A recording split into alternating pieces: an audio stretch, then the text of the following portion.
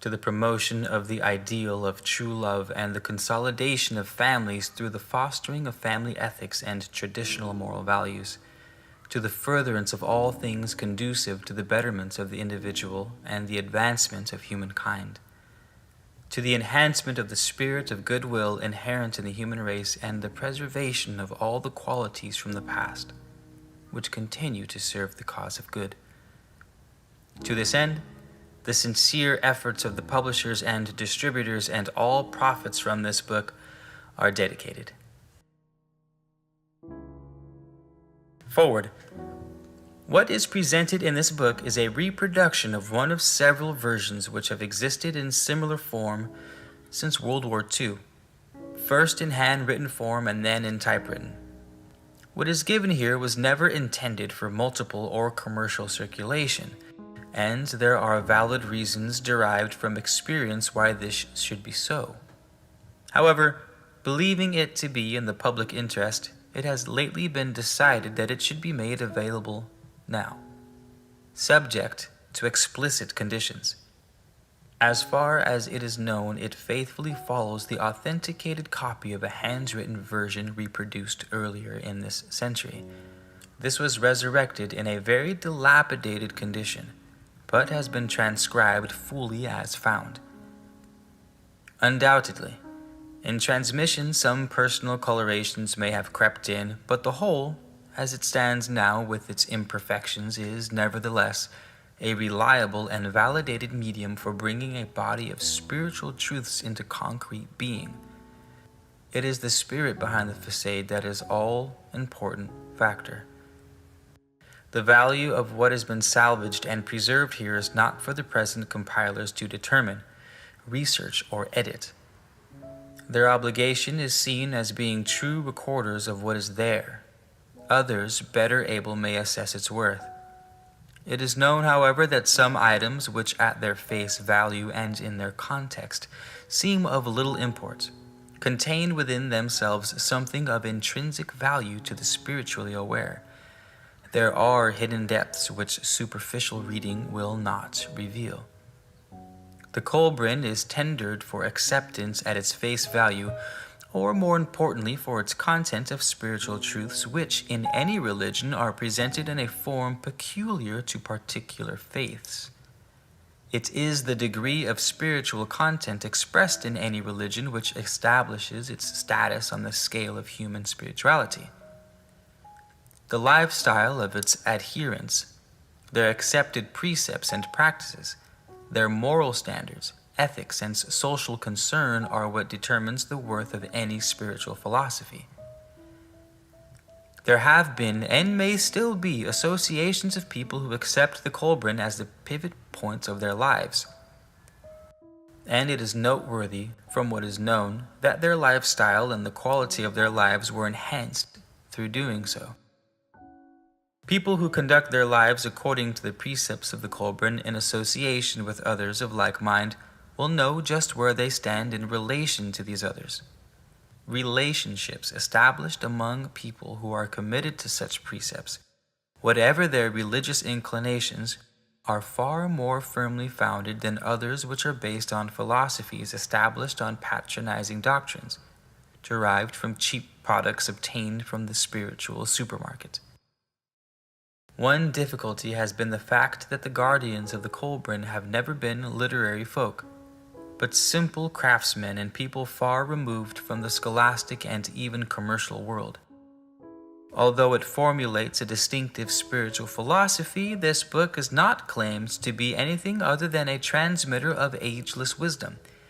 It serves the common cause, the common good, and the common man through presentation in a particular form. The earlier preservation and subsequent compilation of the Kolbrin was the outcome of independent individual efforts.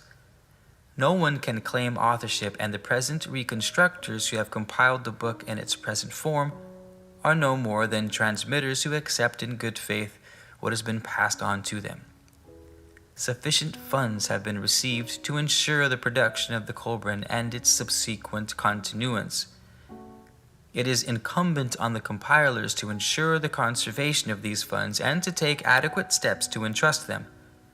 Irrespective of origins or contributors, the Kolbrin as a whole and in its present form have been adequately validated and endorsed by higher authorities as being a body of wisdom conducive to spiritual enlightenment. It embodies essential spiritual truths irrespective of the manner of presentation. If there are a few extraneous items, they are not such as to affect the intrinsic value of the whole. Ethically, the Kolbrin holds its own with any other body of literature and is now offered to persons or groups seeking a philosophical focal point. This book enters the arena of life at a crucial stage in humanity's progress toward its destiny. At a time when the average family is becoming dysfunctional, when traditional values and standards, the concept of true love, and the development of spirituality are under siege. These are the days of decision, when mankind stands at the crossroad. Kolbrin will provide a worthy companion to those who choose to follow the more inspiring and viral road leading to ultimate enlightenment in the realms of truth and reality. May the God of your heart be with you along the way.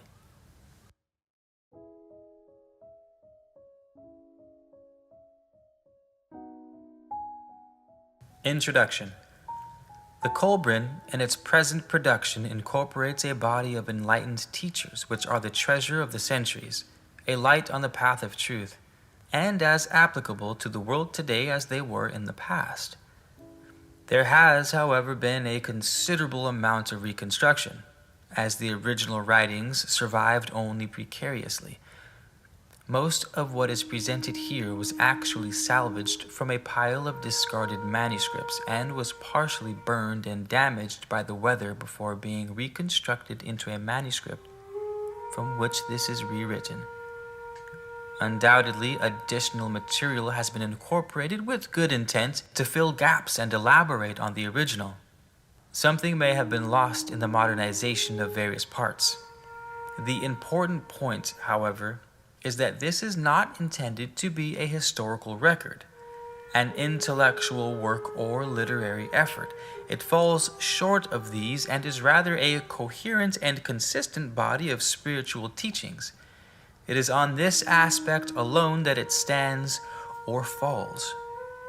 The spiritual truths presented here are all that matters. The rest can be regarded as an embellishment, a vehicle for presentation and conveyance. The message conveyed, whatever its form of presentation, is always the essential core, and ethically, morally, and spiritually, the Kolbrin concedes nothing to other works of a like nature. It should be seen as an inspirational work, the substance of which can be accepted with confidence and trust.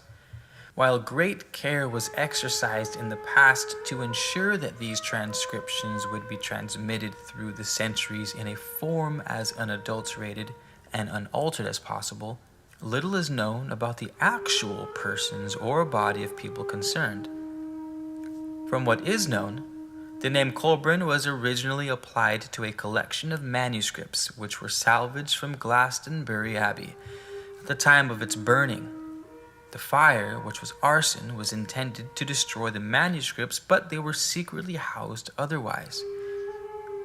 In any event, it was believed that these heretical works were destroyed, and as it happened, the fire proved to be a good cover for their preservation.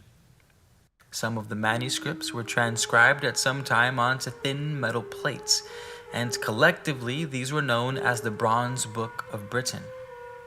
This designation was carried forward when they were written out in a book, Stitch, from in the 17th century. The subject matter was then divided into chapters and paragraphs were numbered. The whole was modernized in the latter part of the 19th or early part of the 20th century. Incorporated in the modern Kolbrin are manuscripts which were traditionally claimed to have been copied from salvaged manuscripts which were not transcribed onto metal plates and formed a work known as the Book. During the second and third decades of this century, these books were in possession of a religious group in England which was never very powerful because requirements for membership were too restrictive. It would seem that throughout history the Kolbrin has always been on the brink of extinction, yet it has survived, safeguarded by a few who barely knew what it was all about, who were neither intellectual nor wealthy, and for whom the practicalities of life took precedence. Originally, there were 21 books, which were said to be 12 books of Britain, 8 books of Egypt, and 1 of the Trojans, but of their name there is little certainty. Only a portion of these books remains, and it seems that much of historical nature has been trimmed away. It is known that at the beginning of the 14th century there was a settled community in Scotland under the leadership of one John Culdee. The old Chaldeans, who were guardians of what they called the treasures of Britain, were never numerous and loosely organized, membership being maintained by itinerant smiths and other craftsmen. They seem to have previously been loosely named as co-pharaohs. The Kolbrin makes mention of wise strangers, and there is a tradition to the effect that these were the original Chaldeans. There are other explanations, but the writer is in no position to express any positive or worthwhile opinion. Does it really matter anyways? We are told that the Pharaoh master was Nathaniel Smith, martyred in the beginning of the 17th century. This appears to be the end of the old Chaldeans as an apparent body, but steps were taken to preserve the Kolbrin. For a long time it was buried or otherwise hidden, but sometime during the early part of the last century copies were written out in biblical English, and 2 of the books were in existence just before the First World War. Since then, the various books of the Kolbrin have suffered many vicissitudes, and what remains is only parts of the original. During the last World War, the old books were thrown out as worthless junk, saved and again discarded as heathen works of the devil, but luckily, again salvaged before irreparable damage was done. It has not been easy to reconstitute them, even with the assistance of more knowledgeable co-workers who filled in a few gaps with compatible references to modern works. No doubt, in its present form, the Kolbrin leaves much to be desired. The contents could perhaps have been condensed and much irrelevant matter deleted, but the compiler considered it his prime duty to preserve and retain every possible fragment and leave it to others better qualified to sift, revise, and condense. Obviously, some of the proper names are spelled wrong, and some of the original correct ones may have been replaced by others, for it seems that in the past there was a biased selection of material to be included. No claim is made regarding historical accuracy, for the compiler is totally unqualified to voice any opinion in the respect. But as stated before, this is not a historical work, but the corpus of a doctrine and way of life. Whose hands originally wrote its many parts is unimportant, and it is even less important to know who transcribed it later, though some details appear in the modern section. The phraseology may be cumbersome and even ungrammatical, because of the manner in which the biblical form of English has been modernized by one who has no scholarly pretenses whatsoever. It may be argued that this work should have been presented in its archaic form, to preserve authenticity, but the compiler disagrees, and we concur. The criterion by which any literary work should be judged is its message and intent, not its format. The words of themselves are sterile. It is the spirit of the whole that give the Kolbrin meaning and life. What is presented here is an attempt to pass on, as near as possible in its original form with all its defects and shortcomings in style and presentation, something which will be of benefit to all. The original writers attempted to make words convey something beyond inherent meaning. They endeavored to build an edifice of glory out of common clay. The importance of what is given here lies in what is projected out of the past into the present's lamentable spiritual vacuum, in the help it can offer to the ordinary man and woman, not in what it offers to the literary world. On this basis alone, these writings must stand to be judged. The worth of any knowledge is in its value here and now, in present-day circumstances. We know, from the later books of the Kolbrin that for centuries its contents had to be kept secret because they may have been misunderstood or found unacceptable. Perhaps they will fare better now. This book is resurrected with the sole intent of ranging it alongside the forces of good. Its publication will undoubtedly be difficult, for such a work can scarcely be deemed to have popular appeal.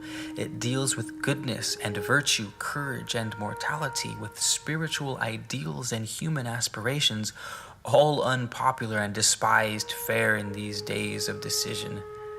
It seeks to enshrine love in a place beyond clamor and craving of the mortal flesh, and this alone may be sufficient to call down derision upon it. The same effort as was put in the piecing together and reconstruction of the Kolbrin, put into a book pandering to the moral weaknesses of society and exploiting the jaded, degenerate appetites of modern life, would undoubtedly prove more popular. But can it be said, even in these morally unwholesome times, that the value of a publication depends solely on its popular appeal? In the Kolbrin, the masters can record only the outcome of their own searching. They found assurance, but cannot convey it directly to others. If others want it, they too must tread the path the masters trod. A long, weary road, not for the faint-hearted. The first step along that road is the study of the moral code and the standard of conduct required. The next step is to put these into practice, making them the rule of life. They are the disciplines which enabled the truly enlightened ones of the past to awaken inner perception and make direct contact with the universal source of truth. Only by following in their steps can anyone be assured of a path certain of reaching the desired goal. Originally, the Kolbrin was in two parts, the open book and the closed book, the latter being more properly called the Great Book of Eternity, the former the Great Book of Life. What is presented here is the open book. Actually, this book contains nothing not already known, for mankind has never been without guidance. Truth and wisdom can be no one's monopoly. Therefore, many things expressed therein are to be found elsewhere. Superficially, the Kolbrin may appear to be just a jumbled collection of maxims and old stories, some incomplete, but to judge it from this standpoint is like analyzing the pigments of the paint in a painting and counting and classifying the brush marks to discover what an artist wants to convey. To understand it fully, one must stand off and view it as a whole. Even the comprehension must flow from the heart and mind, not from the eyes. A society progresses through social evolution, not revolution. But the woes displayed by present-day society indicate that the evolutionary trend has taken a wrong direction. The standards of the past formulated to stabilize a society have been spurned, without any adequate substitute being put in their place. This is the tragedy of times. To get a more comprehensive view of where our society is heading, perhaps a better understanding of where we have been is needed. It is in this context that the Kolbrin is launched, to take its place in the greater scheme of things.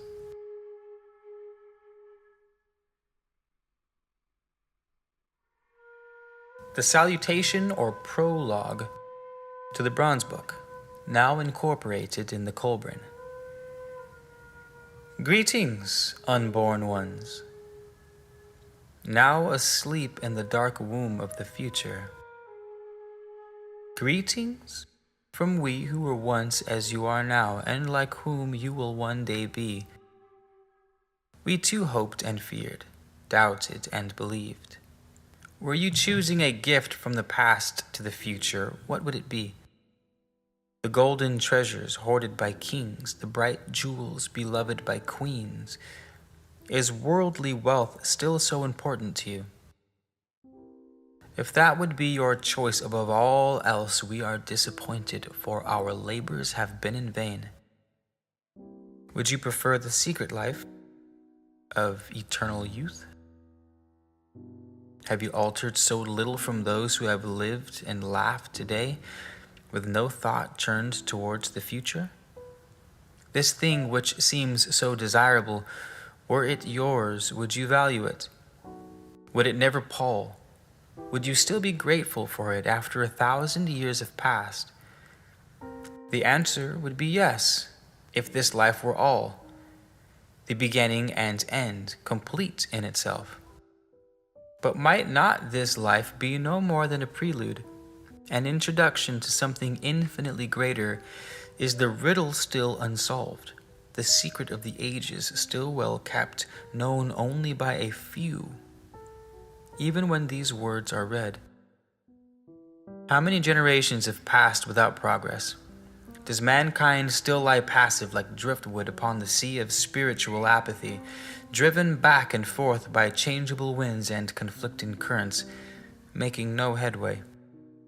Could we leave you the knowledge enabling you to live a life without turmoil, surrounded by every luxury and pleasure, a magic stone granting every desire, an all-healing potion, the ability to fly or know all things on earth? Would any of these satisfy the desires of your heart and fulfill your dreams? We who lie so far back along the road trust you have progressed beyond such petty aspirations. It is beyond our power to give such gifts, and were they ours to bestow, we would withhold them. For unless a gift confers a benefit, it were better not given. With the wisdom of your generation, tell us, which of the things mentioned would really benefit you, or even prove less bad than good? Or do you still remain unaware of your true nature and deeds? Who you are, how you speak and dress, we cannot know or imagine. This alone we know is truth. You are brother beings of ours and travel the road we once trod. We share one destiny and have the same true goal, though perhaps no more know in your day what these are than do in ours. Like to us, life comes to the unbidden. It is fraught with problems and difficulties. It alternates between light and shade, and like us, you wonder what awaits at the end. You too are victims of earth's delusions. You too find truth and perfection beyond your grasp, and you too aspire to beauty and goodness. These things we know about you. These things must be, or you would not exist. Your needs are no different from ours, but do you now know with certainty what they are? Your life serves the same purpose. You are part of the same pattern. You are ruled by the same impulses and urges. But do you know why and to what end? We know you are without certainty and assurance about what lies beyond the veil of death, for these cannot be given while man remains no more than man, and doubtless like us you remain suspended between doubt and belief. Our unborn friends, whatever your circumstances of life, you are the children of the past and heirs of those who have lived and died. We trust you have no cause to reproach those who once held stewardship over your estates. But whatever you think of the heritage, you cannot put it aside, any more than you can refuse the obligations of life. Maybe it brings you the happiness and security, the peace and plenty we never knew. If so, this will remain unread, for to you it would be a wilderness of words serving no purpose. If you have so much, if you have progressed so far, nothing we could give would be of benefit. To the traveler, information about the road behind is worthless. If this is your state, we hail you. We are proud of you, our worthy children of light, conceived in the long dark years wherein we labored and plowed our own short furrow. You have done well, and our greatest joy would be to stand beside you as you exultingly reach out for the crowning glory of godhood. But you may be no more enlightened than we, in which case accept our offering as a token of our regret, our desire to make amends on behalf of those who preceded you. For if you remain lost in spiritual darkness, the blame is theirs and not yours. This we give you, The hidden books containing the accumulated harvest of wisdom and truth garnered over the generations, the bread and oil which sustained us and never diminished. May they serve you in your day as well as they served us. Above all, may you be sufficiently enlightened to receive them. For today we are persecuted because of our books, and most who treasured and guarded them are now dead.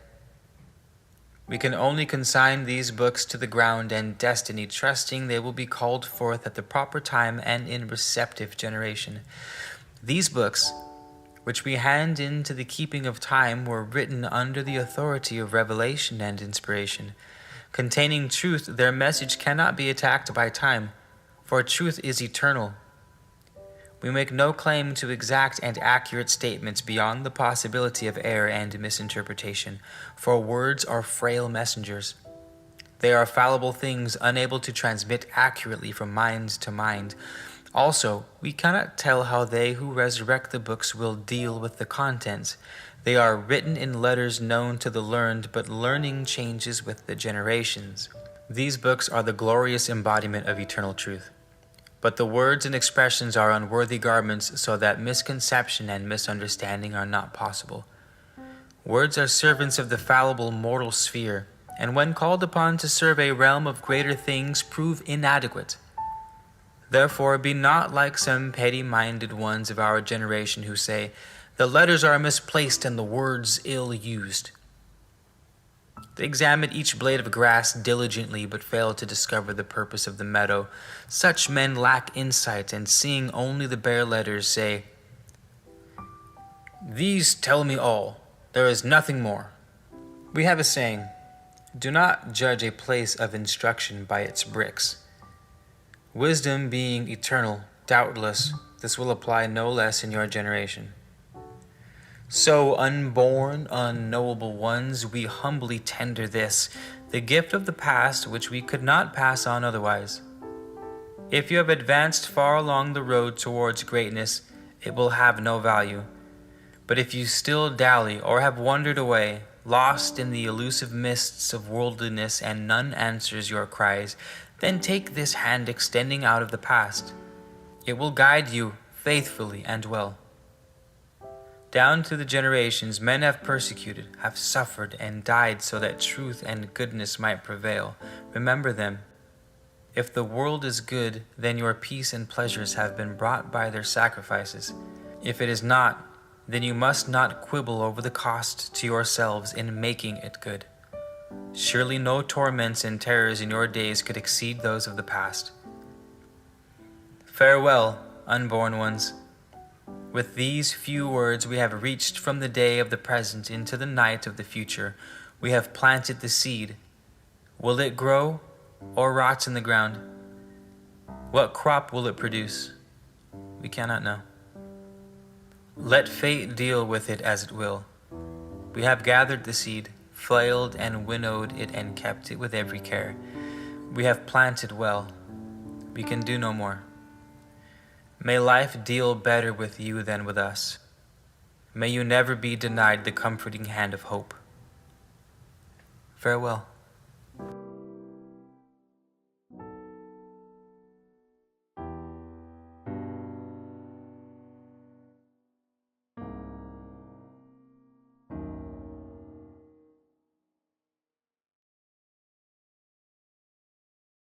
The Book of Creation, extracted from the great book of the Sons of Fire.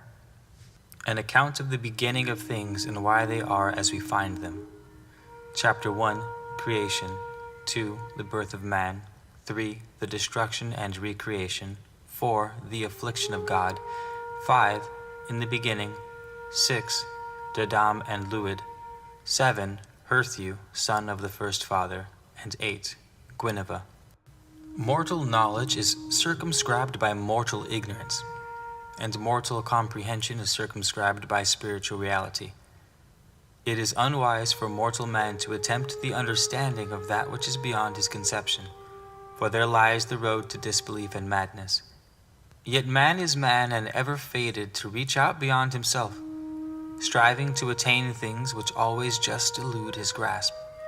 So in his frustration he replaces the dimly seen incomprehensible with things within his understanding. If these things but poorly reflect reality, then is not the reflection of reality, distorted though it may be, of greater value than no reflection at all? There are no true beginnings on earth, for here all is effect, the ultimate cause being elsewhere. For who among men can say which came first, the seed or the plant? Yet in truth it is neither, for something neither seed nor plant preceded both, and that thing which always preceded by something else. Always there are ancestors back to the beginning, and back beyond to there is only God. This then is how things were told in the great book of the sons of fire. Before the beginning there was only one consciousness, that of the Eternal One, whose nature cannot be expressed in words. It was the one soul spirit, the self-generator which cannot diminish, the unknown, unknowable one, brooding solitary in profound pregnant silence.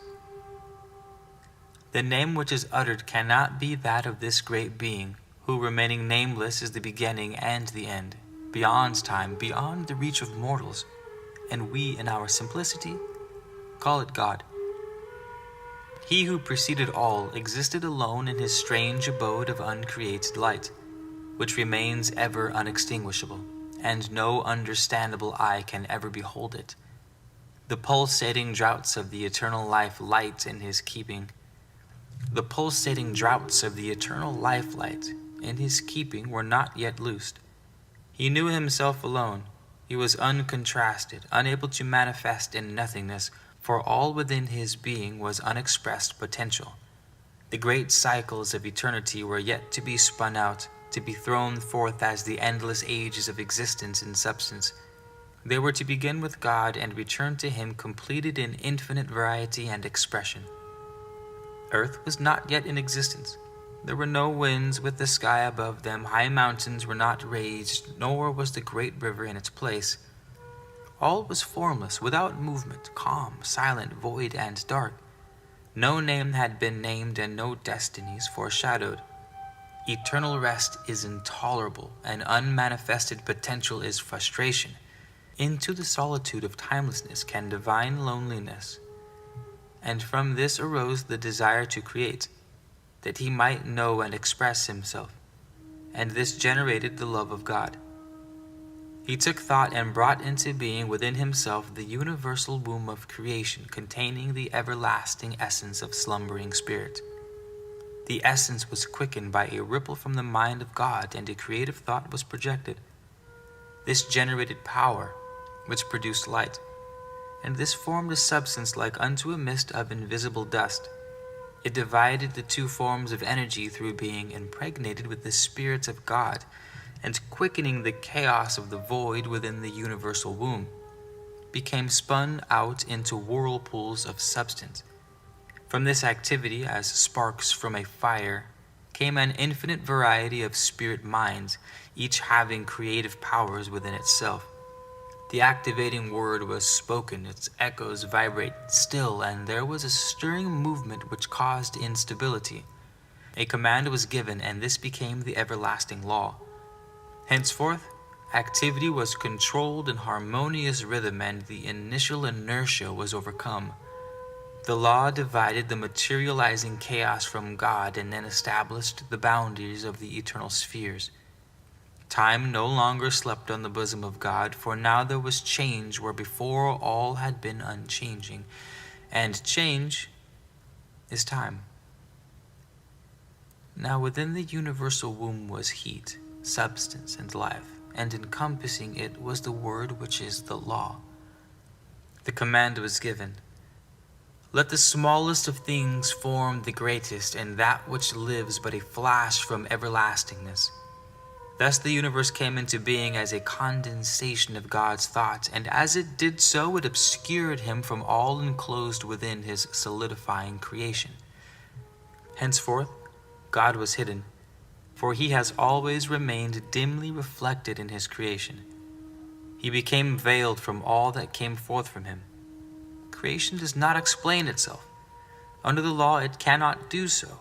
Its secrets have to be unraveled by the created. All things are by nature finite. They have a beginning, a middle, and an end. An unaccomplishable purpose would be eternal frustration, and therefore, the universe being created purposefully, it must have an objective. If it ended without anything else, then the God existing must slumber indifferent to its own activities. But he has made it a living work of greatness operating under the changeless law. The creating word had been spoken. Now there was another command, and the power going forth smote the sun so its face was lit, and it shone with a great radiance, pouring warmth and light upon its sister earth. Henceforth she would live within the protection of her brother's household, rejoicing in his benevolence and strength. The waters upon the bosom of earth were gathered together, and dry land appeared. When the covering of water was rolled back, the body of earth was unstable, damp, and yielding. The face of the sun shone down kindly upon his sister, and the dry land of her body became very hard. Humidity and dampness were taken away. He gave her a garment of fleece and a veil of fine linen, that she might clothe her body with modesty. From the great womb had sprung the spirit of life, and it was rampant in the heavens. It gazed upon earth and saw her fairness, and was filled with desire, and came out of the heavenly spaces to possess her. It came not peacefully as a lover, but tempestuously as a ravenger. Its breath howled along her corridors and raged among her mountaintops, but it did not discover the dwelling place of her spirit. She had withdrawn, as a woman withdraws before force, for modesty must not be outraged into submission. Yet she desired its embrace, for among all the radiant company she was honored. The sun saw her perplexity, and he wrestled with the spirit of life and overcame it. When it was subdued and the primal struggle had ceased, it was delivered by the sun to his sister. It was chastened and quietened, and in silence brooded over earth's waters, and she was stirred in response. Mud eggs of life potential were formed in swamps at the meeting places of land and two waters. The sun gave quickening heat, and life crawled forth upon the bosom of the earth. The land dust brought forth the male, and the dark water mist the female, and they united and multiplied. The first brought forth the second, and the two produced the third. Earth was no longer virgin, and the spirit of life grew old and departed. Earth was left garbed in the matron's mantle of green herbage covered the face of the land. The waters brought forth fishes and creatures which move about and twist themselves and wriggle in the waters. The serpents and the beasts of terrible aspect which were of yore, and reptiles which creep and crawl. There were tall walking things and dragons in hideous form, clothed with terror, whose great bones may still be seen. Then came forth the womb of the earth, all the beasts of the field and forest, all the creatures of creation having blood in their bodies, and it was complete. Beasts roamed the dry land, and fishes swam in the seas. There were birds in the skies, and worms within the soil. There were great land masses and high mountains, wide barren places and heaving waters. Fertile greenness covered the land, and abundant life swarmed in the seas, for now earth throbbed with the energy of life. Metals lay hidden in her rocks, and precious stones within the soil. Gold and silver were scattered and secreted. There was copper for tools and forests of timber. There were swamps of reeds and stone for every purpose. Everything was prepared. Everything was ready. And now earth awaited the coming of man.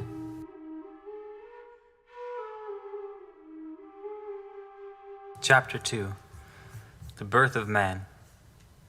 The love of God penetrated the third veil and became the seed of souls within the soul sea. The body of man God made of water and things of the earth, breathing into him the spirit of life, that he might live. But man, when young, lived only to eat and drink and to fornicate, for being conscious only of the earth, he knew only earthly things and earthly ways. Now the Spirit of God moved over the face of the earth, but was not of the earth.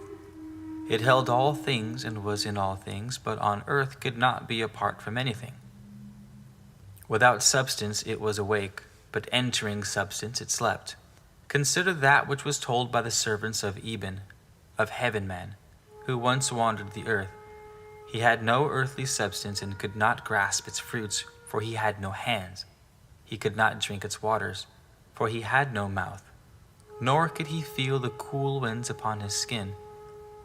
They tell how the ape tribe Salak, led by heaven man, perished by flames before the valley of Lod. Only one she-ape reaching the cave heights above. When heaven man was reborn of the she-ape in the cavern of woe, could he taste the fruits of the earth, and drink of her waters, and feel the coolness of her winds? Did he not find good life? It is not all a tale of the courtyard. Man created from early substance alone could not know things not of earth, nor could spirit alone subdue him. Had man not been created, who would have known God's wisdom and power? As the Spirit fills the body of man, so does God fill his creation. Therefore, it was that God saw something had to be which joined earth and spirit and was both. In his wisdom and by the creative impulses which governs the earth, he prepared a body for man, for the body of man is wholly of earth. Behold, the great day came when the Spirit, which is God, was joined with the beast, which is earth. Then earth writhed in labor of travail, her mountains rocked back and forth, and her seas heaved up and down. Earth groaned in her lands and shrieked in her winds. She cried in the rivers and wept in her storms. So man was born of upheaval and strife. He came wretchedly and tumultuously, the offspring of a distraught earth. All was in discord. Snow fell in the hot wastelands, ice covered the fertile plains, the forest became seas. Where once it was hot, now it was cold, and where no rain had ever fallen, now there were floods.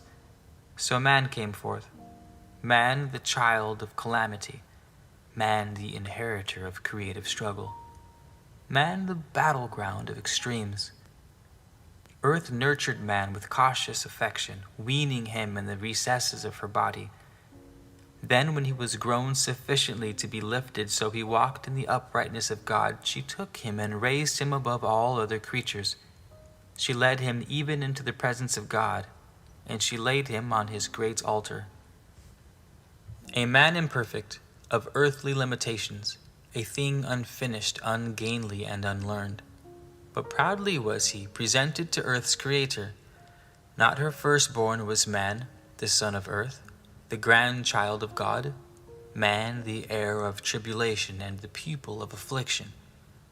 God saw man, the offering of earth to her Lord, unconscious on the high altar, a sacrifice to him and a dedication to the spirits of fate.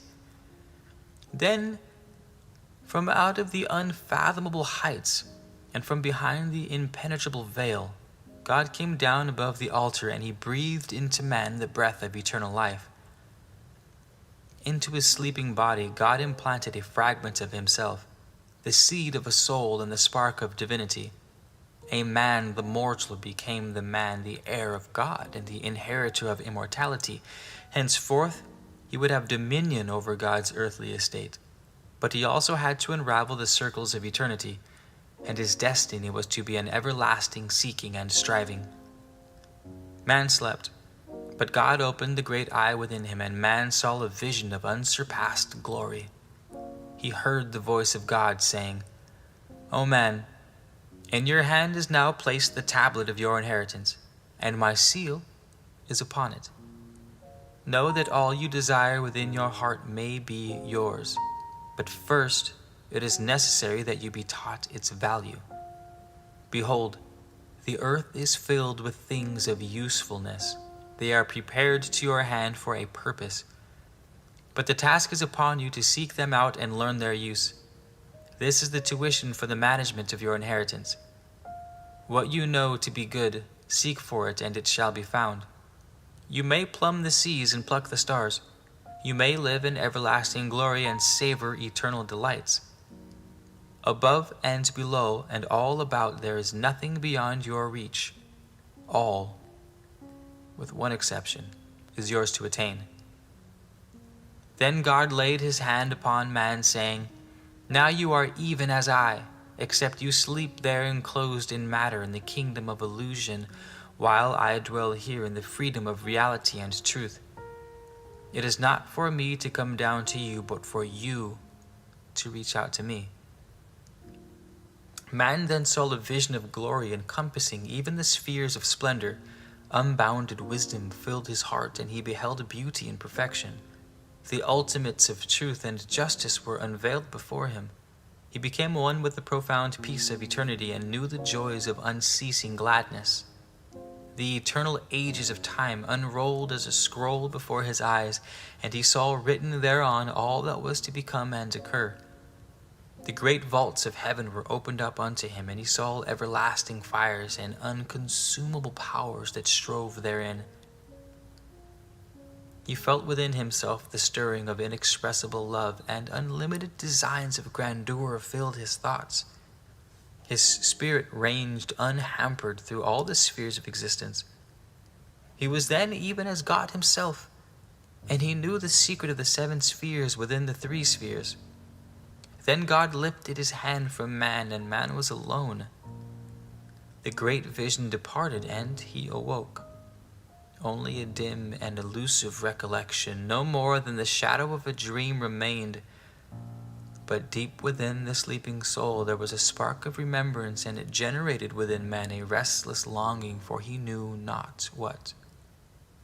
Henceforth, man was destined to wander discontented, seeking something he felt he knew but could not see, something which continually eluded him, perpetually goaded him, and forever tantalized him. Deep within himself, man knew something greater than himself was always with him and a part of him, spurring him on to greater deeds, greater thoughts, greater aspirations. It was something out beyond himself, scarcely realized and never found, something which told him that the radiance seen on the horizon but dimly reflected the hidden glory behind it. Man awoke, the revelation and vision gone. Only the grim reality of earth's untamed vastness surround him. But when he arose and stepped down unto the bosom of his mother earth, he was undaunted by the great powers that beset him, or by the magnitude of the task ahead. Within his heart he knew destiny lay beyond the squalor of his environment. He stepped out nobly, gladly accepting the challenge. He was now a new man. He was different. He looked above and saw glory in the heavens. He saw beauty about him, and he knew goodness in things not of the earth. The vision of eternal values arose before his inner eye. His spirit was responding to its environment. Man was now man. Truly man. The nature of man on earth was formed after the nature of things in heaven, and man had all things contained as potential within himself, except divine life. But he was as yet an untrained, undisciplined child, still nurtured simply upon the comforting bosom of earth. Man grew in stature, but earth was not indulgent, for she disciplined him firmly. She was ever strict and unyielding, chastening him often with blasts of displeasure. It was indeed the upbringing of one destined for greatness. He was made to suffer cold that he might learn to clothe himself, sent into the barren plains that his limbs should be strengthened, and into forests that his eye should be keen and his heart strong. He was perplexed with difficult problems and set the task of unraveling the illusions of nature. He was beset with hardships of every description. He was tested with frustrations and tempted with allurements. Never did earth relax the vigilance of her supervision. The child was raised sternly, for he needed the fortitude, courage, and cunning of a man to fit him for the task ahead. He grew wily and wiry in the hunt. He became adaptable, able to cope with any untoward happening. Overcoming the bewilderments of early days, he found explanations for the perplexities of his surroundings. Yet the struggle for knowledge, The need for adaptation and the effort to survive were never relaxed. The Earth Child was well trained and disciplined. He was never unduly mollycoddled. He cried for bread and went hungry. He shivered and was cast out. He was sick and driven into the forest. Weary he was, lashed with storms. Thirsty he found the waters dried up. When weak his burden was increased, and in the midst of rejoicing he was struck down with sorrow. In moments of weakness he cried, "Enough, enough." But always something fortified and encouraged him. The earthling never fortified his godlikeness. For man was man, he was not cowed, nor his spirit broken. A wise God knew his limitations. As it is written in the wisdom of men, over-chastisement is as bad as no chastisement at all. But man was rarely chastised. He was tried, tested, and challenged. He was led, prodded, and urged, yet nothing was done unnecessarily. The seeming imperfections of earth, the hazards and inequalities of life, the cruelty, harshness, and apparent indifference to suffering and affliction are not what they seem. As it is, earth is perfect for its purpose. It is ignorance of that purpose which makes it appear imperfect. Where is there a wiser father than the spirits of God, or a better mother than earth? What man is now, he owes to these. May he learn to be duly grateful. Above all, let him never forget the lessons learned in his upbringing.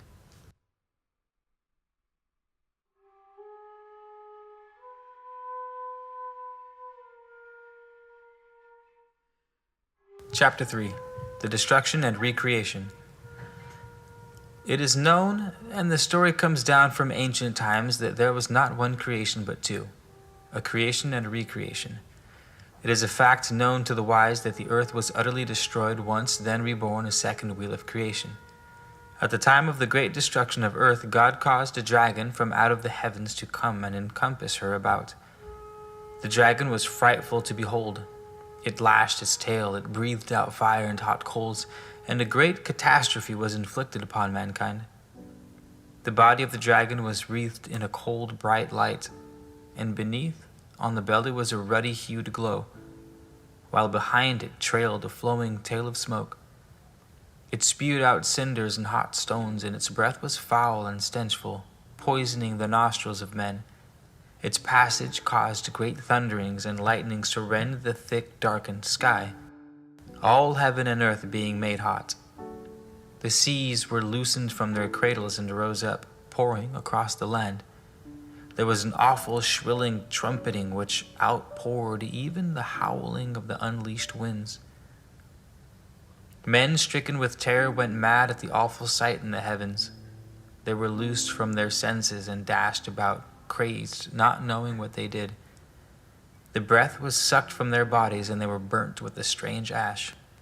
Then it passed, leaving earth enwrapped within a dark and glowing mantle which was ruddily lit up inside. The bowels of the earth were torn open in great writhing upheavals, and a howling whirlwind rent the mountains apart. The wrath of the sky monster was loosed in the heavens.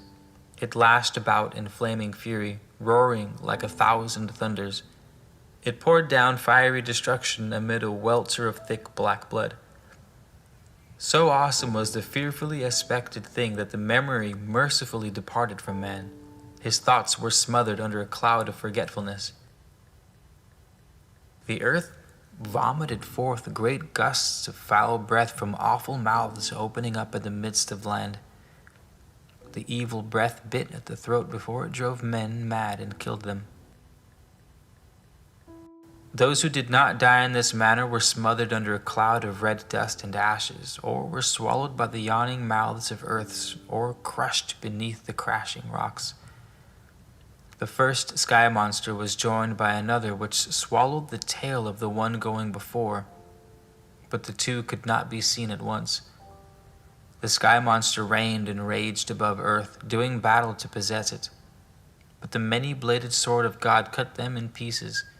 and their falling bodies enlarged the land and the sea. In this manner the first earth was destroyed by calamity descending from out of the skies. The vaults of heaven had been opened to bring forth monsters more fearsome than any that ever haunted the uneasy dreams of men. Men and their dwelling places were gone.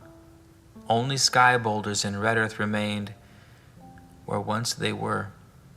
But amidst all the desolation, a few survived. For man is not easily destroyed. They crept out from caves and came down from the mountainsides. Their eyes were wild and their limbs trembled. Their bodies shook and their tongues lacked control. Their faces were twisted and the skin hung loose on their bones. They were as maddened as wild beasts driven into an enclosure before flames. They knew no law, being deprived of all the wisdom they once had, and those who had guided them were gone. The earth, only true altar of God, had offered up a sacrifice of life and sorrow to atone for the sins of mankind. Man had not sinned in deed, but in the things he had failed to do.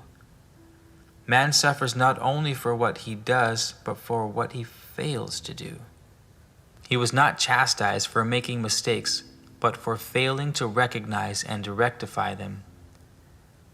Then the great canopy of dust and cloud which encompassed the earth, enshrouding it in heavy darkness, was pierced by a ruddy light, and the canopy swept down in great cloudbursts and raging storm waters. Cool moon tears were shed for the distress of earth and the woes of men.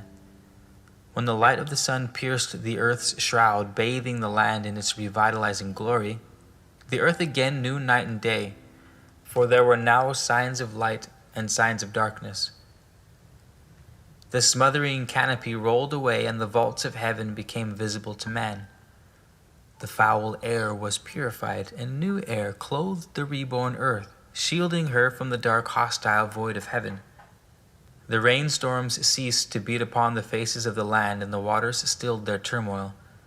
Earthquakes no longer tore the earth open, nor was it burned and buried by hot rocks. The land masses were re-established in stability and solidity, standing firm in the midst of the surrounding waters. The ocean fell back to their assigned places, and the land stood steady upon its foundations. The sun shone upon land and sea, and life was renewed upon the face of the earth. Rain fell gently once more, and clouds of fleece floated across day skies. The waters were purified, the sediment sank, and life increased in abundance. Life was renewed, but it was different. Man survived, but he was not the same. The sun was not as it had been, and the moon had been taken away. Man stood in the midst of renewal and regeneration. He looked up into the heavens, above in fear, for the awful powers of destruction lurking there. Henceforth, the placid skies would hold a terrifying secret. Man found the new earth firm and the heavens fixed. He rejoiced, but also feared, for he lived in dread that the heavens would again bring forth monsters and crash about him. When men came forth from their hiding places and refuges, the world their fathers had known was gone forever. The face of the land was changed, and earth was littered with rocks and stones which had fallen when he was dispelled. The face of the land was changed, and the earth was littered with rocks and stones which had fallen when the structure of heaven collapsed. One generation groped in the desolation and gloom, and as the thick darkness was dispelled, its children believed they were witnessing a new creation. Time passed, memory dimmed, and the record of events was no longer clear. Generation followed generation, and as the ages unfolded, new tongues and new tales replaced the old.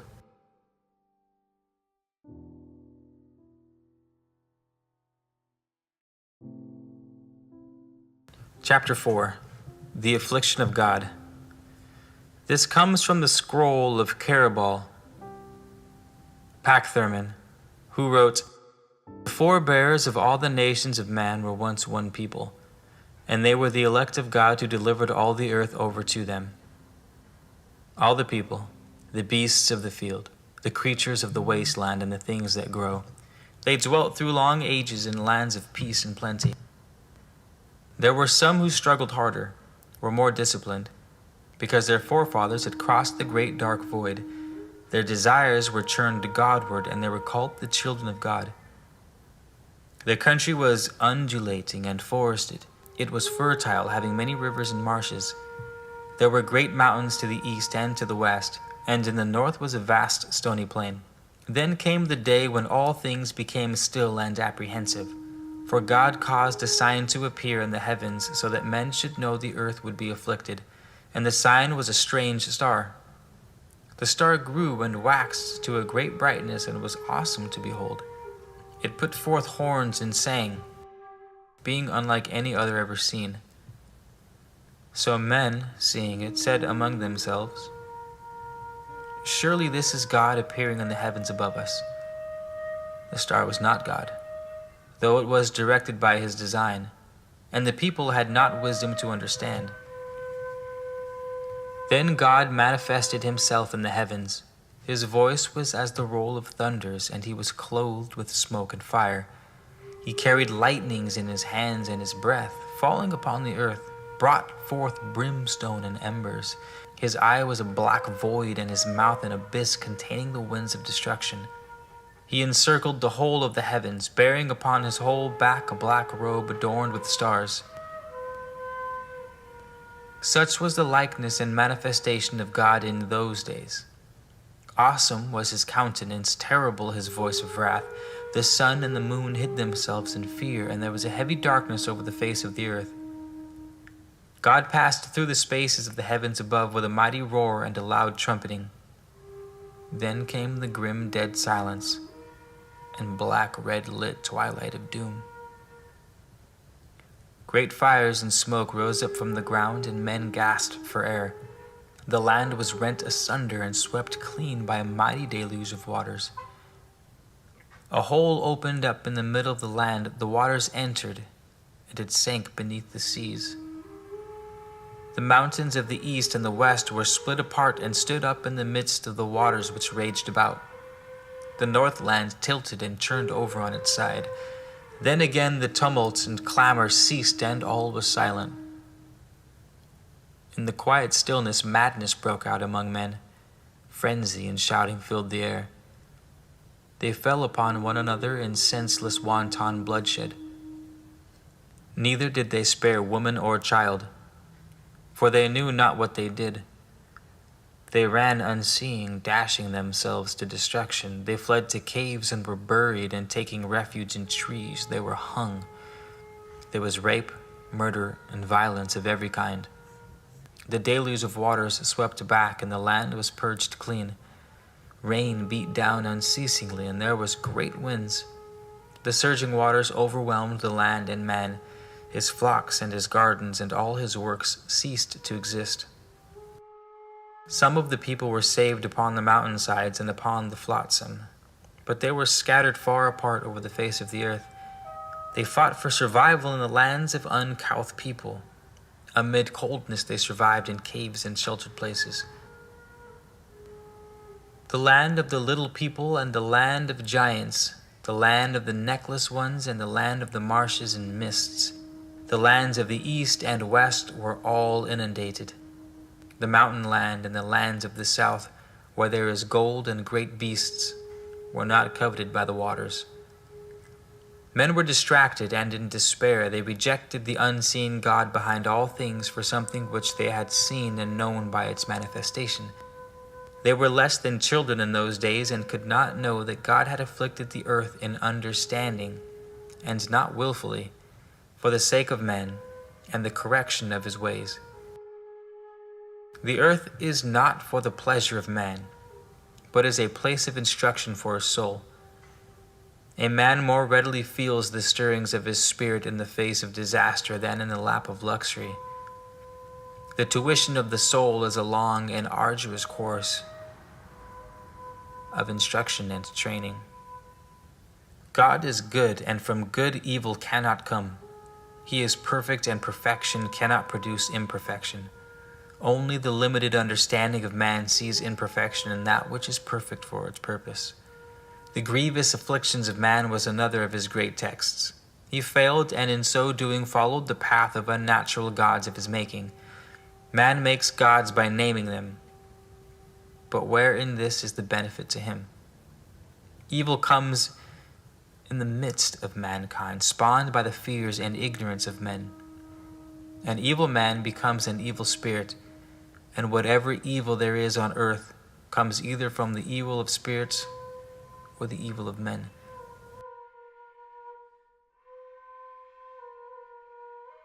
Chapter 5. In the beginning. Now, the children of God were molded by the hand of God, which is called Awen, and it manifested according to their desires. For all things which have life are molded by Awen. The fox, shivering in cold lands, longs for warmth, and so its cubs have warmer coats. The owl, clumsy in the dark, longs to see its prey more clearly, and in generations of longing the desire is granted. Awen makes everything what it is, for all things change under its law. Men too are molded by their desires, but unlike the beasts and birds, their yearnings are circumscribed by the laws of fate and destiny and the law of sowing and reaping. These, the desires modified by the laws, are called anidvedu. Unlike the beasts and birds, this, in man, is something relating to him rather than to his offspring, though they are not untouched by it. Destiny may be likened to a man who must travel to a distant city whether or not he wishes to make the journey, the destination being his destiny. He may choose whether to go by the way of a river or by way of the plain, whether across the mountains or through forests, on foot or horseback, slow or fast, and whatever befalls because of this decision is fate. If a tree falls on him because he chose the forest path, it was fated. For luck is an element of fate. Destiny leaves no choice. Fate gives limited choice, which may be good or bad, but it cannot be averted. What is fated must be, for at no point can there be any turning back. The circumstances and nidvidu of the traveler conforms to the law of sowing and reaping. He may travel in comfort or pain, happily or sorrowfully, with strength or weakness, heavily burdened or lightly burdened, well prepared or ill prepared. When the destination is set according to the degrees of a former life, then the circumstances of the journey should conform with the desire. For out the ground grew every kind of tree that was good for food, and every tree that was pleasant to the sight. Every herb that could be eaten, and every herb that flowered was there. The tree of life, which was called glacier, having leaves of gold and copper, was within the sacred enclosure. There too was the great tree of wisdom, bearing the fruits of knowledge, granting the choice and the ability to know the true from the false. It is the same tree which can be read as men read a book. There also was the tree of trespass, beneath which grew the lotus of rapture. And in the center was the place of power, where God made his presence known. Time passed, and the children of God were grown strong and upright under the temperature hammer of God and earth. The anvil of God became more kindly. All was pleasant and food plentiful, but life palls in such places, for it is against the nature of man to flourish in these circumstances. Earth is not for pleasurable dallying. It is a place of teaching, trial, and testing. The children of God were not yet the heirs of God, nor inheritors of godhood, and having paid the debts of sowing and reaping was one triumphant over Enidvidu. He was Fanvar, son of Auma and Atem. He was wise and knew all things. He beheld mysteries and secret things hidden from the eyes of other men. He saw sunrise and the sun setting in their splendor, but longed for things not realizable in the place where he lived. So because he walked with God, he was culled out from his kind and brought to Meruah, the garden place. He came to it across the mountains and wastelands, arriving after many days' journeying, wearying and close to death because of the provisions he suffered. He could just reach the refreshing waters, from which he drank deeply, and filled with exhaustion he slept. In his sleep he dreamed, and this was the manner of his dreaming. He saw before him a being of indescribably glory and majesty, who said, "I am the God above all, even above the God of your people. I am that which fulfills the aspirations of men, and I am that which they are fulfilled. You, having traversed all the circles of Envenenadu and established your worthiness, are now made my governor on earth, and you shall rule all things here, guiding them in my ways, leading them ever upward into the glory. This will be your labor, and behold, here is your reward. A cloud mist seemed to gather about the glorious being, enfolding him so he was no longer visible. Then the mist gradually cleared, and the man saw another form emerging. It was that of a woman, but one such as Fanvar had never seen before, beautiful beyond his conception of beauty, with such perfection of form and grace that he was dumbfounded. Yet the vision was not substantial. She was a wraith, an ethereal being. The man awoke and sought food from the fruits about him, and having refreshed himself, wandered about the garden. Wherever he went, he saw the wraith, but was unafraid because she smiled encouraging, bringing comfort to his heart. He built himself a shelter and grew strong again, but always, wherever he went, the wraith was not far distant. One day, near the edge of the garden, he fell asleep in the heat of the day and awoke to find himself surrounded by the sons of Bothas. Not true men, but yoslings, kinsfolk to the beasts of the forest. Before they could take his strength and wisdom, he loosed himself among, slaying some in his rage and might before the rest ran away. When it was done, he sat himself down beneath a great tree, for he was wounded, and blood gushed out from his side and gathered thickly beside him. He became faint, falling into a deep sleep, and while he slept, a wondrous thing happened. The wraith came and lay beside him, taking blood from his wound upon herself, so it congealed about her. Thus the spirit being became clothed with flesh, born of congealing blood, and being sundered from his side, she rose a mortal woman. In his heart Fanvar was not at rest because of her likeness, but she was gentle, ministering to him with solitude, and being skillful in the ways of healing, she made him whole. Therefore, when he had grown strong again, he made her queen of the gardenland. And she was so called even by our fathers, who named her Gullah. But Fanvar called her Arua, meaning help. In our tongue she is called the Lady of Lainvid. Now God enlightened Fanvar concerning the woman, saying, This woman was drawn from her compatible abode in a realm of beauty through the yearning aspirations of men. Her coming accomplishes something which would otherwise have taken countless generations. For earth is more fitting for men to learn manly things than for women to learn womanly ones. This woman is not as other women, being in no way like yourself. Every hair of her head is unlike that of a man. Every drop of blood and every particle of flesh is that of a woman, and quite unlike that of a man. Her thoughts and desires are different. She is neither coarse nor uncouth, being altogether of another, more refined realm. Her daughters will walk proudly, endowed with every womanly perfection and grace. Delicacy, modesty, and charm will be the lovely jewels enhancing their womanliness.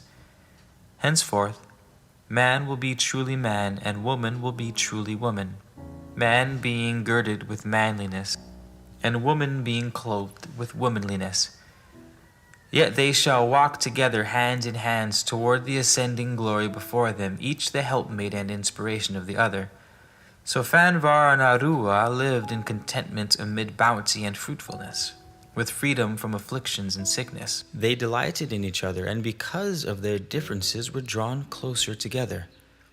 Arua brought one thing with her when she crossed the misty frontier, the treasure of Lanvid, the jewel contained in the moon chalice, the stone of inspiration fashioned by the desires of men, never owned by any but the daughters of Arua. This, the Langil, Arua gave to Fanvar as her dowry and her pledge of purity and exclusiveness.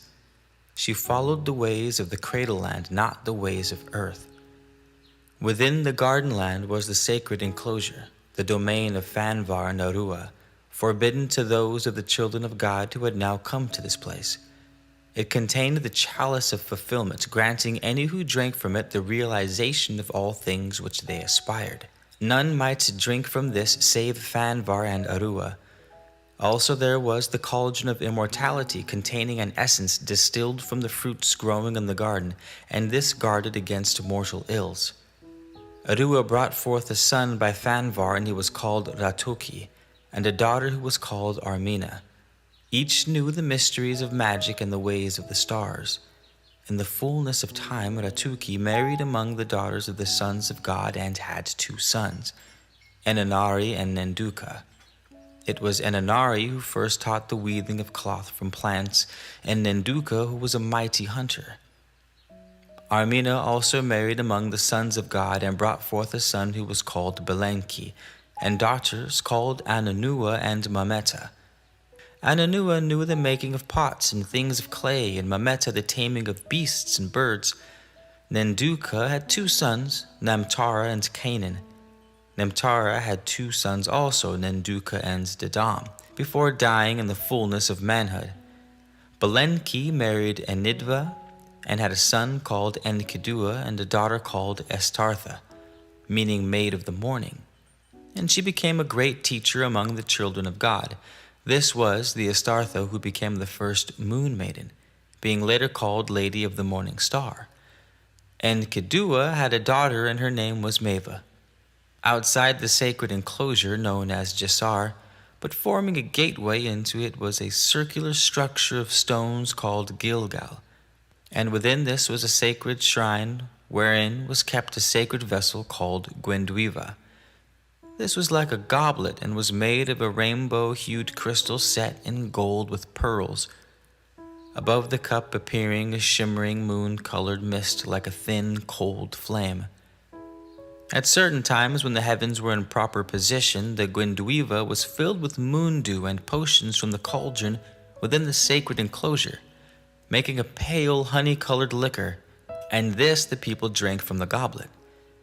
However, there were different proportions in the vessel for those of the blood of Fanvar and Arua, and those who were children of God, but not of their blood.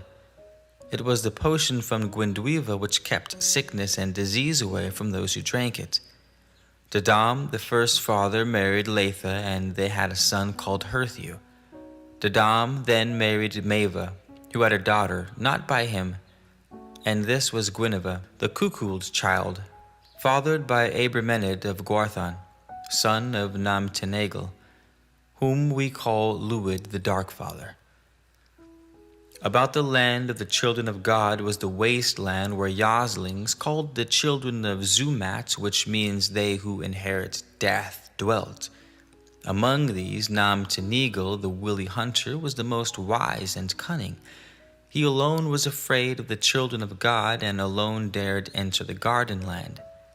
In the days when Estartha was teaching, Namtenagal often came to hear her words, and the children of God were not displeased. For teaching the wild men about them was a duty which they had been charged. Namtenagal therefore participated in their rites, but could not partake of the elixir from the Gwenduiva, because this was forbidden. While it gave health and strength to the children of God, safeguarding them from the sickness of the Yoslings, if given to others it caused a wasting away. It was also altogether forbidden for any of the children of God to mate with the Yoslings, for this was deemed to be the most unforgivable sins. Now the willy one learned much from Estartha, and in the fullness of time brought his own son to her, and he became as her son, living in her house and forsaking the ways of his people. Estartha called him Luid the Lightbringer, for it was her intention that he should be taught the ways of those who walked in light, that he might in time enlighten his own people. Luid grew up tall and handsome. He was quick to learn, and he became wise. He was also a man of the chase, strong and enduring, a hunter of renown. But there were times when the call of his people was strong.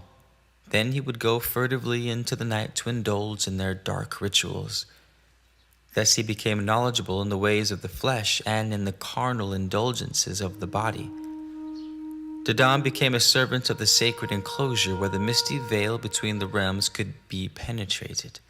For all those having the blood of Arua had twine sight, an ability to see wraiths and Sith folk, Anses and spirit beings, all the things of the other world, not clearly, but as through a veil.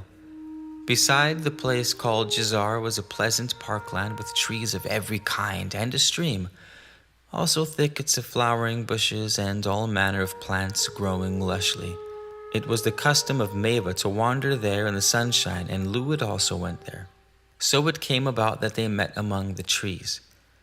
Now she saw he was handsome, possessed of many attractions, so her foot was stayed and she did not run away. As the days passed, they dallied longer together, and Luid talked of things Maeva had not heard before.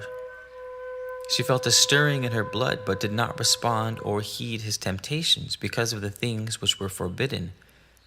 So Luid went to the Moon Mother, wise woman of the Yoslings, and telling of his desires, beseeched her to help him. The Moon Mother gave him 2 apples containing a vile substance which they had drawn through their stalks. This Luid gave to Maeva, who then became helpless in his hands. They met again after this, for Maeva became enamored towards Luid, but it happened that she became ill with a strange sickness and was afraid. Then Didam became ill, and Luid also, and Luid said to the woman, "You must obtain the pure essences from within the sacred enclosure, and Satina, the Moon Mother, will prepare an elixir which will cure us." This he said because none of his kind had ever been able to obtain the sacred substances, though they had always coveted what had been denied them. Now, because of her frailty, the woman was pliable in his hands, and Luid seized the opportunity. To achieve his ends, Luid gave Maeva a potion which had been prepared by the Moon Mother, and she administered this to Didam and those with him by guile and deceit, so that they fell asleep. While they slept, Maeva stole the sacred substances and took them to Luid, who gave them to the Moon Mother, and she made a brew. Part of this was given to Maeva, and the rest was drunk by the Yoslings from their awful Anketal during their night rites. When the morning came, they were all smitten with grievous pains, and before the sun set that day, all the Yoslings were stricken with a sickness such as they had never seen before. Maeva took what had been given to her, and finding Didam laid low in his bed, gave him a draught from her vessel, though she had to use womanly wiles to get him to drink it. She drank the remainder, and they both slept. But when they awoke in the morning, both were suffering pains, and this was something they had not known before. Didam said to the woman, "What have you done? For what has happened to us cannot be unless the things which are forbidden have been done." The woman replied, "Lord, I was tempted and I fell. I have done that which is forbidden and unforgivable." Didam said, "I am bound by duty to do certain things, but first let us go into the Jazar, to the place." Didam said, "I am bound by duty to do certain things, but first let us go into the Jazar, to the place called Beth Kelaris, where I will seek enlightenment." So they went there together and stood before the shrine beneath the tree of wisdom. There they were filled with an inflowing vision, seeing themselves as they were and as they should have been, and they were ashamed. He because he had not followed the proper path of a man, and she because of her falsity. There in the reflecting mist, the contamination of the woman was revealed, and the man's heart shriveled within him like a flower licked by flame. Then they saw the great spirit being materializing in the reflecting mist, and he said to them, "Woe to you and your house, for the greatest of evils has befallen the race of the children of God, and it is defiled. The heritage of Kadam Hapa is lost. The fetid flow defiling the woman results from the incompatible intermingling. But it is not all. For sicknesses and diseases are also generating from the ferments of the impure implantation." Didam said, "The fault is with the woman. Wherefore should I suffer?" The spirit being replied, because you two are now as one of the cankerworms of disease and sickness strike both equally. But you shall not again defile this place. Henceforth the misty veil becomes an impenetrable barrier severing our two realms from each other, so they can no longer be easily spanned. Between us there will now be no means of communication. Man and woman fated to unite in love divine shall be divided and set apart, though ever yearning reunion. They may cleave one to the other, seeking the unity which will rekindle the flame, but unless their efforts transcend the limitations of earthly things, they will be in vain. The spirit of man is now severed from the whole and cast again into unconsciousness, and it too shall long for reunion with the whole. The spark shall seek to return to the fire, for otherwise it becomes nothing. The web of fate is rewoven, and the paths of destiny remade. The design of life is redrawn. Again, the progression begins in ignorance, birth and death, pain and pleasure, joy and sorrow, success, failure, love, hate, peace and war, all the light and all the shade, the many hues making the splendidly intricate pattern of life on earth. This is a new beginning, but a beginning not in purity and unencumbered, but one already weighted with debts and burdens.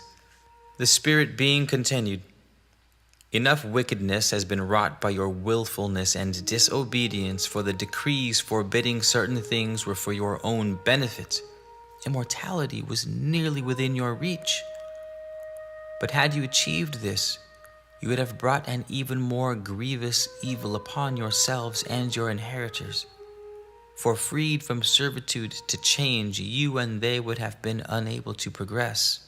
The children of God were driven out of the garden land by spirit beings, and then guardians were set at its gates so no one could re-enter. Then it was withdrawn beyond the misty veil, the waters ceased to flow, and the fertility departed. Only a wilderness remained. The children of God went to dwell in the land of Ameneagle, which is beyond the mountains of Mashur by the sea of Dalamuna. From this time onward, man fashioned his own spirit likeness. Some who were loathsome in aspect, even unto themselves, went apart and were mercifully veiled in dark depths.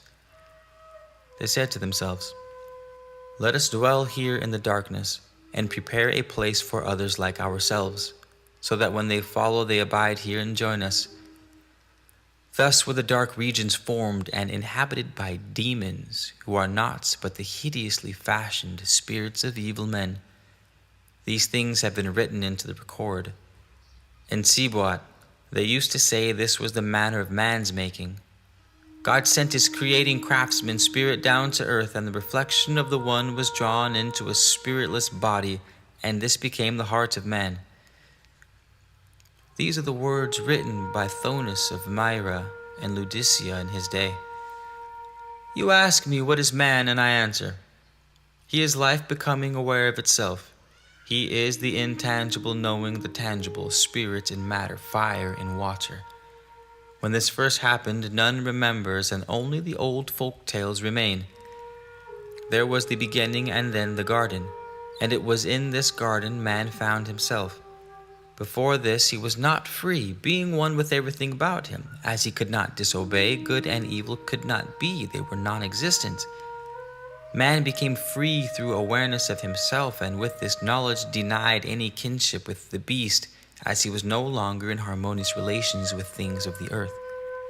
He became discontented, dissatisfied, and restless. He wanted to belong, but felt his place of belonging was not here. He had been reborn as a man-god, and therefore it is truly said that man was born of earth and spirit. Under a tree, the symbol of life, and in a garden.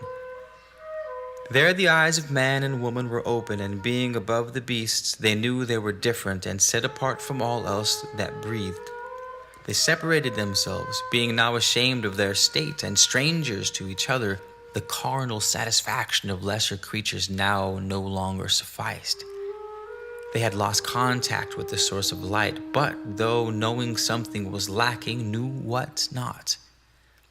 They had fallen into carnal knowledge, which only man can know, for only he feels the reproach of divinity. They were removed from the garden of content by an inhalation of the divine substance and could not be turned because of the barrier between man and non-man. Kamalik has written, "The entwined were cut apart, and since that day have never known content. They wander restlessly, ever seeking to unite again and together find the jewel which is lost to earth forever." Lupisis has written, "This first woman who came from the void is the eternally glorified goddess, the inspirer of hearts, the ideal of womanhood honored by all men, the priestess at the shrines of delicacy and tenderness. She was the ideal woman who, because of man's nature, is always tempted by his twin shade, the beast in his form. If the beast triumphs and she falls, the ideal becomes enshrouded in winding cloths of disillusionment, and something is lost to the heart of a man." These words are also there. "They did not partake of wisdom, and fruit from the tree of knowledge is bitter. Men are denied their true birthright. The fall of man was a fall from loving contact with God into material carnality. The soul that had shared the consciousness of God fell into unconsciousness by becoming ensnared in matter. The fall severed man from the source of his spiritual sustenance. Thereafter his efforts were to struggle back, and his blind groping for God, after the fall he discovered demons, and found it easier to worship them than to continue the search. God is always waiting, man has only to look up. But it is easier to go downhill than to climb it. It is easier for man's spiritual beliefs to degenerate than to evolve. Who among men knows the truth and can write the certain knowledge? Would not this certainty be against the law? No man was there at the beginning to see and write. But of one thing alone we can be sure. The creating God knows how and why. And could the acts of one so great be without purpose?"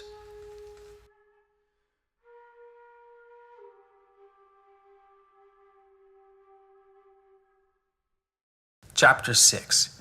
Dedam and Luid. Maeva fled for her life, and many kingfolk went with her. But Dedam was unable to follow, being laid low with the sickness. This loosened his tongue so it became uncontrollable, making him babble like a child, and the sickness covered his body with red sores from with which came an issue.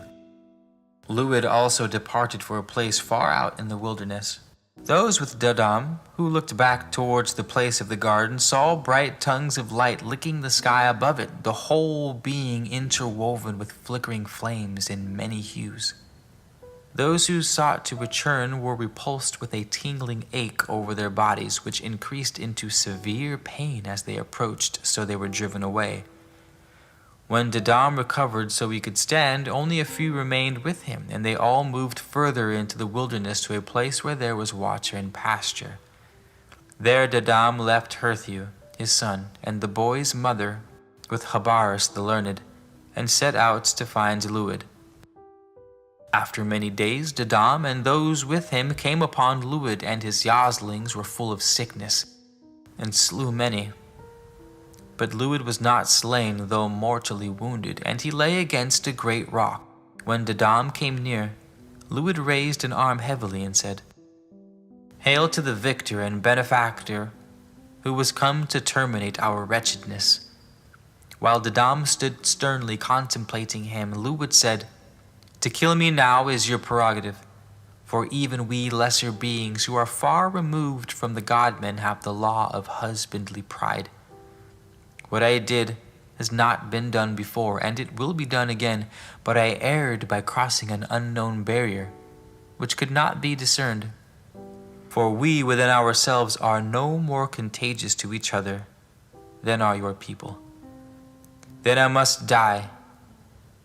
If then I must die, let it be for my part in spawning the cankerworms of disease which have stricken both our peoples. Back in the dreaming time when the great gods strove among themselves for dominion of the sky spaces, and the wide expanse of earth was rent apart by unearthly wildfire, Bemotho was cut apart by the bright arrows of Shemas. Then this land was given to my people as their dominion, while yours was in another unearthly place far distant. Our domains was a pleasant place, and though you teach that because of this we remained as we are, yet we were content. We know of no great design, nor of any barely attainable objectives to which men must aspire. Such strivings, as you know, is to us no more purposeless vexation. I have my God, and you have yours. And as they strove against the other before times, so will it always be. But now there is a new battleground with new battle chiefs.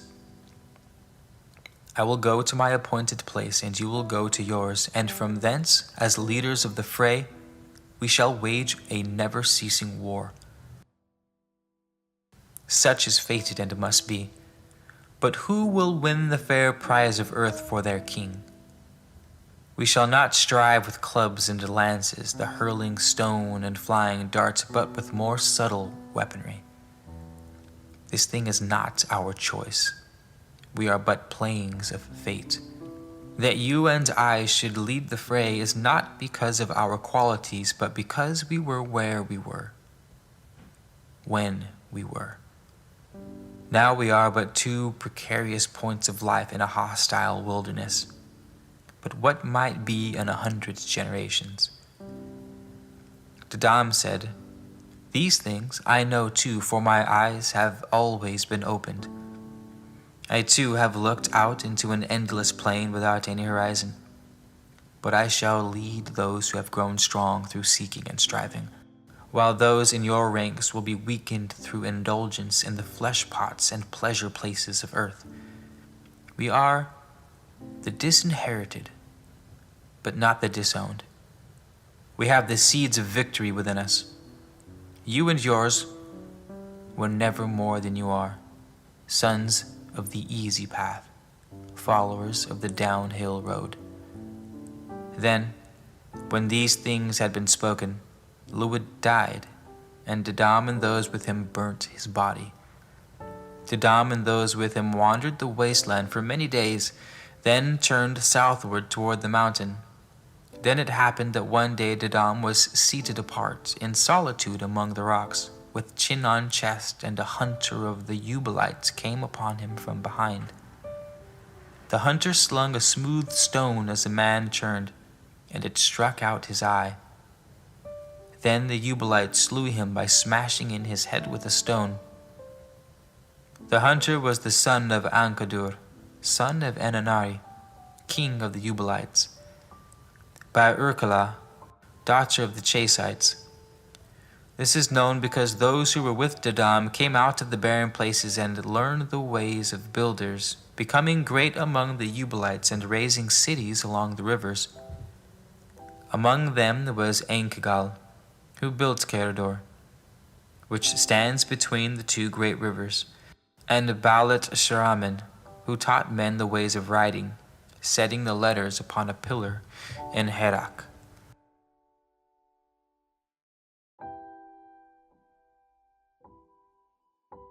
Chapter 7. Herthu, son of the first father.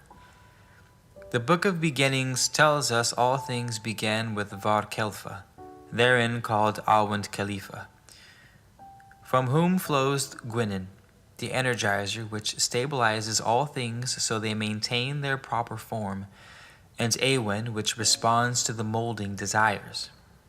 This is well enough, but men concern themselves more with the beginnings of their race, and ours is rooted in Herthu, the sun-faced son of the first father. While Herthu was still young, he was expelled from the lush lands where he was born, and he journeyed across the harsh lands in the company and keeping of wise Habaris. After many days they came to the Caucasus, cradle land of our race, land of mountains and rivers, which is beside Ardis, and they encamped there in a valley. With them were retainers and flocks. Herthu grew to manhood there, and always Habaris was at his side, instructing him in all the things he should know. He taught Herthu the 9 essential disciplines of Emain, and the secrets of the 3 sacred vessels. Herthew learned that there was a place of gloom, where the air was foul, and malodorous breezes carried pestilence and poisonous particles. This was the source of all maladies and ailments and all of the things which cause putrefaction and decay. This place had been closed off from earth, for it existed in another realm beyond the ken of mortals. But it had been brought into attunement with earth when a forbidden act was accomplished. Thus the bodies of mortals became susceptible to influences from the baleful place. To this and similar parts of the other world the wicked would be drawn when they passed through the grim gates of death, but Hobarus taught a different conception of wickedness. One where lack of effort, indolence, and indifference to duty and obligations, the taking of the easy path, were just as wrong as actual deeds of wickedness. He taught that men reach the true goal of life by transmuting lust love into true love. That true victory is gained only over the defeated bodies of their vanquished passions and baser selves. These and many other things were taught by Hobarus, but many of his teachings displeased the people of Caucasus, who were then, as they were before Herthew's forefather was led away. So Hobarus concealed many things from them and taught by simple tales things within their understanding. He taught them the mysteries concerning the wheel of the years, and divided the year into a summer half and a winter half, with a great year circle of 52 years, 104 of which was the circle of the destroyer. He gave them the laws of the wheel and woe, and established the folk feasts of harvest tide and seeing tide. He taught them the ritual of Eulycidui. But Hobarus instructed Herthew in the ways of the other world. He taught him concerning the 3 rays from the central invisible sun, which manifest all things, upholding them in stability of form. Also concerning the oversoul, which filled everything in creation, as the soul self filled the mortal body. This soul self, he declared, suppression of the baser instincts within mortals. It was strengthened by development of feelings of love between man and woman, and between these and their kindred, by the appreciation of beauty and devotion to duty, by the development of all qualities that pertain to humans and not to animals. Herthew learned that the soul self is quickened by soul substances outflowing from the Godhead, that the strong soul is transformed and molded to the soul's desire, but the weak soul is not its own master. It is flabby, unstable, and is pulled into a state of distortion by its own vices. In the afterlife there is unbounded joy for the entry of a noble soul. It will glow with splendor and stand out proudly.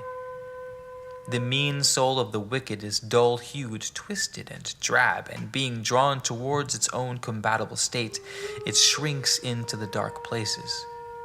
When Herthew had barely crossed the threshold of manhood, black-bearded spearmen began to ravish the borders of Caucasus, and Idalvar, king of that country, called his fighting men together, and when word came to Herthew, he prepared to depart, but Habris bid him stay a while, for he was unprepared for battle. Then Habris prepared a strange fire with stones, unlike any fire seen before, and when it burnt low, he plucked out that which is called child of the green flame, and he beat it out so it became a blade. This he fitted to a horned hand grip, and when it was edged and blooded, gave it to Herthew, saying, "Behold, 'tis Lena the bitter biter, faithful servant of he who strikes hard and true." Then he made a shield of wicker covered with ox hide and a cap of hide, which came down over the face and neck. So equipped, Herthew went to the encampment of Idalvar, taking 8 fighting men with him. In those days men fought with hand-thrown spears and clubs, with flung stones and sticks sharpened by fire and weighted, but they did not close in the battle clash. So when Idalvar saw the battle blade of Herthew, he wondered, and it passed his understanding. But when he saw Herthew close on the battlefield and foemen fall before him, he was amazed. No man about the king could understand the making of such weapons. offspring of fire and stone. But Hebaris made others, and Herthu became the king's right-hand man and the first hero of the noble race. The king offered Herthu his daughter's hand in marriage, but Herthu declined, saying, "The days of my manhood are not yet fulfilled." When the war-filled days had passed, Herthu withdrew to the place where Hebaris made the bright battle blade, and already he had taught the mysteries of their making to others, sealing their mouths with magic. But Herthu was less concerned with the weaponry of war than the mysteries of life and the battles of the spirits beset by the battle brothers. And these were the things they learned from his mouth. Beyond God there is an absolute which no man should try to understand, for it exists and has always existed in a state beyond man's finite comprehension. It is from this absolute that God, the ultimate in all perfections, was engendered. To create, God first visualized in thought. Then he produced an outflowing wave of power, which, in a manner of speaking, solidified what might be called building stones. The outflowing power also produced the celestial hymn, which brought the building stones together in harmonious forms. So it is truly said that all creation is the harp of God, and it responds to his song and manipulations. It is an everlasting unfoldment. The voice of God can also be heard in the voice of his beautiful daughter, who endows all growing things with life and beauty. There is a divine purpose in creation, which may be known only to the few. This knowledge is the key to all unanswered questions.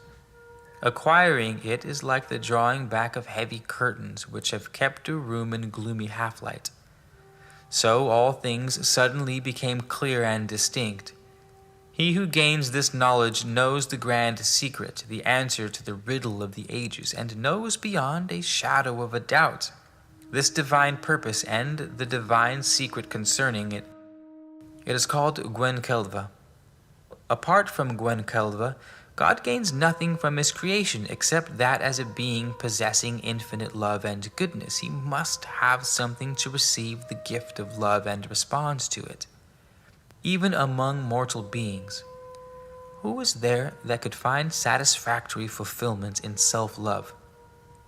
Also, he needed something wherewith he could contract himself, some medium wherein he could perform, and this is creation. Creation is also for mortals the school of life, the training ground for godhood. There are 3 circles of reality, 3 realms, 3 stages of existence. They are heaven, where perfection visualized on earth may be realized and desires and ideals materialized, where hard-striven for aspirations are attained. It is the place where all the properly developed spiritual potential latent in man reaches maturity and fulfillment. Earth, the place of training, development, and preparation, the testing ground. The battlefield where men discover their true natures when confronted by life's challenges, contests, and contentions, where competition and controversy are the rule. It is here that aims and objectives are conceived and thought out for realization later in the proper place. It is a starting point, the beginning of the journey. It is here that the proper road must be wisely chosen. Then there is the realm of the misty horizon, the intermediate place, the place of spirits, where those above can commune with those below and where free spirits wander within their limitations. These things which Hebaris taught in those far-off days have been rewritten in transmission to accord with our understanding, but it is unwise to voice them in these troublesome days, when words become snares to entrap the unwary. Now Edelvar desired to learn the secret of the bright blade engendering thunderstones, but no man who came with Hebaris or labored for him would disclose any part of it, and the king was afraid to put them to the test. So, having thought the matter out, the king sent for his daughters and told them what he expected them to do. for he had devised a plan to learn the secret. Then he sent an invitation to Herthu and Habaris. When they arrived at the king's encampment, they found a great gathering in their honor, and the king's daughters favorably inclined towards them, one smiling upon the Herthu and the other upon Habaris, who was at the age of hoary-headedness.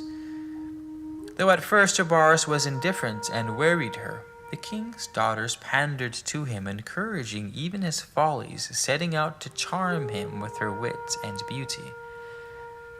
It was no great length of time before her womanly wiles ensnared the heart of Habaris, and thought he was almost ripe for the surrender of secrets. The damsel's efforts had taxed her, and the game became tiresome.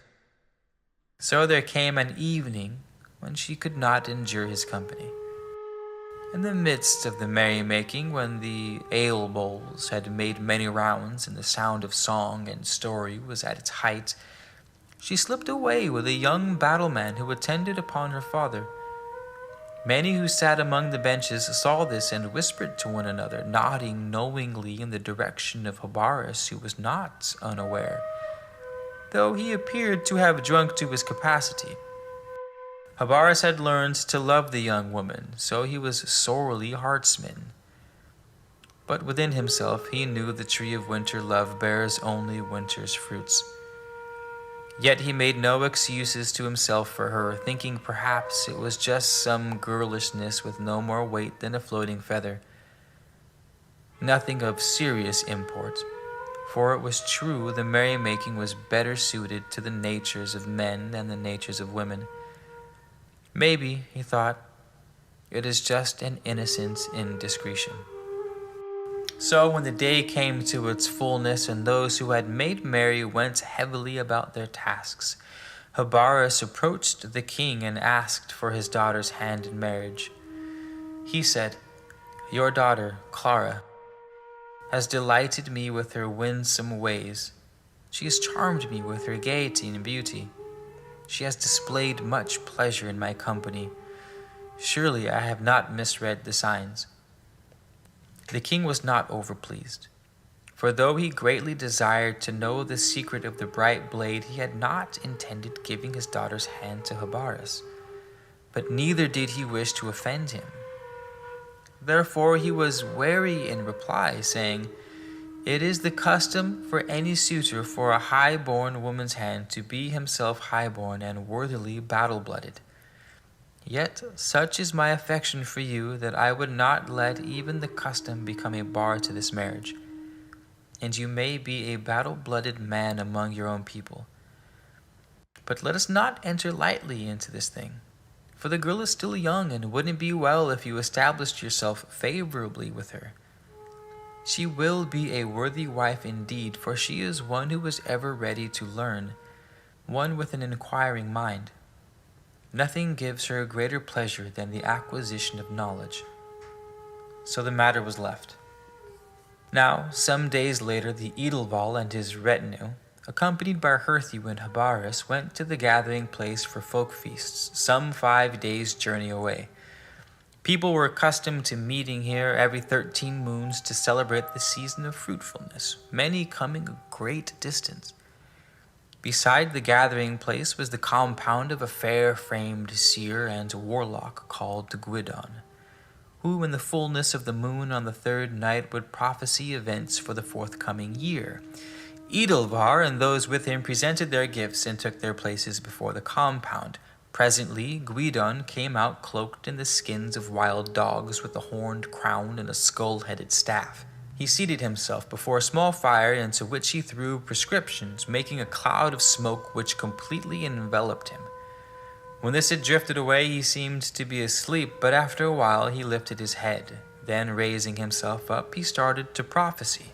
He talked a while of small matters, then told of dangers to the people through enemies who would bear down from the Northlands. He prophesied a great bloodletting, telling people they could be saved by a great war leader, a king knowing the secret of the bright blade, himself a war wielder of one.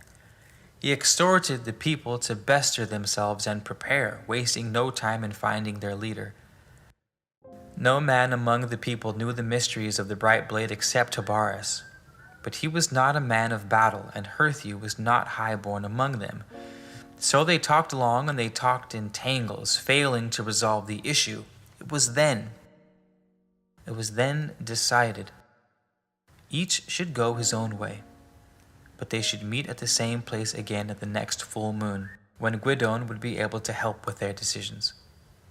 When Edelvar returned to his encampment, he was no longer hesitant about the marriage of his daughter, ordering that it should take place forthwith. But he stipulated that Habaras must initiate him and his sons into the mysteries of the bright blade immediately. This being agreed, arrangements for the marriage were put in hand. Habaras and Clara were married, and Edelvar and his sons partially initiated into the mysteries of the bright blade. For the king was told it would take some time for the initiation to be completed. So when they next went to the meeting place, Edelvar was proclaimed the war leader, with his sons to follow according to their ages, should he fall in battle. But Habaras had spoken to Gwydion, and secret matters were arranged so that the sons of the Edelvar fall, then Herthu would become the battle chief. The king and those with him returned to their home compound, where they were to prepare battlemen, but Herthu was to go back to the gathering place and there train fighting men in the battle tactics which brought them clashing into the fore. Now on their wedding night, when they had retired to their bower, Clara burst into tears and fell weeping with her head on the knees of Habaras, confessing she was not a virgin and had deceived him, begging his forgiveness. Habaras raised her up and said, "Even the wisest of men becomes a fool when his heart blinds him to reason. The older the fool, the bigger the fool." He did not question her regarding love, for he knew she could not love and deceive him. She had given her heart and with it her virginity to another. Yet he made an excuse for her to himself, thinking that she had not willfully deceived him, but had acted out of duty to her father. Also, truly loving someone and wishing to demonstrate that love, she necessarily had to sacrifice the happiness and content, the self-respect of her husband-to-be. The choice had been hers to make. It is ever so. Habaras asked if her father had known how things were, and she said, "He suspected, for am I not his daughter?" Thus Habaras found himself tied to an unloving wife, for he chose to disregard the custom of the people. He wondered, was she also to be an undutiful and unfaithful one? A woman reserves herself for her husband, or she does not, according to her marriage criterion. A woman reserved for marriage is one unlikely to be unfaithful. A woman easily come by before marriage is no less attainable afterwards. For if she says love is the criterion, then she measures by something understandardized, which may figuratively vary from 1 inch to a mile. A man declaring his love may have seduction in mind or a lifetime of protective devotion. The marriage proposal determines the difference and establishes the intent. After the marriage, the king showed little concern for Habaras, for he kept Clara's young battlemen in his retinue when he should have dispatched him elsewhere. Nor did Clara maintain the restraint and decorum which dignifies wifehood, except in her outward manifestations, which is no more than a deceptive crust disguising the polluted love beneath. Thus Habaras bore the shame of belittlement in the eyes of men, for Clara was furtively unfaithful. Habaras visited Herthu, and on his return told the king that he and his sons would not receive their final initiation. So, having made preparations, they set off, accompanied by Clara, to the place of the thunderstones. This being a deeply cleft mountain, wherein there was a large cavern from which flowed a river. Entering the cave, Habaras told those within to bide where they were, for only Edelvar, his sons, and Clara were to accompany him into the place of initiation. A small cave entered through a long narrow passage closed off by a heavy door and lit by fire already prepared, a fire which burnt tardily with a blue flame. When a length of time had passed, those who waited without grew uneasy. But it was long before they approached the door, and when they did, their throats were seized. So they were affrighted and fled, and one among them died. Then those who knew the mysteries of the thunderstones came and cleared the way, and all within the cave were found dead. Habaris did what had to be done, for though it is well for men to conform to the laws of men, there is a super-law by which men who are men should live, and which sometimes decrees that they must die. Herthu married the daughter of Edelvar, and they had a son who died in his 7th year. Edelvar's daughter died in childbirth. The invaders came and were defeated with a great slaughtering, and Herthu became the first king over all the people of Kraukakis.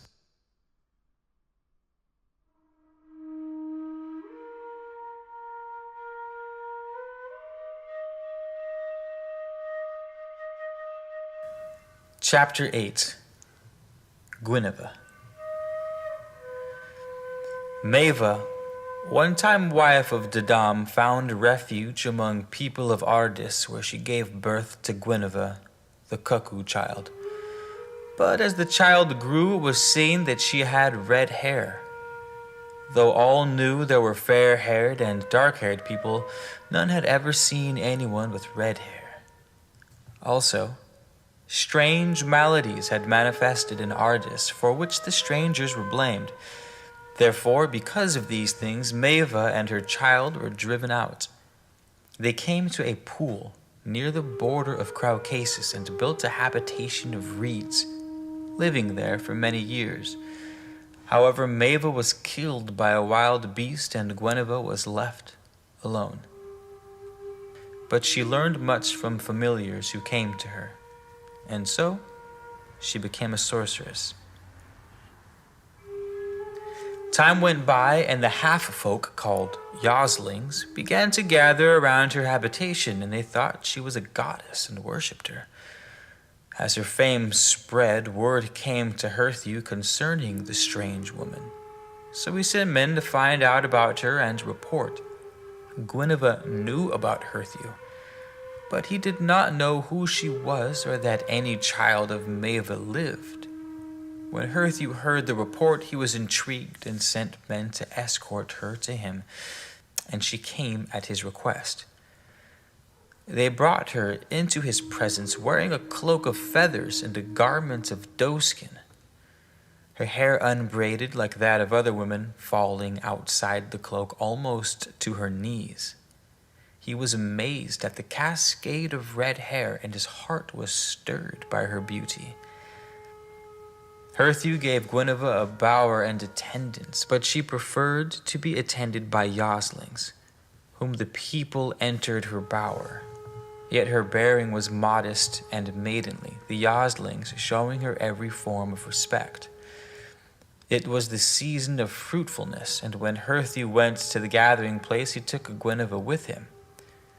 But the Yoslings could not be taken there, so they remained behind, but the people removed them.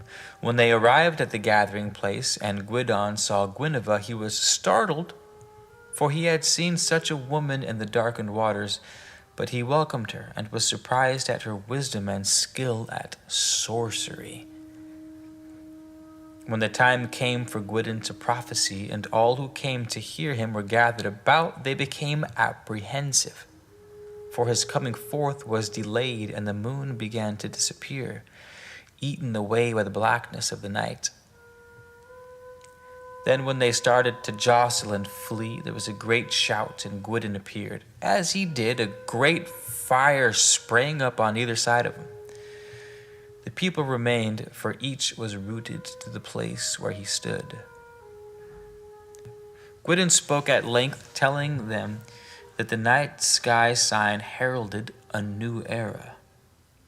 That as the moon again grew in brightness, so should their race wax strong and viral, spreading wide across the face of the earth, driving lesser races before them. That a son of Herthu would lead their sons out of Kraukakis, and his sons and their sons would continue westwardly towards Hesperus meaning the land of the spirits, that there they would meet their final destiny. He told them that there would be a great bloodletting, when brother would fight with brother and father with son, but that this would be the planting of the central pole, around which the framework for the structure of their race would be woven. He said, "I shall go before the vanguard in spirit." Later, Herthew asked Gwydden to cast the omen sticks and read the ashes, as he wished to know the things concerning Guinevere.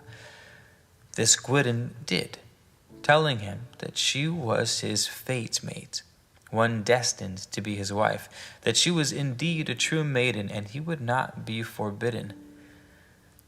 He said, "She acts as she does through innocence and not through brashness." But what Gwydden told Herthew was no more than a grain in the grain sack among all that which he knew and saw. When Herthew returned to his homeside, he paid court to Guinevere and asked her to marry him. And this she consented to do after 1 year. The people, hearing what was intended, were displeased and murmured against the marriage, saying it was unseemly for their king to marry a sorceress, and one strange in so many ways. Also, there was a custom forbidding the intermingling of blood, but there was no doubt as to what she was, some thinking she was one who could be acceptable. Guinevere was not the bloodkin of Herthew, so as the marriage would not be incestuous, Guinevere decided she would say nothing of their relationship. For she was in love with him, and her love was ever ready to make excuses. Yet, despite her knowledge and wisdom, her heart was full of fears because of her background. But she displayed none of these anxieties. She did not feel at ease among the people, but never asked the yoslings be allowed back. She tried to become acceptable by ministering to the sick with simples and remedies, but the more she cured and healed, the more people feared her. And fearing, they shunned her, except they were in dire need of her help.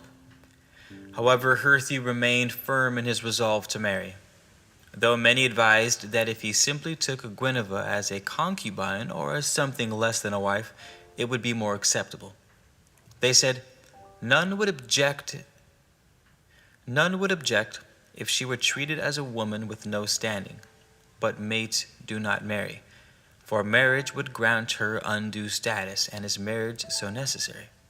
Does a wise man buy the pie whereof he can freely eat at any time? Such sayings enraged Herthew, for he knew Guinevere to be a woman reserving for marriage, and this he tried to tell the people. But they laughed, saying, "She has bewitched you. Put her to the test." But he replied, "This is unworthy, for it displays doubt and distrust. A virgin is a virgin, whether named so by horn or wand, and remains so whatever the conjectures of carnal-minded men who are more familiar with women of lesser repute." Yet whether the marriage bar applied was still a thing of doubt in the minds of many, for none knew the lineage of Guinevere, nor did she enlighten anyone, though it was customary to recite this at the betrothal. But Herthew and Guinevere remained unbetrothed, though the forthcoming marriage was made known. Now the nephews and kin of Edelvar nurtured seeds of discord among the people, and because it was a time of peace when the skills of a war chief were not needed, so it developed that there were those for Herthew and those against him. Then Herthew said to the people, Let this not be something to cut people apart, but something which can be decided at the next folk feast. The seed sowing time had passed, but it was not yet harvest tide, and the young men held spear-throwing contests and tested each other in many manly skills. At such times, seated on a platform against the palisade, Herthew gave judgment and awarded merits. Inside the palisade was a walkway in places from which great stones could be hurled, And from one such place came a murderous weapon which cut down through Herthew's head to pierce the shoulder of his shield arm, striking him to the ground. Immediately there was a great tumult and confusion. Fighting broke out, and men died. But Herthew was carried to safety in the bower of Guinevere. There he was protected by his retainers, but within the palisade all was taken over by those hostile to Herthew. Before the cowardly blow, those for Herthew had been more numerous and powerful, but after he was so sorely wounded, they were less. And of these men many were inclined to waver, for such is the nature of man. But to contrast with the frail reeds who wavered, those who remained loyal were resolute, for this too is the nature of man. Now when Guinevere and the wise men attended to Herthew, they saw that while the shield arm had been injured, it was not unfeeling, for it grasped the hand of Guinevere. But this the sword arm could not do, though it was uninjured. Therefore they knew the slaughter-bent weapon was charmed, and no woman could remove such enchantment, nor could the wise men, for they were unblooded. In the days that followed, the enchantment caused demons to enter through the wound and to take up their abode. So Herthew was tormented and his body racked before subsiding into the quietness which precedes death. The demons had abused Guinevere and called her foul names and cried out in loud voices against people so that they should abandon their king. The place where Herthew lay was near the lakeside, and in the lake was an island called Inscris, meaning Isle of the Dead, where those about to die were taken, as well as the dead, before being consigned to the waters. For the people believed that those given into the lake went straight into awareness in the other world, while anyone buried on land was only half aware upon arrival and remained half awake and half asleep for many years. So those loyal to Herthew carried him down to the boats and accompanied him and Guinevere to the isle, and they were not molested, for none interfered with those mourning the dead. On the isle were priests and 9 holy maidens who attended to the rites, while other women ministered to the newly dead. But Herthew was dead, though halfway across the threshold. When Herthew arrived, he was placed in the hospice house where Guinevere attended to him. Gwydion opened Herthew's skull where it had been cleft and let out the demon which had taken up habitation there. And he brewed powerful potions which removed the enchantment. When after many days he departed, Herthew was no longer at the door of death, though weak and in many ways like a baby. While Herthew lay so sorely stricken, the kinsfolk of Edelvar were disputing among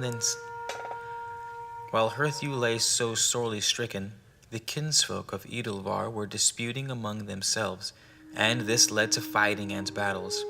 But none came near the isle to harm Herthew, because it was a sacred place and gave him sanctuary. When it came to the time of the folk feast, there was a great battle at the gathering place of Gwydion.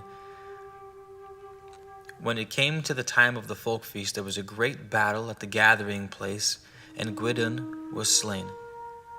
There came a day when Herthew, though still not whole, could move about, and then he and Guinevere departed with those who remained with them. They were married before leaving their isle of sanctuary, and they fled to a place far off where, as the years went by, Herthew became whole again, and Guinevere gave birth to sons and daughters. It was a good place, fertile and well watered, and so they prospered. But there came a time of drought, when the waters dried up and their flocks died. So Herthew sent men to Caucasus, and these came back saying that there too the land was stricken and people distressed. He also sent others to the west, and they returned, saying that there the land was not stricken, but the people would not accept them, except with spears. Herthew then sent men back to Caucasus to tell people there of the plenty which lay to the west, and there they came back with a war band led by Itylus, and many people followed. Herthew could no longer bear weapons, and his sons were as yet young and unblooded. Therefore he gave his 2 sons who were of sufficient age into the keeping of Ithelus, so that they may learn the art of war. And they followed him loyally, becoming men of valor in the conflict which ensued.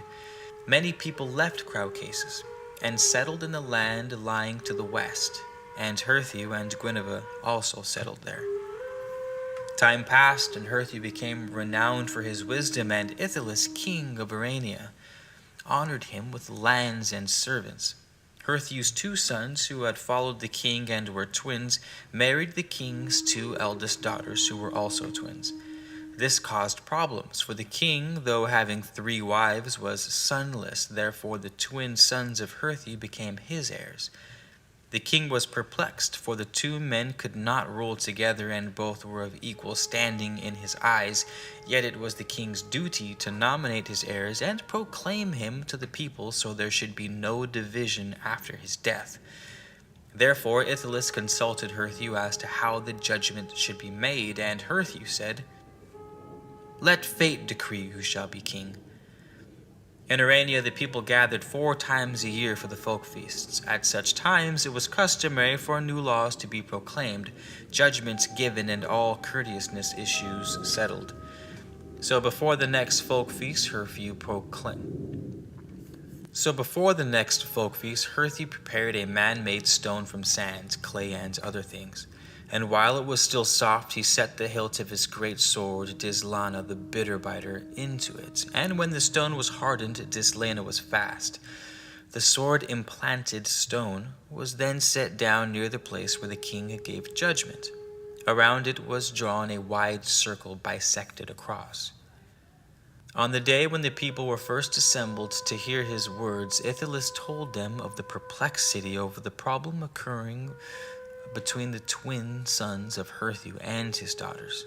On the day when the people were first assembled to hear his words, Ithelus told them of his perplexity over the problem concerning the twin sons of Herthew and his daughters. He said, "So the people are not divided, and the kingdom rent by strife. It is well this matter be settled now. Therefore I am setting a fair test involving no men other than these 2 whom I hold equally dear. Whichsoever of them shall remove their father's great weapon from this stone, so he frees it and grasps the hilt, shall become my lawful heir, with the other being to him as a younger brother. They will each try in turn during the duration of the fall of a feather, the first trier being the one who casts his bracelet over the blade. Then each of Herthew's sons were placed in a spot where the bisecting line joined the circle. So they stood opposite each other, and each had 3 bracelets. They threw until each one encircled the blade with his bracelet. Then this one tried to withdraw the weapon with his hand, but could not because of the sharpness.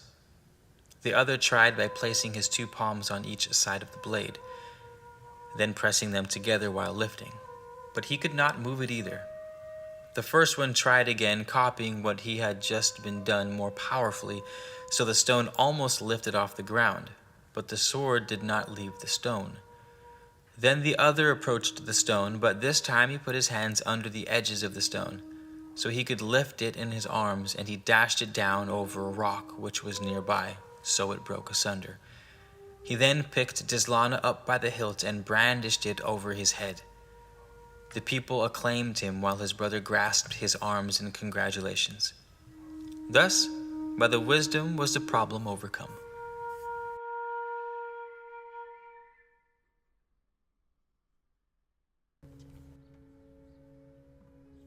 Chapter 1.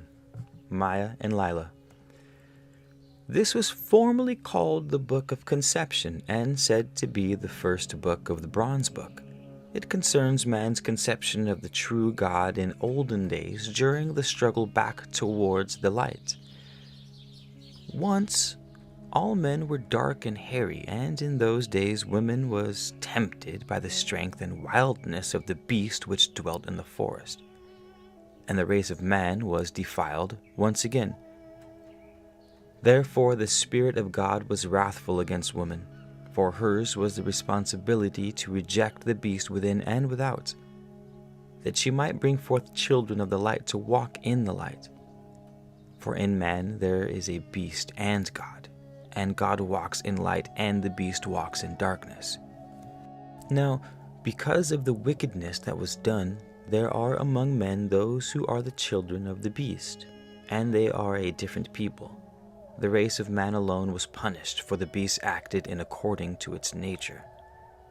In man the beast and God strive to decide whether he shall take his place among the gods that live or the beasts that die, and woman in her weakness betrayed him to the beast.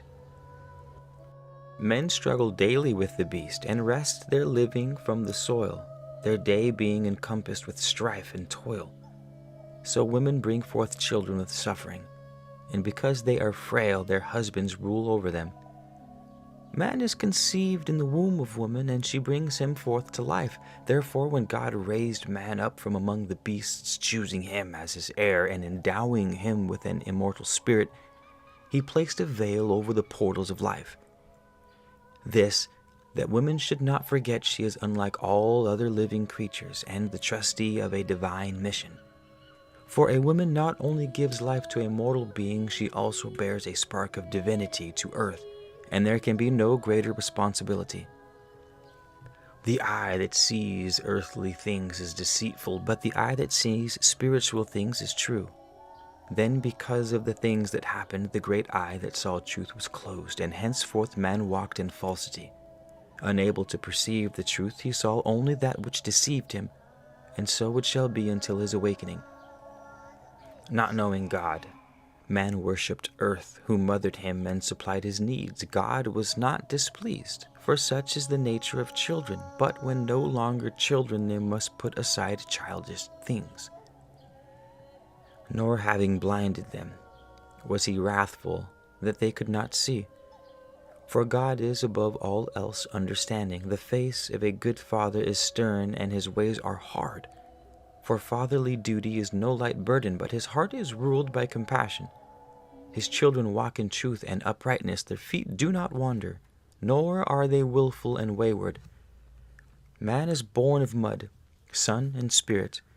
In the days of conception, the Spirit of God impregnated the receptive earth. In the days of the conception, the Spirit of God impregnated the receptive earth, and she brought forth her children. Then came man who walked like a little child, but God took him in hand and taught him to walk in the uprightness of God. A race of men came out of the cold Netherlands. They were under a wise father, and above them was the grand company, which later withdrew in disgust. This race was the children of God. They knew truth and lived in the midst of peace and plenty. The children of men about them were wild and savage, clothed in the skins of beasts. They lived like beasts. Even more wild were the men of Zumat who lived beyond them. Among the children of God, woman had equality with man, for her counsels were known to be wise. She heard with understanding, and her speech was considered. In those days her words were weighed, for then her tongue did not rattle in her head like a seed in a dried pod. Woman knew that though man could subdue her with his strength, he was weak in his desire for her. In his weakness lay her power, and in those days it was used wisely. It was the foundation of people. The race was good, but because of its goodness it was destined to be smitten.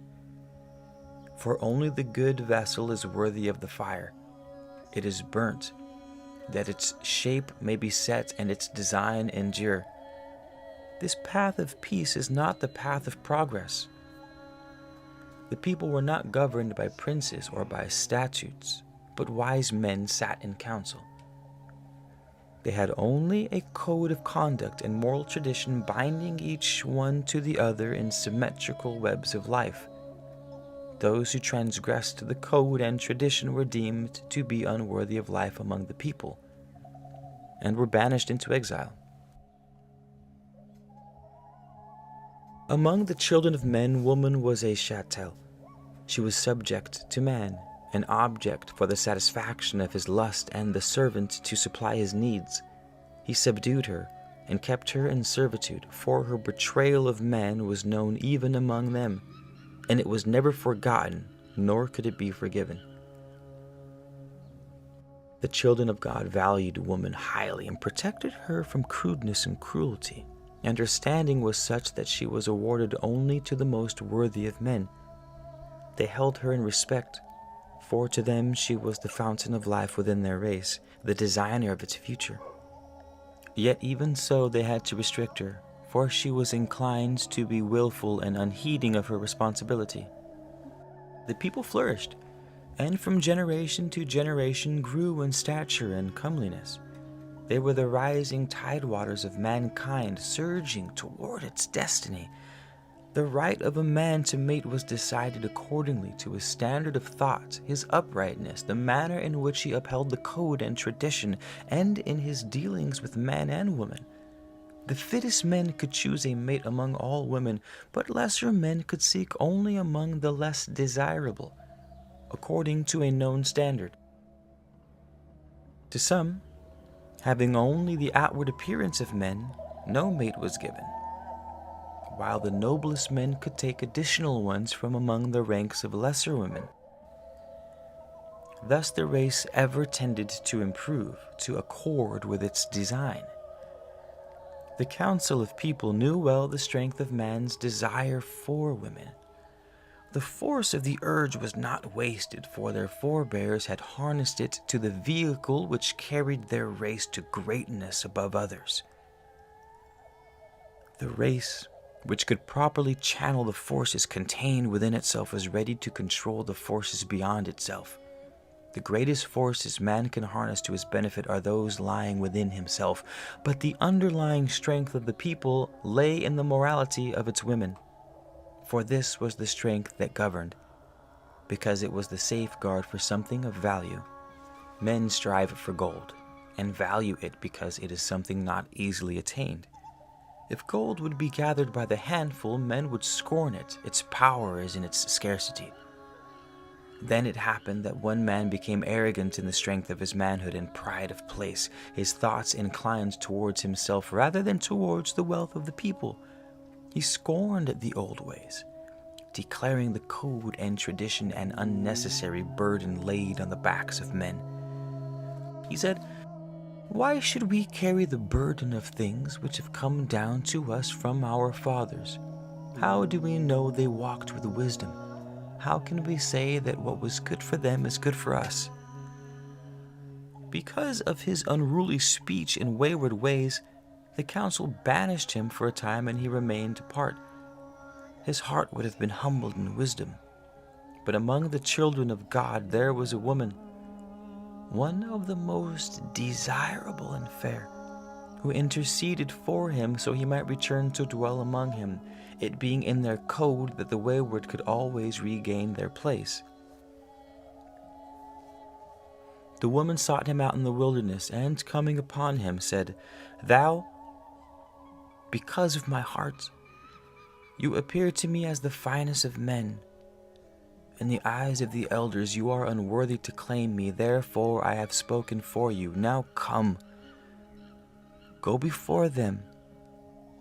Go before them yourself and say the wilderness has changed your ways. By doing so you will find favor with the council, and perchance I may become your mate. The strength and courage I admire place you high in the regard of men and in favor with the elders, but your wayward and inconsiderate spirit is unworthy of your body. Though you find favor in the eyes of the young and foolish women who see only the outwardness of your body and thereby become more foolish, the eyes of the wise women see your naked spirit and are not deceived. Therefore disregard the glances of foolish maidens and carry yourself well. Act in such manner that you find favor in the sight of wise women." And said she, "Am I not Maya, the most desirable of all women, one whom all men seek? Yet will I remain reserved only for you. Therefore be not unworthy of me." Well, the man came out of the wilderness and wastelands. He went before the council of wise women and said, "What must I do that I may have this woman for a mate? For I desire her above all things, even above my own life. For her I will become the most worthy of men among the people. Her standard being high, I may not possess her otherwise." The wise women answered him, saying, "For so long shall you conduct yourself in this manner." And they set him a time and task, that it should be well. The task was to be done with heart as well as deed.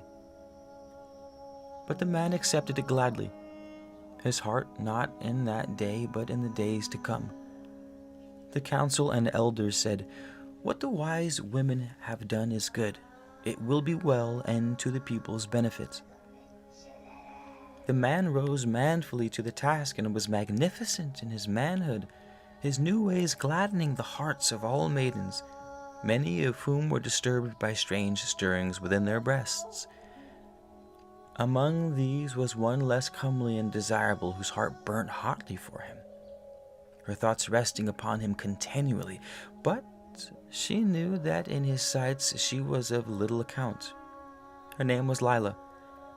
It happened that, arising early one day, she saw the man depart into the forest by the swampland, going about his task, and she took counsel with herself and followed him. She came upon the man while he rested in a place of solitude, and approaching spoke softly, saying, "It is your servant Lila." "Oh, my lord, are you not weary with the task burdening your days, also that you lack companionable gladness to lighten it? Where is she who set the load upon your back? Where is my kinswoman who, without doubt, is more comely and very much more desirable than I, and therefore a very fitting reward for your heavy labors? Does she rest in the shade, or is she gathering fruits back in the gardens? Without doubt her thoughts are with you, but is she not unduly hard-hearted in that she fails to comfort you? For is it not in the nature of woman to come to man and lighten his burden with her softness? Is it not in the nature of woman to be yielding and submissive, that man may rejoice in his strength? Is it perhaps that despite her loveliness, the heart of this woman of your desire is not the heart of a woman? Is it like the mock orange, sweet to look at, but bitter to bite?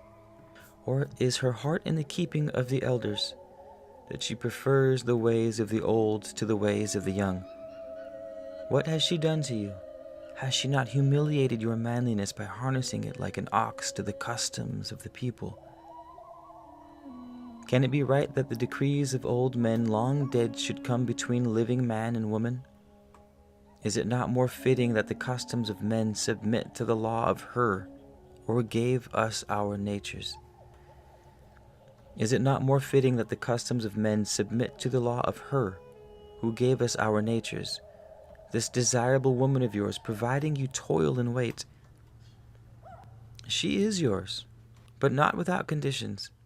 She does not come without reservations as a woman should, but like a man who comes to an ass bridle in hand. Alas, that I lack the loveliness which places the yoke upon you. But beneath I lack nothing, and I am as much a woman as any. My heart burns for you with a flame that comes nigh to consuming my body. Take me, accept my humble offering. I give all freely. I will be yours without any conditions. My lord, which of us women truly offers the most? She who concedes nothing, or I who will even be cursed by God and men for your sake? I who am nothing in your sight require no sacrifice from you on my behalf. I ask nothing, and I offer all a woman can. Then Lila knelt at the feet of the man and placed her head on his knee.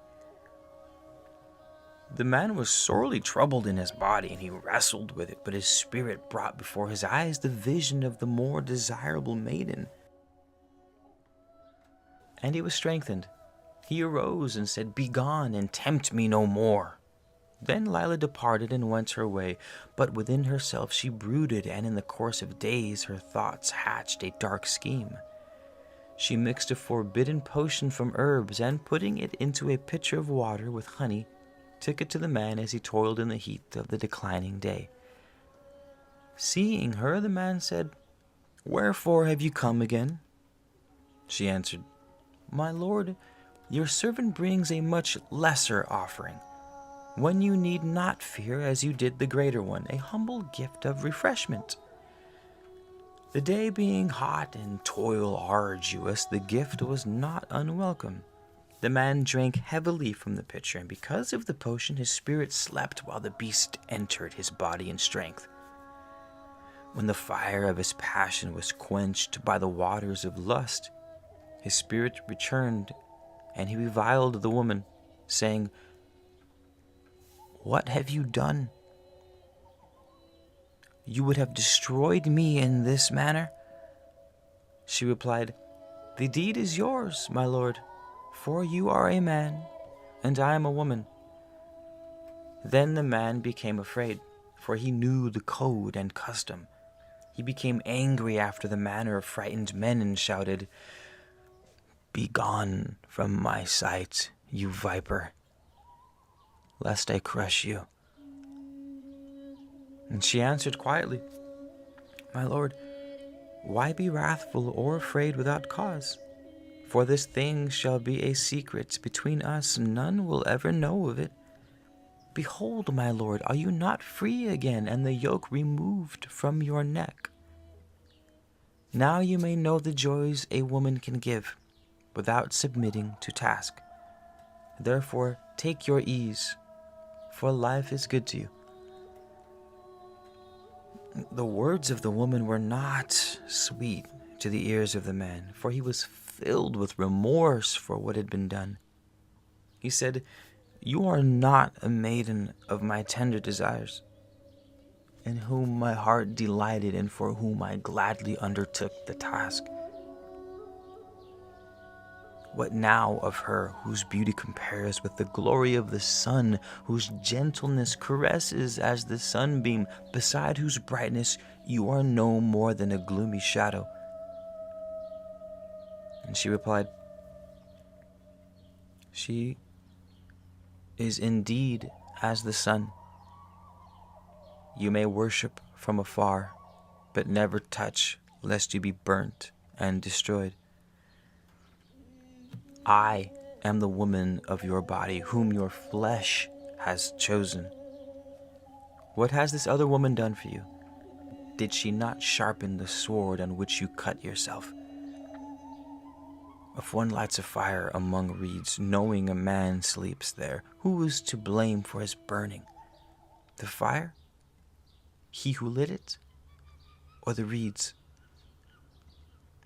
It is beneath your manliness to turn on me, thus am I not shamed for your sake. And who among women would invite the wrath of gods and men as I have? Be content with the wrong your lust has already wrought. This is an evil deed you have committed, but because we are now united in the flesh, no harm shall befall you through me. Well, thenceforth among the people they went their separate ways, but flesh called to flesh, bringing them furtively together in secret places. Each dwelt with the reproachful whispers of their spirits, and each walked in the shadow of fear because of the code and tradition. Now the elders were not without shrewdness, and they saw that the man was no longer diligent in the task and had returned to his former ways. Also, he avoided the eyes of Maya, and was no longer reserved with women. Having sampled forbidden fruit, he now sought other varieties. He was not a man with an end in view towards which he strove. His bearings was not that of a free man.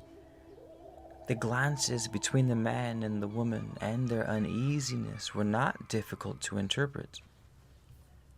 The elders and wise women said among themselves, "Such is the manner of those carrying a burden in their hearts, whose shadowy love is a feeble, furtive thing blooming shamefully in darkness." Therefore, they set a watch on the pair. The watch came upon them as they lay together in nakedness upon their skins and mocked them with the ribaldry. for their passion was profane and a thing for jest. It was a fungus upon the tree of love. They were brought before the high council, which was the council of elders and the council of wise women, which questioned them, saying, Wherefore have you done evil unto us? The man answered, The woman put my spirit to sleep with an evil brew, and my body became weak because of my manhood. They replied, Truly, you have little manhood now, and are a lesser man because of this woman. The woman stood up before the high council and answered them boldly, Am I then the stronger of the two? Can I lift the biggest stone or run the fastest race? Do not the strong always prevail against the weak, and is not this man the strongest among men? Is this even a matter for your concern? For in what way have we caused harm to any but ourselves? Shall we be punished for that which concerns us two alone and wrongs no other? The high council replied, The deeds of any person affecting the lives of others are the concern of others. Though it were done in secret between yourselves, were not the effects displayed in your eyes for all to see? Does the man serve the people better because of this thing, or does he serve them less well? Has something been added to the people, or has something been taken away? Have not the people lost? Therefore, is not that which you did the concern of the people and not of yourselves alone? The deed of itself was not wrong, except in the manner of its accomplishment. A woman who places no value on herself steals something from all women, for they are less than valued in the eyes of men. Would men value gold were it gathered by the wayside? Above all this, what have God given love? Have you elevated or degraded its means of expression among men and women? Among people who value gold above all else, he who debases or adulterates it commits a wrong against them. Here, where love is valued above all else and woman honored as its custodian, those who debase it are regarded likewise. We dwell in a pleasant place, amid peace and plenty, an inheritance from our fathers. The children of men have inherited the wastelands. Are our fathers less wise than theirs, that the customs of our fathers should be spurned? What you have done relates to your two selves, and by your two selves shall your punishment be carried out. This is not a punishment for any wrong done to us, for we are old, and it affects us little. We punish because we have a duty to the young, to the unborn of our race. We have an even greater duty to the hallowed things which inspire mankind and enthrone man above beasts. Your wrongdoings affect no one man or woman, yet it affects all men and women, and if left unheeded would not be without effect on children yet unborn. The code and tradition is the pillar of our people, and the pillar may not be struck with impunity. Though it be strong and one blow will not damage it, many blows will bring down even the stoutest pillar. A blow left unheeded encourages another. A deed disregarded is a deed encouraged. A people can be judged by the things it punishes and the things it permits. The swine revels in filth and therefore attacks anyone who enters his pen. Were we wholly of the earth, we need only protect earthly things. Thus we banish you forever from among us, unless in your old age you are permitted in mercy to return. In this manner were the man and woman banished from the tilled lands to wander the wilderness beyond.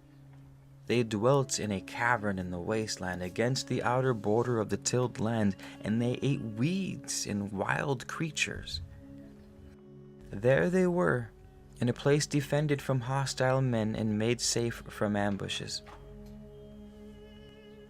In the first days of their banishment, the man was wrathful against the woman and spoke to her spitefully, saying, Like a lamp that gives no light, you are a woman without womanly virtue, no longer deserving of the honored treatment accorded to women of our race.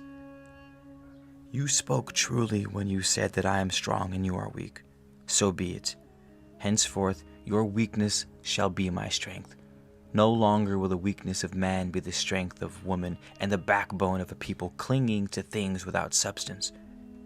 Henceforth I am obligated to no one, and owe a duty to none but myself. Man is weak only in his desire for woman, but the weakness of woman shall henceforth assure satisfaction of the desire. She was the wife who ministered unto him, saying, My Lord, I am but a woman, and your handmaiden. The beasts of the wastelands were the keepers of the woman, and she was in bondage to the barren land, for the wilderness was beyond reach of the waters, a place of desolation yielding only weeds and thorns. The man hunted a field for wild creatures, while the woman delved for roots, seeking sustenance among the reeds. It happened that one day, being overcome with hunger, the woman went among the reeds growing on the edge of the tilled land, for flowering plants grew there, the roots of which could be eaten. While engaged in gathering, she was seen by a husbandman tilling the field, who, coming upon her stealthily, said, Woman, I see you. Are you not the one who was banished? If so, the custom decrees you will have to die, for it is forbidden to re-enter the fertile land having been cast out. Then the woman, being still in the water, loosened her girdle, and, letting down her hair, said, Honored I may no longer be. Perhaps die I must. But am I not still a woman while I live? If you see me otherwise, then as a woman who can please a man by the ways of women, then I say you cannot be a man.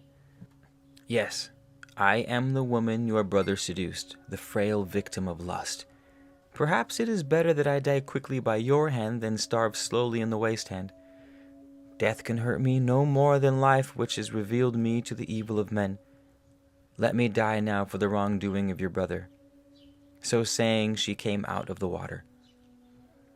The husbandman did not slay, but instead he dallied with her until the evening. The woman said, ere he departed, This shall be a secret between us, for there is none other nearby to see us here. Give me food, that my flesh may be firm and my heart gladdened, that I may come often to this place. Thus in the days that followed, the woman went many times to the waters, and in other places where there were other men. Therefore she no longer had to delve for roots, nor did she toil in the wilderness. Then the children of God banished other men into the wastelands because of the woman. And the man, seeing how this came about, said, Is my affliction because of you never to end? The woman answered, My Lord, this thing I did for your sake. See these others? They are not outcasts in the wilderness, men without a chief to rule over them or a hand to guide. Gather them together, that they may hunt for you and serve you, rule over them and become powerful. What I have done for you alone. To your strength will be added their strength, and the loss of the people in fertile lands will thus become your gain. What is there that strength cannot obtain? If your desire is for other women, will not strength obtain them? Therefore, revile me not, because I have now placed in your hands the means to that which you desire. Now I say to you, and speak truly of things only a woman can know, that you are a better man than those who live bound to the tilled lands, whose women secretly despise them for their servility to the code and tradition. The man was stirred up by these words, and went out and about to the others, approaching them, saying, Behold, we have been cast out because we have followed the ways of men according to the nature of men. Our manhood is good within us. Let it therefore assert itself, so our strength may be greater. So it came about that the men who were outcasts entered the fertile tilled land stealthily at nighttime, burning the houses and overthrowing the water towers, saying, Let this land rejoin the wilderness. They slew menfolk and carried the women and children away. They stole sheep, goats, cattle. Then they withdrew to the fastnesses of the wasteland. where they built an encampment and fortified it about with walls and ditches, and they made war upon the children of men and prevailed against them. They ruled their women sternly and made them chattels, buying and selling them like cattle. When man said, "Come," the woman came, and when he said, "Go," she went. On her yielding back and on her submissive head he dissipated his wrath. On her servile body he satisfied his lust. Lila was a true daughter of the woman who betrayed the first race of man. It is written of her that when her sons grew to manhood, she caused them to kill and eat their father, so they might gain lifelong strength and wisdom. Man kept woman in bondage, for he knew from his own knowledge of her ways that she was not to be trusted. Henceforth, she could not walk freely among men, for they knew that though woman was weak and man strong, by womanly guile she could exploit his weakness. Among the outcast people and the children of men, woman was subject to man, and he imposed his will upon her and dominated her. In this manner woman wrought her own downfall and the destruction of those who held her in high regard. Her charms she cast at the feet of those who trampled them underfoot. Woman was not yet fitted to be the free guardian of the portals of life. She was never wise enough to choose the fathers of the race, for she was ruled by womanly waywardness, not by wisdom. Chapter 2. Eloma. It came about that the sons of the children of God mated with the daughters of the children of men, who knew well the ways of men and were not reserved. The covenant had been broken, and strange women were taken into the households, some even as wives. But through the daughters were lesser women. The sons were wonderfully big and mighty fighting men. These new people came out of the wastelands and crossed to Kitharmus, which they divided in 3 parts between them, and there were rivers and boundaries. This was when the years of man's life were lessened, because he became fully earth-sustained. But he remained full of vigor, though filled with hostility, particularly towards those who loved. To the east was the land of Ubal, which was mountainous, and Ubalites were herdsmen. Westward was the land of Chasen, and it joined Ubak on the north. Southward were the land of Uto and the land of Canaan, whose peoples dwelt on the plains and tilled the soil. Some from the households of the children of God went into the land of Chasen and gave the people laws and taught them to build with brick. Netar and Baalath-shramam, the sons of Inanari, taught them writing and set their letters on a pillar in Harak. Enkelgal, son of Nenduka, built Carador, which stands between 2 rivers. Then came the lengthening of the years, when the time of sowing was confused and seed died in the ground. In those days Enos came up out of Chasen and spoke for the good of the children of men. In those days there were many having the blood of the children of God who inclined their ears towards his words, for they thought the great God of their fathers had abandoned them. Therefore the enlightening word of God came to Eloma. Eloma, daughter of Kahima, heard the voice of God and was carried into the wilderness unto a place where there was a cave and clear running waters. And she dwelt there for 7 years. Eloma had 3 sons, and they all heard the voice of God and walked with him. Her firstborn son was Haryana, and he carried the word of God to the children of God who dwelt in the northlands, for they had forgotten his ways. He married Didi, daughter of a great king, and became an even greater king. He had many sons, who all became kings among men of renown. Yahama, her second-born son, carried the word of God to those who dwelt towards the sun rising, and Manum, her third-born son, carried it towards sunsetting. When the ear of the Spirit was opened in Eloma, she returned to her people and became the interpreter of God. In the days when some men left to dwell among the children of men, others came to Eloma and said, "Behold, men leave and we become weak, while the children of men become strong. Can this be the will of our Father?" Then Eloma called upon God, and he heard her cry and said unto her, "Let your spirit be at peace, for things happen as they will. It is the grain being winnowed from the chaff. It is always easier for men to follow the ways of the flesh than the ways of the Spirit. Yet the deeper man descends into the veil of earthly things, the harder it is to climb out to the heights of glory. A generation to go down, 10 generations to rise again. Man must struggle or degenerate, but the path of pleasure is pleasant, while the path of progress is beset with pain and strife. God said to Eloma his servant, "Behold, I have been good to my children. They have been given everything that is pleasant. Everything comes easily to their hand. The lot of the children of men is more harsh, and yet they prosper. Childish things are expected from a child, but when it grows up, more is anticipated. Yet still my children come to me as children." God then said, "Go, return to the place where hence you came, and remain there for 7 years." And she did so. The 7 years passed, and Eloma returned to the people, and behold, the fertile fields were unsown. The water channels were dry, and there was desolation in the midst of the waters. Eloma sought among the fields, and when she came upon the habitations, her heart was rent apart. For she saw the daughters of the children of God consorted with the sons of the children of men, and were become unlike true women. Then Eloma said to them, "Wherefore has this thing come about?" And they answered, "Behold, men came from out of the wilderness, and our men were like sheep before wolves. See, even now they labor within a pen of servitude." Eloma then went unto the men and said, "Wherefore has this thing come about?" And they answered her, "Behold, the God of the children of men is unlike ours, a God of battles, and we were delivered into their hands."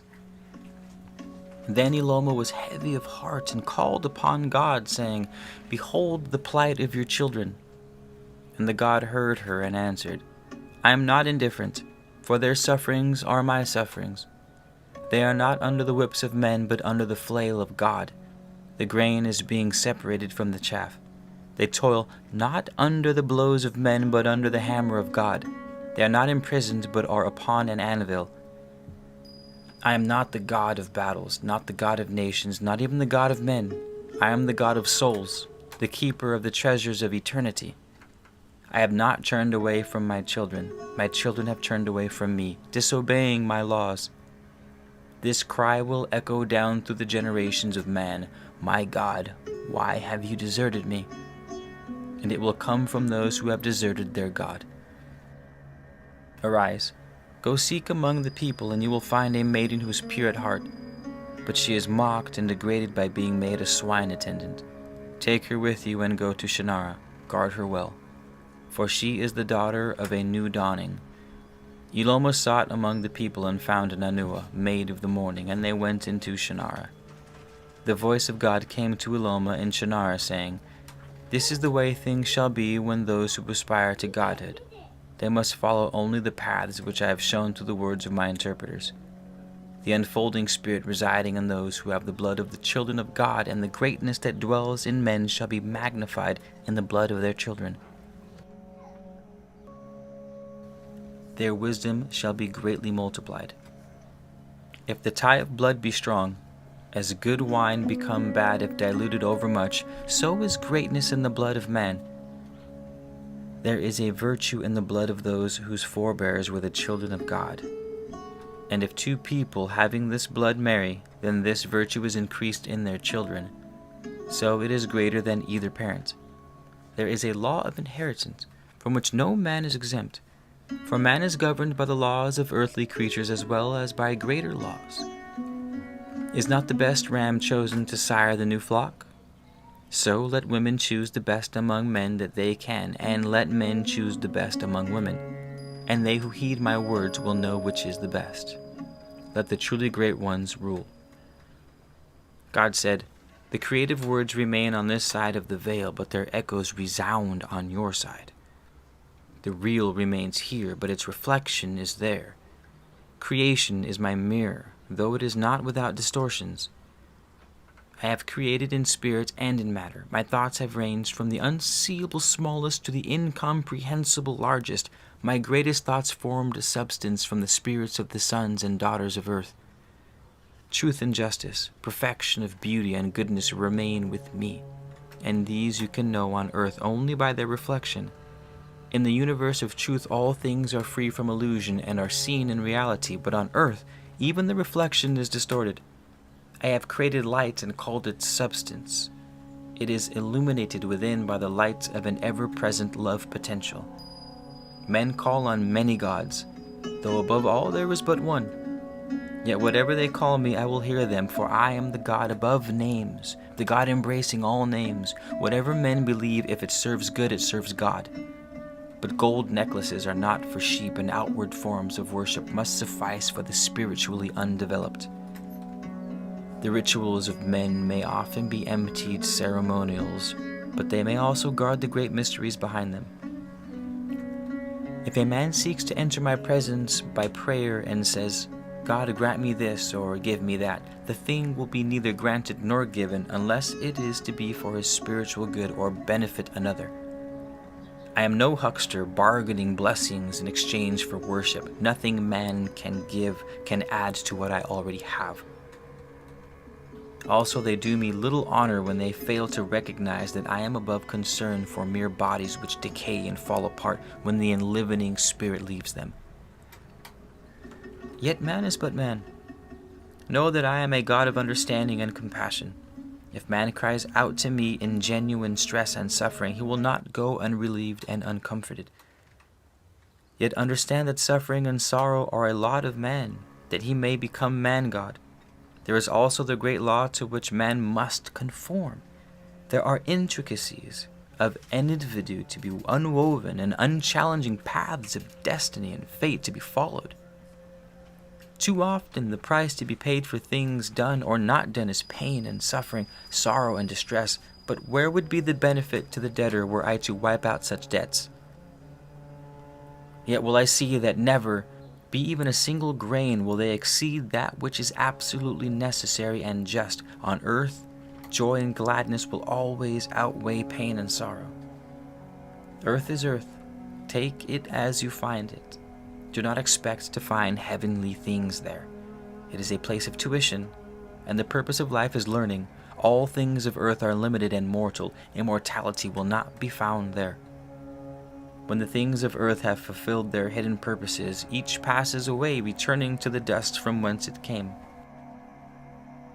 Behold, in the days to come, truth shall be unfolded to all peoples, revealed in a degree and manner which will accord with their needs and capabilities.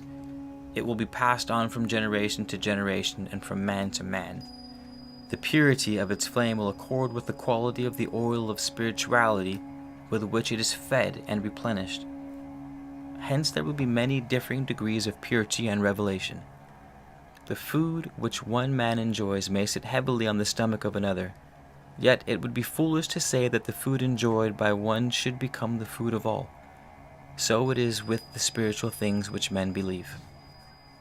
I will not send prophets, nor will I appoint spokesmen, but such will arise through their own efforts and enter into conscious union with me.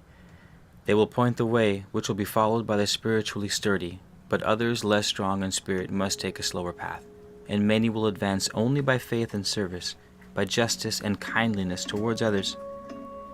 The spark of divinity in man generates inspiring dreams which will ever lure him onward and upward. Yet the road is long, the journey wearing and often unpleasant. Man has unnecessarily encumbered himself. He has enshrouded his spirit under a winding sheet of earthly passions. With his great eye blinded by indulgence and vice, and his spirit corroded by corruption, his fallible senses only are left to him, and these deceive him into believing the mortal vehicle is his total being. Affliction and decay are now the lot of man, and he has passed into a long, dark night of ignorance. Not only by journeying the long and painful road of earthly experience can his soul be cleansed and awakened to the realization of the glory within him. Man may conceive me as he will, and it will be well. I am not a God of pettishness. As I brought forth the creation, so shall he bring forth the revelation of his God. Unto you, Eloma my child, I grant the keys of communion and union. Then Eloma went out among the people and taught them about their Creator in this manner. I bring you the soul-whispered words of God. the eternal tower of strength, the fathomless ocean of compassion. He has hung the earth in the void, surrounding it with nothingness. Yet by his power it remains in its appointed place. He veils his glory behind the shield of illusion, lest it overpower the spirits of men. He is obscured by the dark cloud of mortal ignorance. He is the inspirational spirit ever entering the hearts of men, striving to arouse them to reach out towards greatness and achievement. He has molded the sky above us and bedecked it with splendor and awesome beauty. He taught the stars their song of joy and the winds their wondrous music. All the widespread earth proclaimed his creativity, while the high vaults reveal his skill and handiwork. His messages go out to men, not in the speech of men, but in wordless whispers to their hearts. His finger prescribes a course for the fertilizing waters which nourish the desolate sands, making tender buds burst forth from the dead soil. The soft waters caress the ground, and the pastures arise to become the habitations of great flocks and herds. The rose unfolds its beauty to honor him, and the woodbine delights him with perfume delivered upon the wind. The cornfields bow in humility. Then the wheat stalks raise upwards in praise. The trees spread wide their worshipping branches, and the barley heads whisper together of his sun-given bounty. He is the fountainhead of all life, the overseer of the fertilizing waters, and the captain of the stars. Men stand beneath the great dome of the night skies and are overawed by the work of their architect and by the bright mysteries displayed in such a pattern of beauty. They become dismayed at their own smallness, but are reassured by his words which have come down to them from ancient times. God has crowned man with life and set the scepter of intellect in his hand. He has given him the flail of mastery over all other living creatures and sets him on the throne of creation. He disciplines us when we are young and stretches out a welcoming hand when we near the end of life's journey. He accompanies men on their pilgrimage along the road of life, mitigating their misfortunes and rejoicing with them in its pleasant surprises. He balances the lives of all men, so they continually encounter conditions and situations meant for them. The widespread, mysterious heavens are his throne, and bountiful earth his footstool. No structure man could build would contain him. No place built by the hands of man could compare with that which his hands could erect. There is nothing on earth that can give God which could add to God's glory or increase what he wants, or increase what he has. The only acceptable sacrifice man can offer is service to the will of God, and God's will is that man should spiritualize himself and improve the earth. To offer goods or money as a sacrifice is an insult to God. It is shirking the needful effort, evading the necessary duty and obligation. It is the easy way and not acceptable. God is the refuge of the poor and the comforter of the needy. His compassion encompasses men when troubles weigh heavily upon them.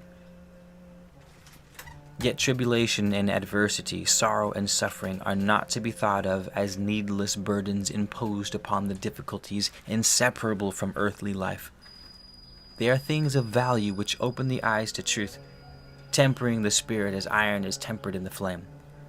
Eloma taught many things, and she forbade any man to fornicate with unwedded matrons whose silvered tongue beguiled and whose winsome ways led them astray.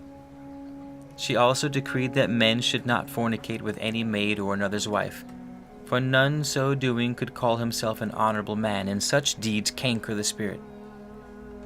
It was Eloma who taught men the wisdom of the stars which journeyed according to their destinies. She taught them to interpret the pattern of each man's life, which is woven from the threads of fate and destiny and interwoven with the many-colored strands of Enidvidu.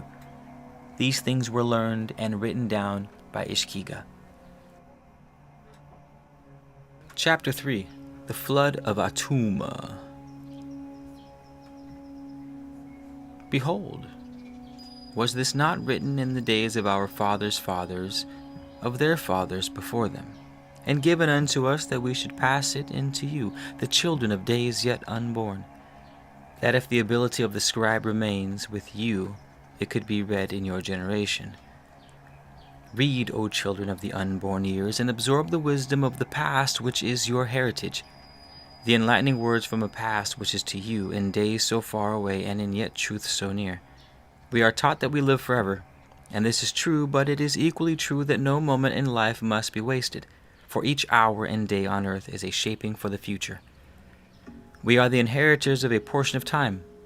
We can dissipate it on futile things or utilize it to our everlasting benefit. In the days of our fathers, before barren teachings clogged the thoughts of men and vain formal ritual built a wall which obscured understanding, men walked in the light of truth. But because they allowed their higher abilities to fall to disuse, they saw less clearly. Because he appeared in different aspects, they thought he was many. Now in our days, God has many varied forms in the eyes of men, and each declares he alone knows the true name and likeness of God. Here all men fall into error. Though all have spoken truly according to their understanding, but truth can never bow to the limited understanding of man. The comprehension of man must expand to grasp it. In the olden times there were spawned great monsters and beasts in fearful form, with frightful gnashing teeth and long ripping claws. An elephant was but a cat in comparison with them. Then, because of heavenly rebellion and turmoil, and the terror overwhelming the hearts of men, the Great One hardened the face of the land, which had become unstable, and the beasts were changed to stone. This was before times when the destroyer still slumbered in the upper vaults of heaven. Thus it is written in the record of Belteshazzar. In those days the people were wicked, and though the wise men among them gave many warnings of the wrath to come, they would not listen. Such is the way of the wicked. So it came about that the chastening spirit became stirred up against them because of the odor of wickedness arising from the earth, for her nostrils abhor the smell of it. This is a smell no man can know, for as hounds know the smell of fear, which no man can detect, so can other beings know the smell of wickedness. The floodgates which are above earth were all opened. Thus the floodwaters rose up to cover the land, and great rainstorms lashed down. The winds could no longer discover their destinations. The people left the plain of Shinar and fled up into a great mountain rising above the flatlands below, and here, near the summit, they camped. Feeling themselves secure, the wicked mocked, saying, "No water can ever reach up here, for there is not enough of it in heaven or earth." Still the waters rose ever higher, and the mouths of the wicked were silenced. The priests of the people danced and chanted in vain, and many rituals were performed to appease the wrath above. There came a period of quietness. Then the people built a gateway to heaven wherein the chief of interpreters might commune with the other realm. He entered into the silence and cast his spirit, and when he had done so, it contacted the chastening spirit, which men call by other names. Her voice was heard within his heart, and it said, "I am that which has been called forth by the odor of wickedness arising from the bodies of men, which no incense can disguise. For as the smell of putrefaction assails the nostrils of men, so does wickedness give forth something which assails us in this realm. Wickedness is therefore an offense against us. If a man threw filth over the wall into your courtyard, would you not consider this an act of hostility? Could any among you live in harmony with those who were insensitive to your own sensitivity? Thus I am awakened to happenings in the world of men, and am now clothed in a performing substance." The spirit being said, "I have no desire to unduly punish men. Go out to the people and tell them that if they will but mend their ways and walk no more in the path of wickedness, I shall depart." But when the chief of interpreters returned to the people, he found them fearful and distraught, clay in the hands of false prophets, devotees of the baleful gods. The false priests were crying out for a sacrifice to their gods, and had seized Anis, a young man more handsome than any other, a messenger and runner between cities. Then, though they whispered fearfully among themselves concerning the deed, the people had seized Nanua, handmaiden of Eloma, the enlightened one, whose life was dedicated to Ilana, for she had cried out curses upon their heads when the young man was taken. Nanua and Anis were held by the false priests, and about them surged the great mass of people. And though the chief of interpreters raised his voice, it went unheeded. Then the mass of people moved down to the water's edge, and there they stopped while the priests shouted prayers to the gods raging above. All the heavens were darkened with great rolling clouds, and there were high winds and lightning about the mountaintop. The people rent their garments, the women wailed, and men struck their forearms. Anis was beaten with a club and delivered to the waters. Then, as he who wielded the club turned towards Nanua, she said to those about her, "Let be. I will deliver myself to the waters. For if I must be sacrificed, I would be a better sacrifice so given."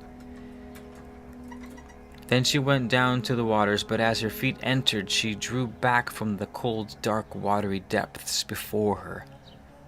But as the one who wielded the club moved forward, a young man, Sheluat the scribe, a man of quiet ways, neither handsome nor strong in body, pushed forward and, taking her by the hand, went down into the waters with her. The waters had risen high, and men shared the place where they stood, with wild beasts and with sheep and cattle. But now the tumult quietened, and the waters drew back.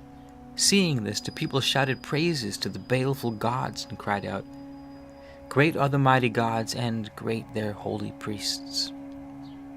The chief of interpreters went sorrowfully apart, hiding himself, for he now was fearful for his life. When the waters had subsided, he cast his spirit and entered into communion with the chastening spirit. And he said, "Shall I also enter the falling waters as a sacrifice? For life is now futile, as I am without God or honor." And the Great One answered, "Men see in events the things they wish to see. They can interpret only according to their understanding. The waters rose to their limitations and did not fall because of the needless sacrifices. The powers above may ordain events to chasten men, but more often such events are challenges and tests. However, divine intervention is rare indeed. These priests follow another, a longer path, but they too condemn wickedness, and they too point the way to truth. Though that way may be indirect and beset with hazards, so whether they or you reached the ears of the people, the odor of wickedness will be diminished. Divine ends are achieved by diverse means, and the eyes of few men are open to see either the means or the end. Life is never futile, but your sacrifice would be. No man can lose his God, for he is always there. But the prestige of a man because of that God, such prestige is a worldly thing of little real value. How do you know whether you have lost or gained? Events of the moment cannot be weighed in the moment, but can be assessed only by the judgment of the years. Only eternity knows whether this or that was good or bad, a gain or a loss. Then the Great One opened the eyes of the chief of interpreters. So he saw beyond the earthly border into the realm beyond. Behold, he saw Anis, who had been strong and handsome on earth, and now he was something not pleasant to gaze upon. He saw also the true beauty of Nanua, who was now a being of dazzling loveliness, and beside her was Sheluat, who had always loved her secretly, and he was now glowing with youth and handsome as Helith. The chief of the interpreters then understood that evil could be transmuted into good, and that men had little knowledge of the true nature of things. Upon the mountain there is now a grove of trees, and a temple built in the form of a circle of white stones, where the people remember the day of their deliverance. But what they recall and what happened are not the same, nor is the cause in their minds the true cause. They say, "We are the children of Atuma who saved us." Many who have gone often to the temple of deliverance say they have seen two shades, one radiantly beautiful and one gloriously handsome, wandering hand in hand through the trees or sitting in the sunlit glades. All about is now a place of peace. Men walk under the shadow of dread, and fear of unknown powers fills their hearts. They have fashioned images in the likeness of the things which frighten them in the gloom of their ignorance, and they spurn the real for the unreal. Did they see more clearly, they would know that the things they fear are but gentle and sturdy hands which can lead them to the fields of contentment.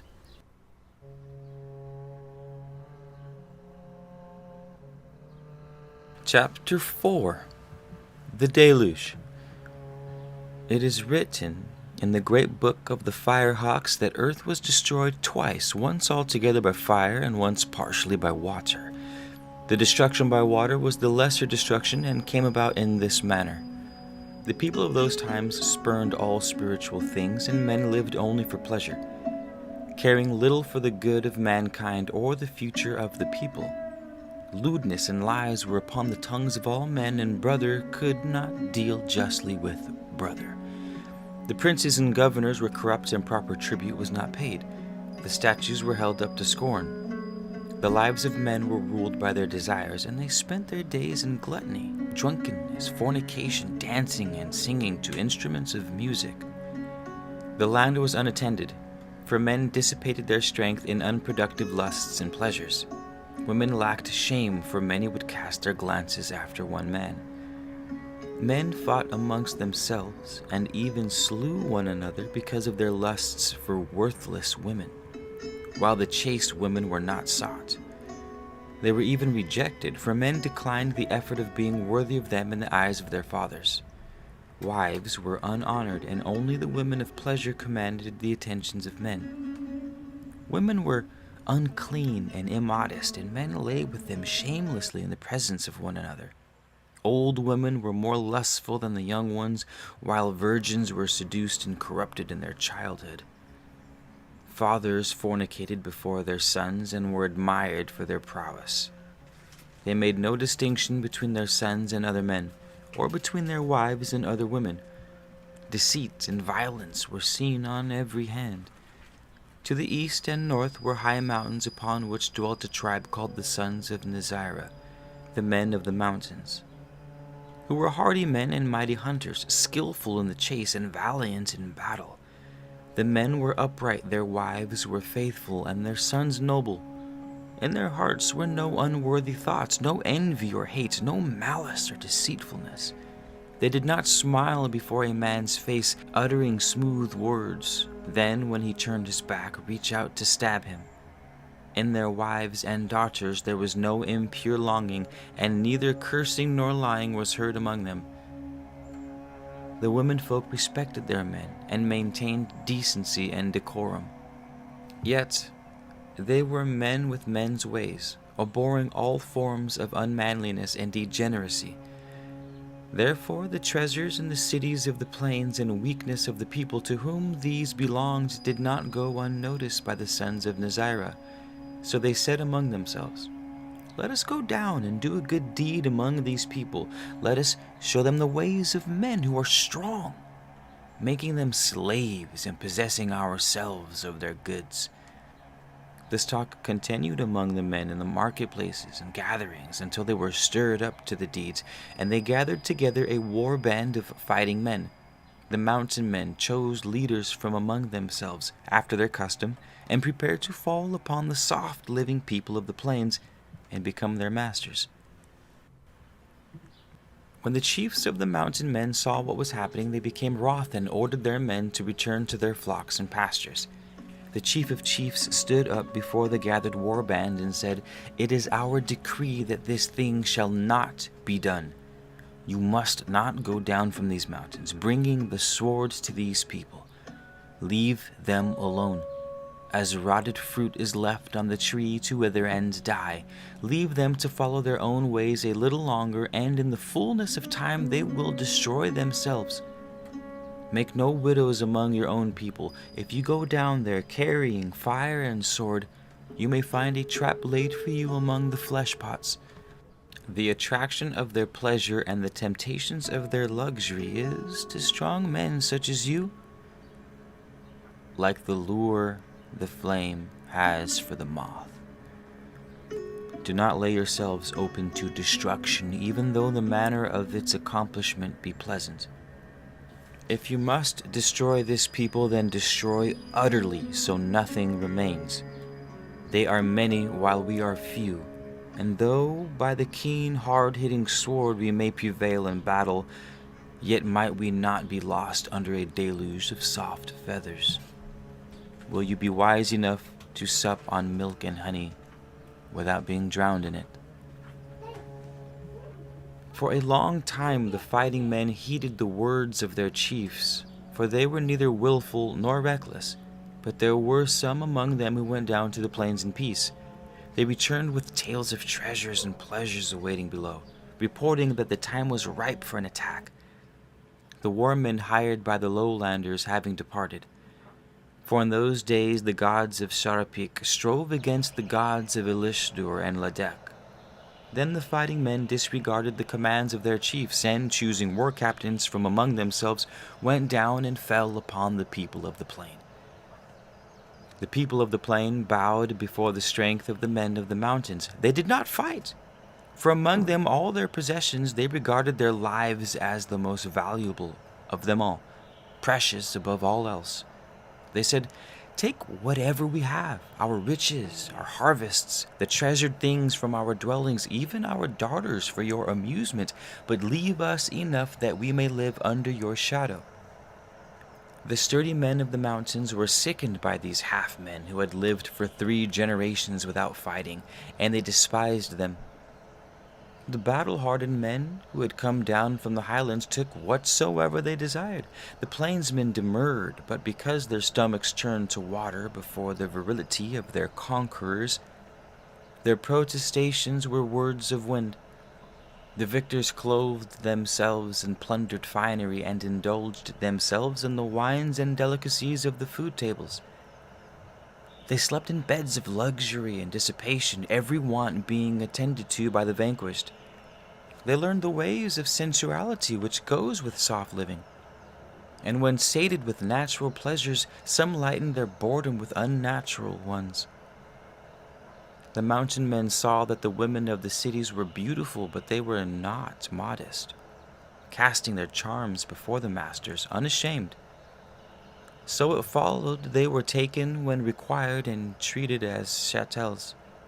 The women did not complain. Though hitherto they had stood equal with their menfolk, but women's equality with half-men is not something of value. With women like this, the men placed no restraint on their lust and went from excess to excess. The women, rejoicing in the strength and vigor of the men, said amongst themselves, "Here are men indeed, such as we have not known before." Then, in the manner of women, they turned away from their own men and from the households of their husbands and fathers, for they now despised them. They threw off all womanly restraint and grappled with the victors like ravening beasts, and the strong were vanquished by weakness. Always do women behave thus when their menfolk are defeated in battle. It is for this men fight. None came to do battle with the victors, for they who fought for the gods had destroyed themselves, and in the fullness of time the victors too were destroyed by the fleshpots, by fornication, by drunkenness, by ease and luxury. Their fighting strength and valor departed with the passing years. They grew fat, slothful. They who had come down in manly array to fight and win, who could not be challenged in battle by the lesser men of the plains, were eaten up in the mansions of pleasure, in the drinking booths with music, wine, fine linen. Upon the mountain and in the mountain homes there was weeping and sadness among the women. Fields were untilled, cattle strayed away, sheep went unplucked. The best craftsmen were gone, and few remained willing to learn their skill. The teachers of learning taught no more. The gnarled hand that had wielded the sword and terrorized the foe now plucked the strings of psaltery and lyre. The rough jerkins and corselets were cast off, and now garments were of fine linen dyed purple, crimson. Men arrayed their softening bodies in gaudy attire and bathed in scented waters. They rejected their own women for those of the cities whose hands and feet were stained with bright colors and whose faces were marked with blue. One day, from afar off came 3 men of Ardis, their country having been stricken by a mountain burst. They were worshippers of the one God whose light shines within men. And when they had lived in the cities for a number of days, they were stirred up in their hearts because of the things they saw. So they called upon their God to see these evil things. Their God sent down a curse upon the men of the cities, and there came a strange light and a smoky mist which caught at the throats of men. All things became still and apprehensive. There were strange clouds in the sky. Nights were hung with heaviness. Many days passed before a north wind came and the skies cleared. But then, when women conceived, they bore devils. Monstrosities came forth from their wombs, whose faces were terrible and whose limbs were unproportioned. In those days men knew the art of working clay and making linen in bright colors, and also the use of eye paint. They had knowledge of herbs and magic, of enchantment, and the wisdom of the book of heaven, the knowledge of signs and omens, the secrets of the seasons, of the moon and the coming of waters. The remnants of the sons of Nazirah remained upon the mountains which are against Ardis, by the land about the encampment of Lamach.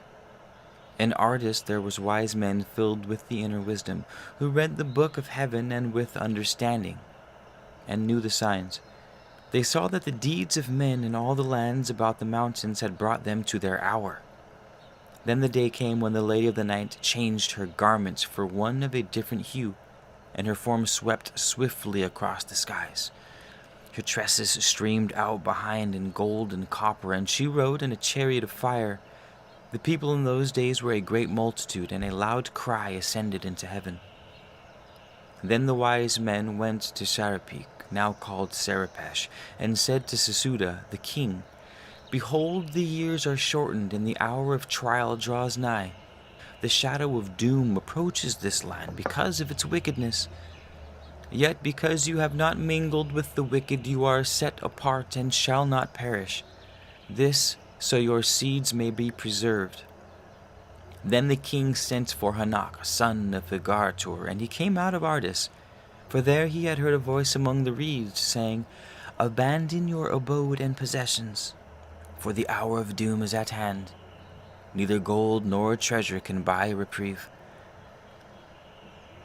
Then Hanok came into the cities and said to the governors, "Behold, I would go down to the sea, and would therefore build a great ship, that I may take people upon it. With me go those who trouble you, and they will take the things which cause you concern. Therefore you will be left in peace to your own enjoyment." The governor said, "Go down to the sea and build your ship there, and it will be well, for you go with our blessing." But Hanok answered, "It has been told to me in a dream that the ship should be built against the mountains, and the sea will come up to me." When he had gone away, they declared him mad. The people mocked him, calling him commander of the sea, but they did not hinder him, seeing again in his undertaking. Therefore a great ship was laid down under the leadership of Hanok, son of Hogarator, for Sesuda, king of Sarapesh, from whose treasury came payment for the building of the vessel.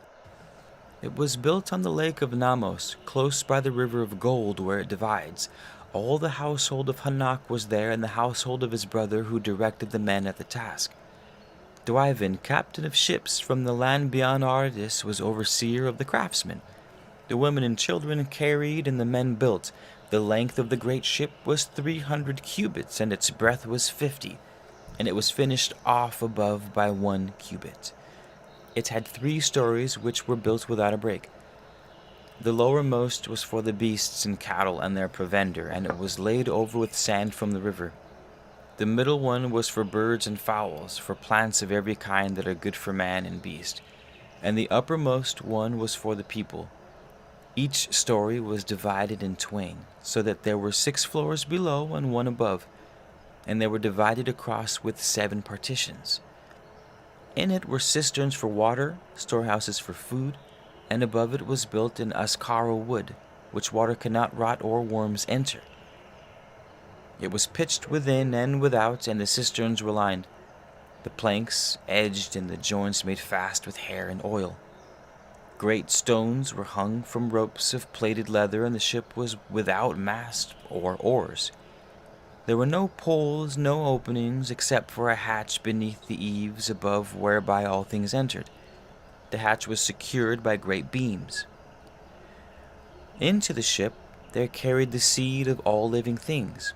Grain was laid up in baskets, and many cattle and sheep were slain for meat which was smoked by fire. They also took all kinds of beasts of the field, and wild beasts, birds, fowls, all things that crawl, also gold and silver, metals and stones.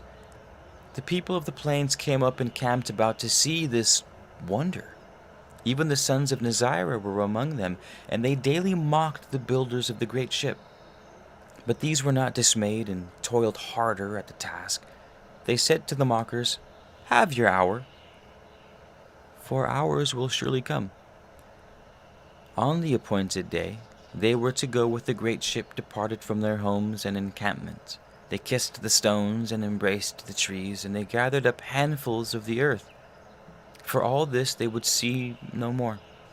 They loaded the great ship with their possessions, and all their provender went with them. They set a ram's head over the hatch, poured out blood, milk, honey, beer, beating upon their breasts, weeping and lamenting. The people entered the great shop and closed the hatch, making it secure within. The king had entered, and with him those of his blood, in all 14, for it was forbidden that this household go into the ship. Of all the people who entered with him, 2 understood the ways of the sun and the moon, and the ways of the year and the seasons. 1 of quarrying stones, 1 the making of bricks, and 1 the making of axes and weapons. 1 the playing of musical instruments, 1 bread, 1 the making of pottery, 1 the care of gardens, and 1 the carving of wood and stone. 1 the making of roofs, 1 the working of timbers, 1 of making cheese and butter, 1 of growing trees and plants, 1 of making of plows, 1 weaving of cloth and making dyes, 1 of course brewing beer. 1 the felling and cutting of trees, 1 of the making of chariots, 1 dancing, 1 of the mysteries of the scribe, 1 of the building of the houses and working of leather. There was 1 skilled in the working of cedar and willow wood, and he was a hunter. 1 who knew the cunning of games and circus, and he was a watchman. There was an inspector of water and walls, a magistrate and a captain of men. There were 3 servants of God.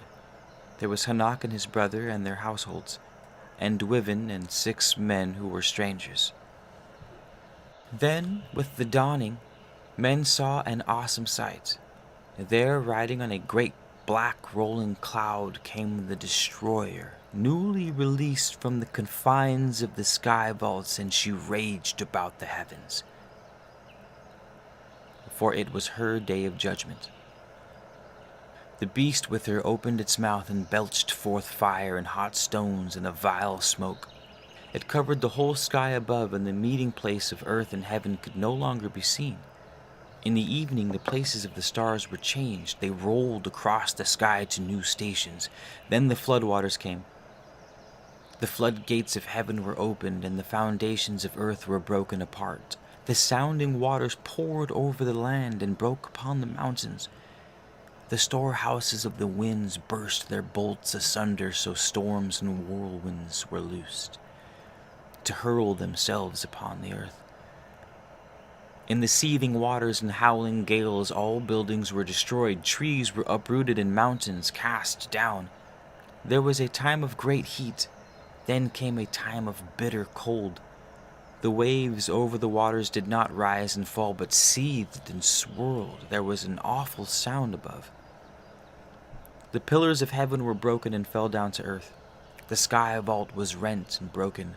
The whole of creation was in chaos. The stars in heavens were loosened from their places, so they dashed about in confusion. There was a revolt on high. A new ruler appeared there and swept across the sky in majesty. Those who had not labored at the building of the great ship and those who had mocked the builders came quickly to the place where it was lying. They climbed upon the ship and beat upon it with their hands. They raged and pleaded, but could not enter inside, nor could they break the wood. As the ship was borne up by the waters, it rolled, and they were swept off, for there was no foothold for them. The ship was lifted by the mighty surge of waters and hurled among the debris, but it was not dashed upon the mountainside because of the place where it was built. All the people not saved within the ship were swallowed up in the midst of raging confusion, and their wickedness and corruption was purged away from the face of the earth. The swelling waters swept up the mountaintop and filled the valleys. They did not rise like water poured into a bowl, but came in great surging torrents. But when the tumult quieted and the waters became still, they stood no more than 3 cubits above the earth. The destroyer passed away into the fastness of heaven, and the great flood remained 7 days, diminishing day by day as the waters drained away to their places. Then the waters spread out calmly, and the great ship drifted amid a brown scum of debris of all kinds. After many days, the great ship came to rest upon Cardo and the mountains of Istar, against Nashim in the land of God.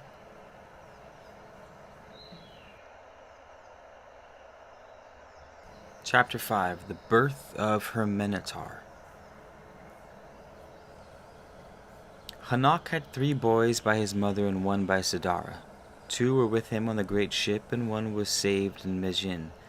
Hanok ruled all the land of Boka, and his sons, Lebeth and Hatana, were born in Nasira, after the great ship became fast. His brothers divided the water-washed land between them.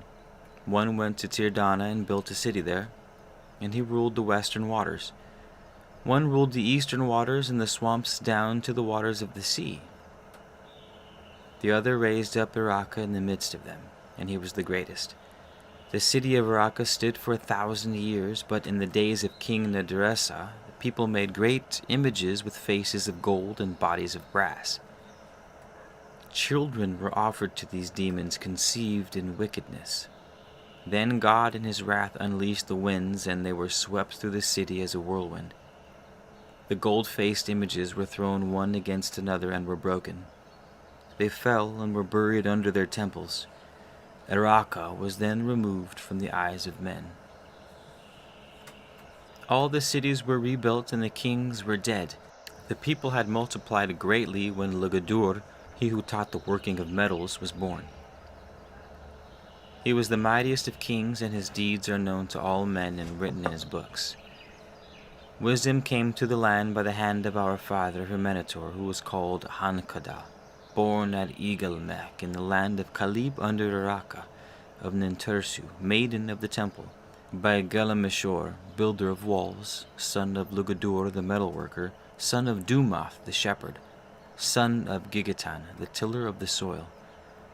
In the days when the mother of Hermenetor carried him under her heart with pain, the king, his father, had a dream. He saw a woman and knew he had just lain with her, but could not see her face clearly. For whenever he almost recognized it, the likeness changed to that of another.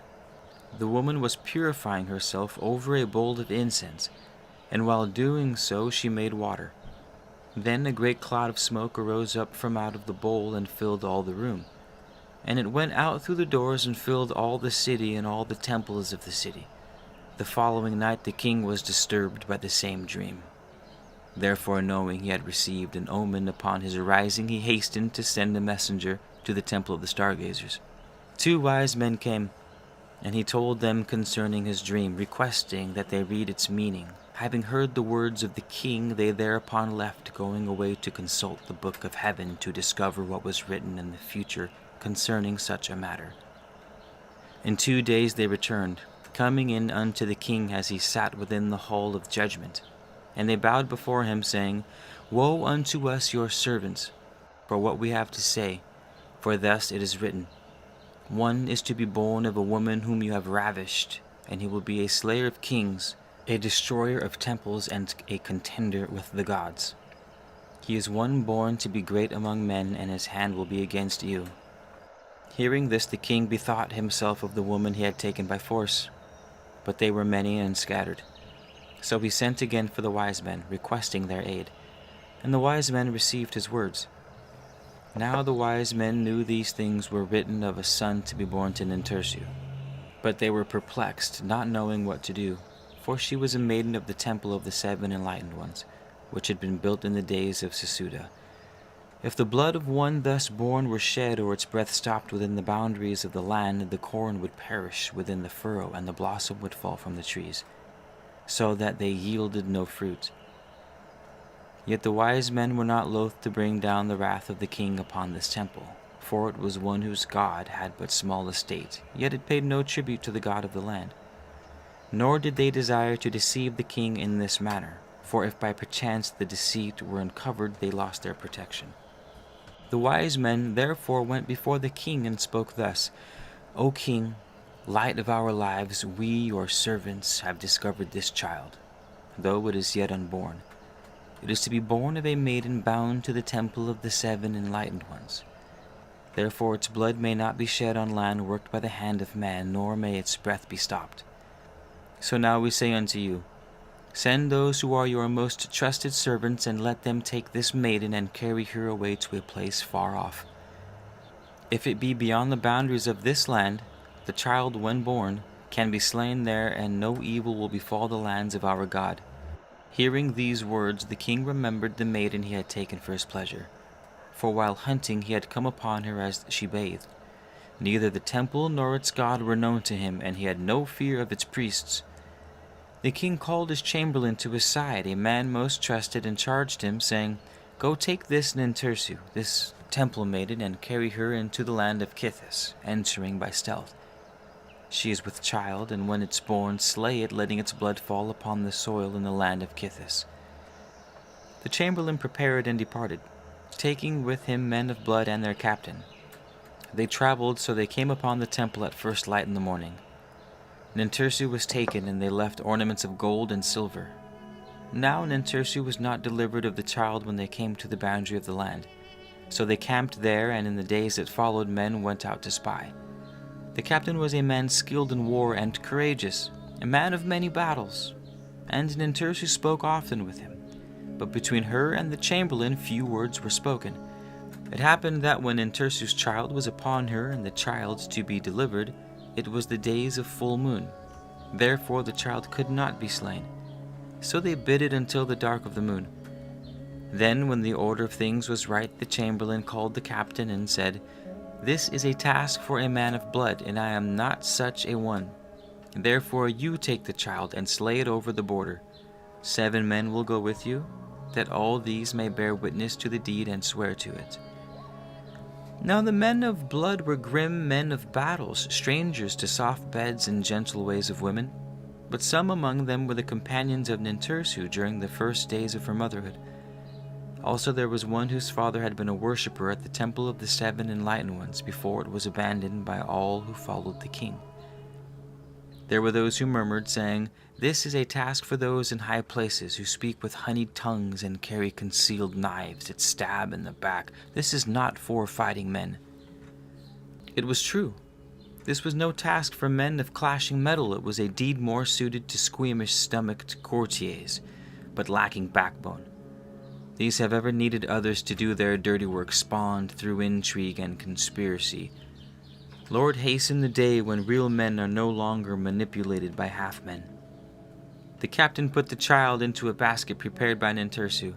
It was placed upon an ass. Then he and his men went over the boundary to a place where neither tree nor grass grew. But about 10 bow shots distant, a stream ran through it to water fields and pastures in the valley below. When they stopped, the captain took down the basket and opened it. But when he gazed upon the face of the child, his heart held in his hand. He was a man of battles who slew in war, a slayer of men in combat, not a weak-kneed man of intrigue and slayer of children. He closed the basket and said to those who had come with him, "We will bide our time here until nightfall. If we loose the blood of the child here, it will be absorbed into dead soil and do no harm.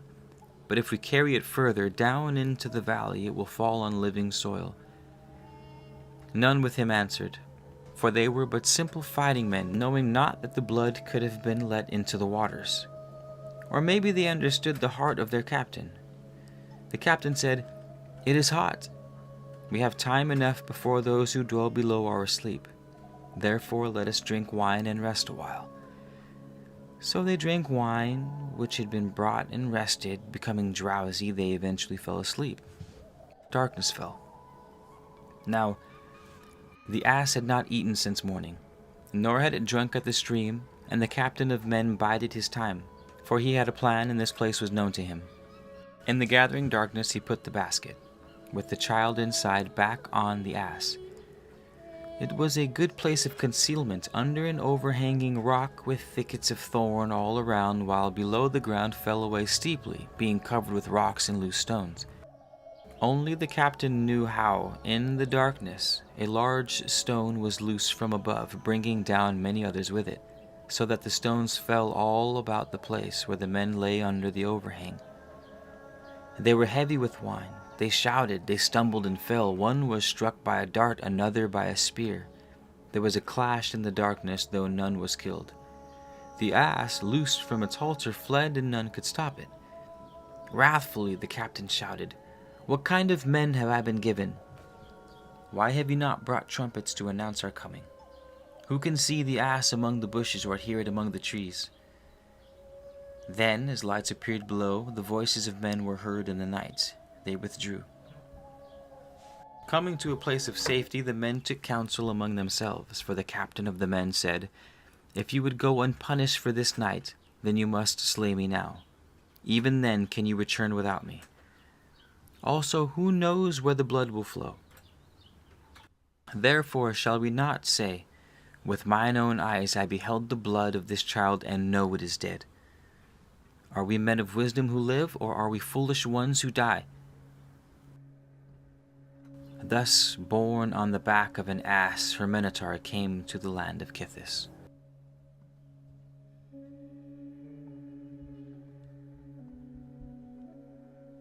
Chapter 6. The Companionship of Yadal. Concerning our father, her Minotaur, these things were written in the scroll of Pakamin, scribe of the Firehawks. Generation had grown out of generation, and the Lord of Light and Life had hidden himself, for he knew the nature of man, and none could find him. Time passed, and they sought him no more. Then, high-riding, ass-born, came one who was to reveal the light to men. Praises to the Lord of Light and Life for her Minotaur, the Light-bringer. He wandered the hillsides among shepherds who tended their flocks with care, and he learned their ways. This was the wisest of men, and his body was filled to overflowing with manly powers. Wide-striding, he measured the mountains' broad pastures. In anger his face burned like the sun at noontide, while in benevolence it shed the calm glow of the moon in the night quietness. In courage and skill none could match him. He was a child like no other. Before others crawled, he stood upright. He learned his letters at 3 years. He could read and write at 5. He taught those who attended the temple with him when he was 7. He was 10 when his foster father joined his father's, and the estate was divided through the women. At 12 he changed the course of the river, falling down from the mountains to lead it through new pastures. And thus his mother became rich. At 13 he was sent to the shepherd of the city and trained with spear and shield.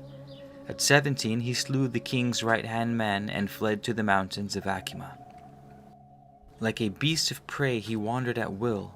He was the mountain dweller, firm of limb and swift-footed, taking according to his whim from those who passed his way. Mighty was his bow of Anshan wood. Sinew strung it sped swiftly his straight-shot arrows. High on the mountains wandered another, Yadal his name, one who lived on herbs and wild honey, tall and long-haired, for no knife had ever touched it. His hand tamed a wild wolf cub, and it was his companion. Wherever he went, it followed. The wild beasts did not molest him, and he walked freely among them. Her Minotaur was a trapper of wild beasts, and he dug a pit at the place where they came down to the water, and other traps were set. Yadal passed that way, and the pit was filled in and the traps broken. The ensnared deer was set free. When her Minotaur returned and found the pit filled in and the traps broken, his heart was seized by a whirlwind. He raged against the skies. He swore against the trees. He sought For days he sought but could not come upon Yadal the evasive one, the cunning one. His traps were useless, his pits a vain labor. He hungered, and because he hungered became less cautious. When he lay in wait among the bushes to waylay men who passed, he was not held back by the thought of their number, but loosed his arrows and leapt among them. Hermenetar attacked, stormy-hearted, like a whirlwind he attacked. But when they saw he was one alone, they stood fast. Hermenetar churned back into the bushes, but arrows sent after him found their mark. For 3 days he lay in his place upon the mountain, and his legs swelled up, and he thirsted, for he could not get water. He lay in a body of pain, and his spirit prepared to depart from him. A wolf came, and his hand sought a stone, but weakness held his arm, so it could not be cast. Then lo, the wolf licked his hand and departed. Then Yadal came. In his hand was a skin filled with fresh water, and he knelt beside Hermenetar and gave him a drink. Yadal dressed the wounds and brought herbs to eat, and so it came to pass that Hermenetar grew strong again. Thereafter Hermenetar and Yadal dwelt together within a cave among the mountains, but Yadal would neither slay for meat nor eat of it. Yet they roamed the wide mountains together in joyous companionship, and their days sped swiftly by. But Hermenetar longed for other things, and therefore was tempted to attack men who passed, for he desired fine means and garments and ornaments for his body. These things were brought to the ears of the king, and those about the king said, "Let us take men and go up into the mountain and slay this wild hill wanderer, this manslayer and robber." But the king bade them hold their hands, for he desired to see the man for himself. He wanted to take him alive, and he said, Should any man slay him, that man is mine." The king therefore took counsel of the wise men, saying, "How shall we take this man? If man he be, and not a spirit of the mountains, I would look upon him with my own eyes, for I know of none such as he. One such there once was, but he is no more." Then one among the wise men said, "This man of the mountains, if man he be, will follow the ways of men. Therefore let us procure a harlot from the temple, a woman of pleasure, and let her go and take him, ensnare the hunter in the well-baited trap." The king said, "This is no new thing, and perchance it can bring the wild man of the mountains down to me in chains of silk, even into the city. Therefore go and put your words into deeds." Then a man was sent to the temple, and he brought back Acerta, a woman of pleasure, in exchange for gold, and she was taken to the hunters who knew the ways of the mountains. They set off, journeying for some days, the hunters and the harlot and those with her, until they came to a place where there was a water hole close by the way of Elamki. They passed beyond the water hole to the spring above, sending men into the surrounding forest. The day came when one returned, saying, "The wild man comes." Then the chief of the hunters said to the woman, "O woman, bare your breasts and sit beside the waters. Use the wiles of your calling. Have no shame, but welcome him boldly. When he comes up close, reveal your secrets, drawing him to you. Teach him the arts of the harlot that ensnares men." The woman was not loath to take him, responding well to the task, sitting by the waters singing. However, Hermenetar encircled warily about the place, but discovered nothing, and no harm came to him. He drew closer, and when he did, the harlot revealed her secret charms, and was well pleased by the eagerness he displayed. She instructed him in the harlot's art, and they dallied there for several days. But the hunters did not come to take him, for they found no way to come upon him furtively. Then, after 7 days, Hermenetar departed, passing up the incline of the mountainside without looking back. The harlot was afraid because the hunters murmured against her. But it was not her fault, and the chief of hunters said, "Wait and see, let us bide for a while yet." Hermenetar returned to the place where the wild deer grazed, but Yadal was not there, and when he crossed the wind of the deer, they fled away. He went to the cave where they shared their rest, but Yadal was not there. The wolf alone lay close by, and Hermenetar called out to it. The wolf stayed afar off. It would not come near because Hermenetar was not purified from contact with the harlot. For a day and a night Sir Minotaur stalked the mountainside, wide-striding along its paths. But he did not find Yadal. Therefore he returned to the place where he'd left the woman. She greeted him warmly, making him welcome with cooked meats, rejoicing in her heart. They remained there for 3 days, and she tamed him to the need for a woman. Then the day came when she said, "You are wise. You are strong even as a bull. Why run wild upon the mountainsides with one who deserts you at will? Come with me unto the king, for he has heard tales of your might and would close his eyes to your deeds. He will give you a house and gold, and I, Acerta, will become your servant. The temple of love will be opened for you, and I will show you the delights within. Come and dwell under the shadow of the king, for he is mighty. He is the wild bull which roars over men." Her Minotaur thought and said, "No, I will not go before the king, for he does no good in my sight.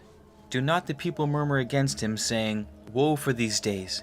The hand of the king rests heavily upon us. His pride knows no bounds, and no maiden is left virgin for her husband.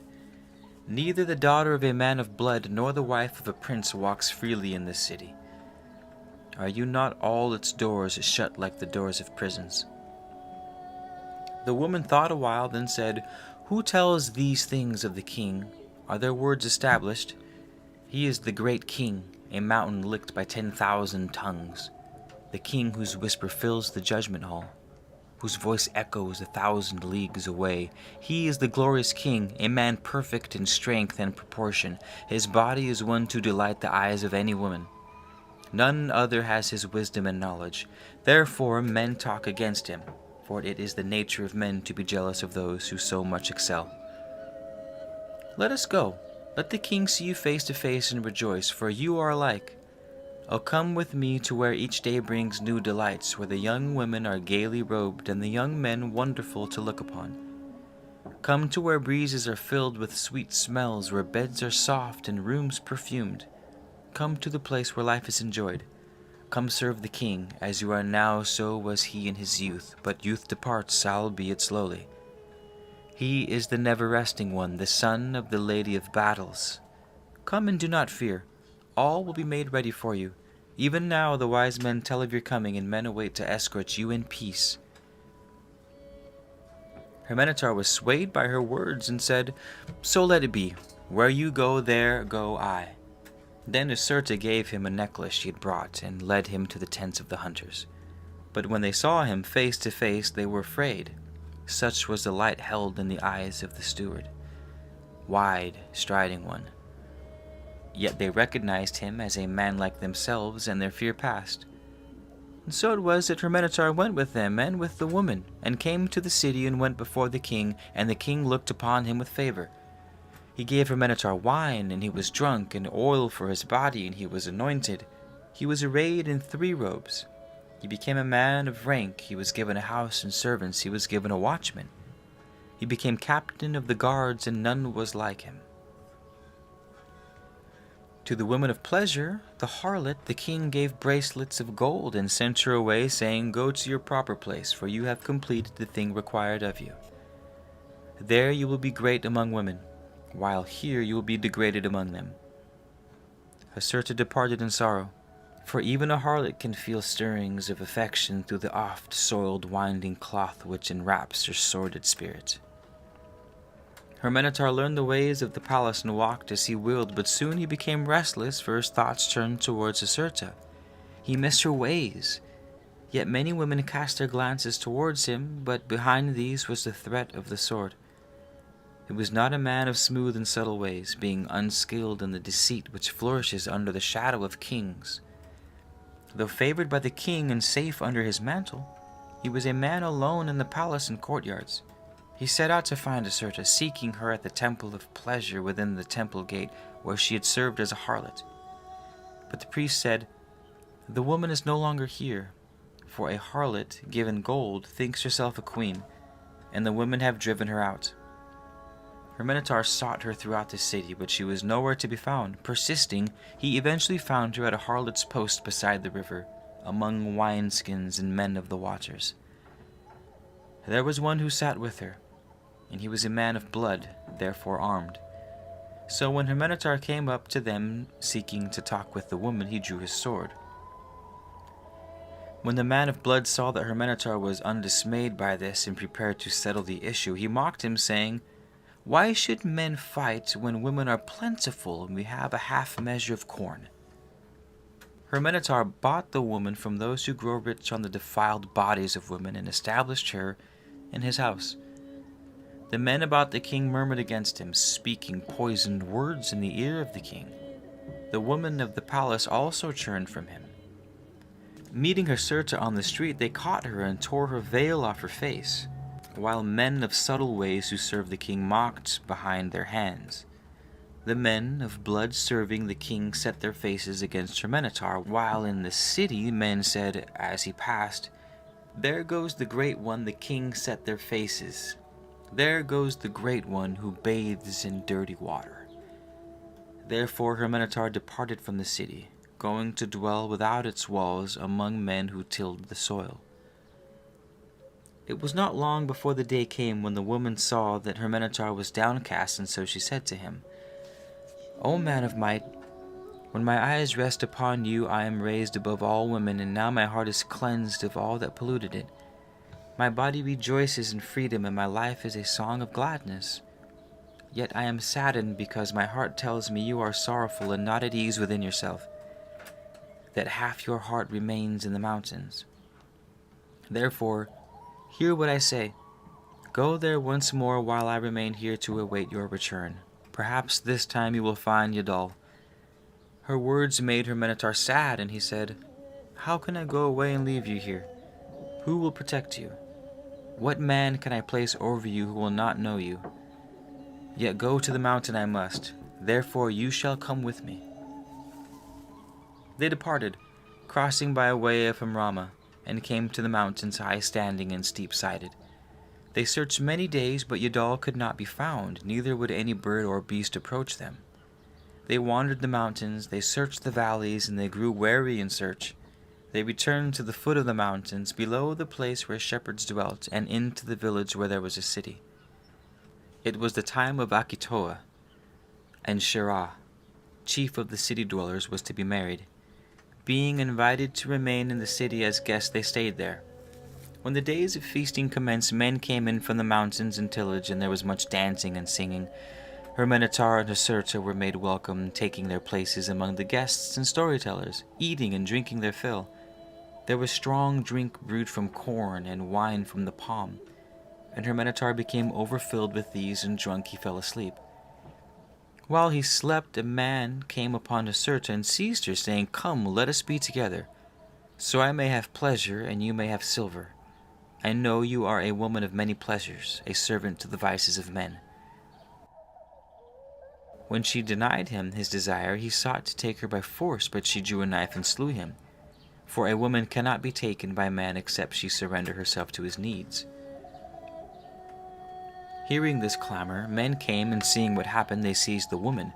Others took Hermenetar, and both were brought before the headman, who delivered them to a place of confinement.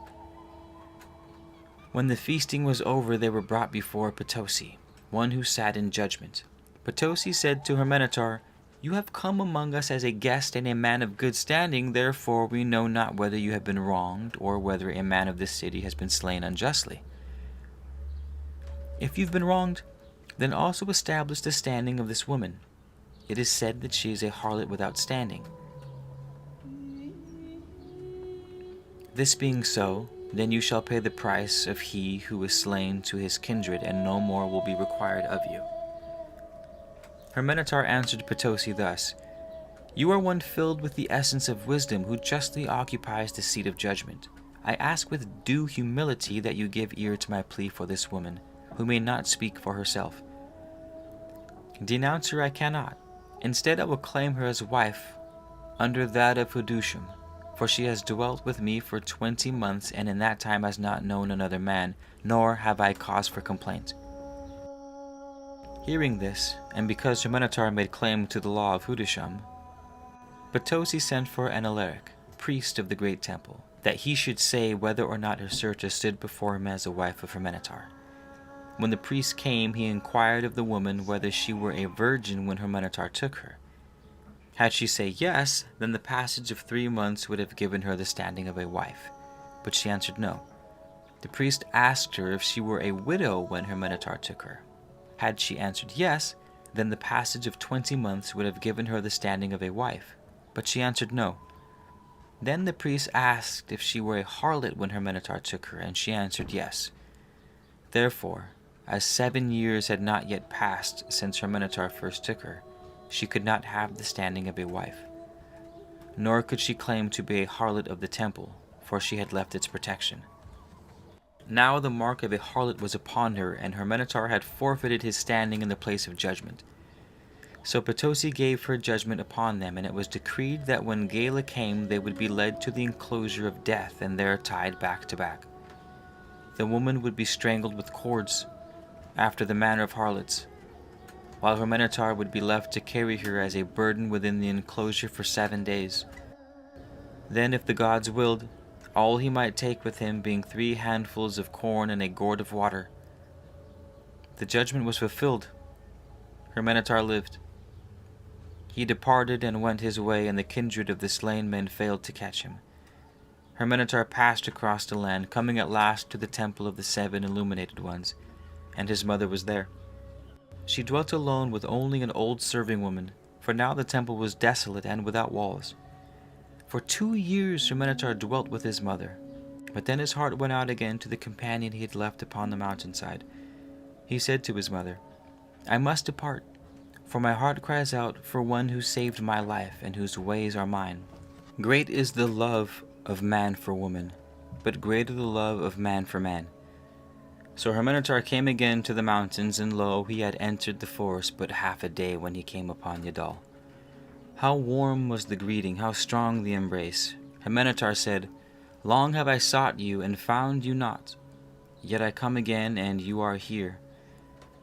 Yadal answered, "It was because of the harlot. I was here, but you saw me not, nor could I make myself known to you." Her minotaur returned with Yadal to the place where his mother dwelt, and they remained there, none knowing what they were, for they were garbed as priests. They tilled the ground about the place, enjoying its fruitfulness, and were both nourished by the wisdom of her minotaur's mother. Nintursu was the last of the 9 of Sesuda. 10,000 generations had passed since the beginning, and thousands generations since the recreation. The children of God and the children of men had passed into dust, and only men remained.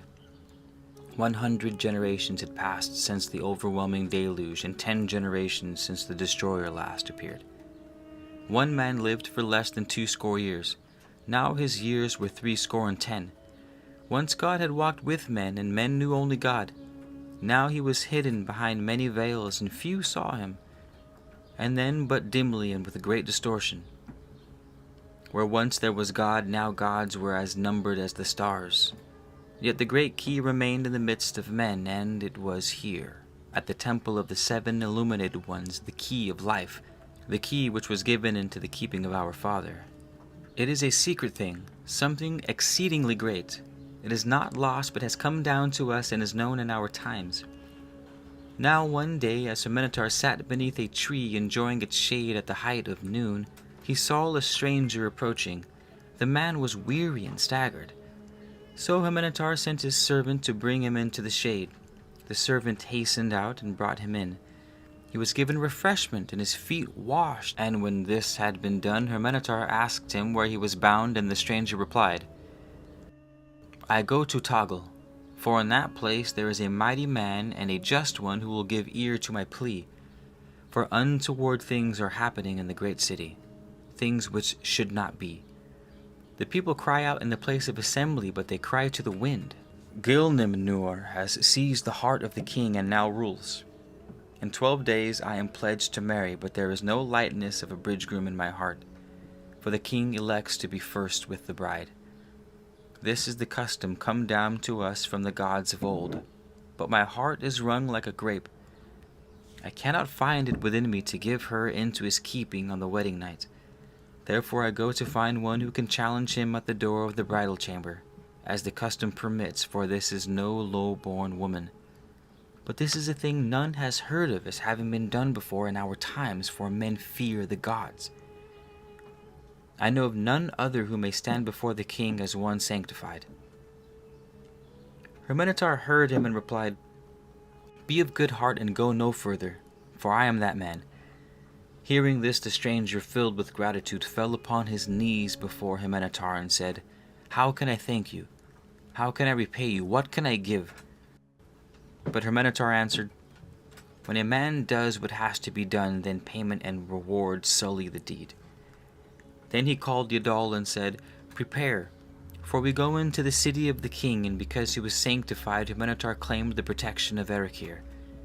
Then they offered prayers in the antechamber between heaven and earth. They dwelt with the brother of the bridegroom until the day of the wedding feast came, for the bridegroom was not of this city. When the feast was over, and before the guests departed, the bridal chamber was made ready with the bride within, and the young messenger of the temple went about making his call. Then the king came to the antechamber, passing by the husband who was to wait without. But there, standing before the door, was Hermenetar, his right hand on the pillar, for none might otherwise challenge the king, and in his left hand were the reeds. Those who were gathered there, the men and the women, drew back, and men of the king's guard came forward, each claiming the right to enter combat on behalf of the king. For one man could precede the king, but no more. Such was the custom. The choice of whom to fight from among those who came forward lay with Hermenetar, and because he chose the captain of the guard, a man skilled in war, the people were amazed. But Hermenetar knew the man's weakness. No more than 5 blows were struck when Hermenetar, leaping to the left-hand side of the captain of the guard, drove up under his armpit so that he fell to the ground and died. Then Hermenetar and the king girded themselves and fought in the high courtyard, and it was a fight such as men had not seen before. The young and the old, agility against experience, stamina against cunning. They were both equal in the fight. They slashed at each other until their weapons broke and their shields split. They grappled, they stamped, they rolled in the dust, they lashed out at each other, and the combat went on until the water ran out, and they still both stood still. Then they could not fight with weapons but stood disarmed, and this time neither might cause the death of the other. They circled each other warily, keeping away from the balustrade. Then Hermenetar jumped aside and with a swift movement caught the king to him, twisting him so they both fell down into the courtyard below the ground. And the king fell over his shoulder, so that his breastbone broke and he remained on the ground. Then the king's guard gathered about him, and a man skilled with medicines came forward. Though grievously hurt, the king would not die. Hermenetar gave his seal and right to the husband, and with Yadal parted the men who stood about in silence, for they could not harm them. So Hermenetar and Yadal departed from the land, for it became close to them, and mounted on mountain asses they set out on the way of Anhu. Hermenetar crossed the wide plains with Yadal until they came safely to the stream of bitter waters, brought there by Mamanatum. And so they came up to Mature, close by the forest of cedars, and dwelt there. This is the place where there was a temple to whom Banwara, the guardian.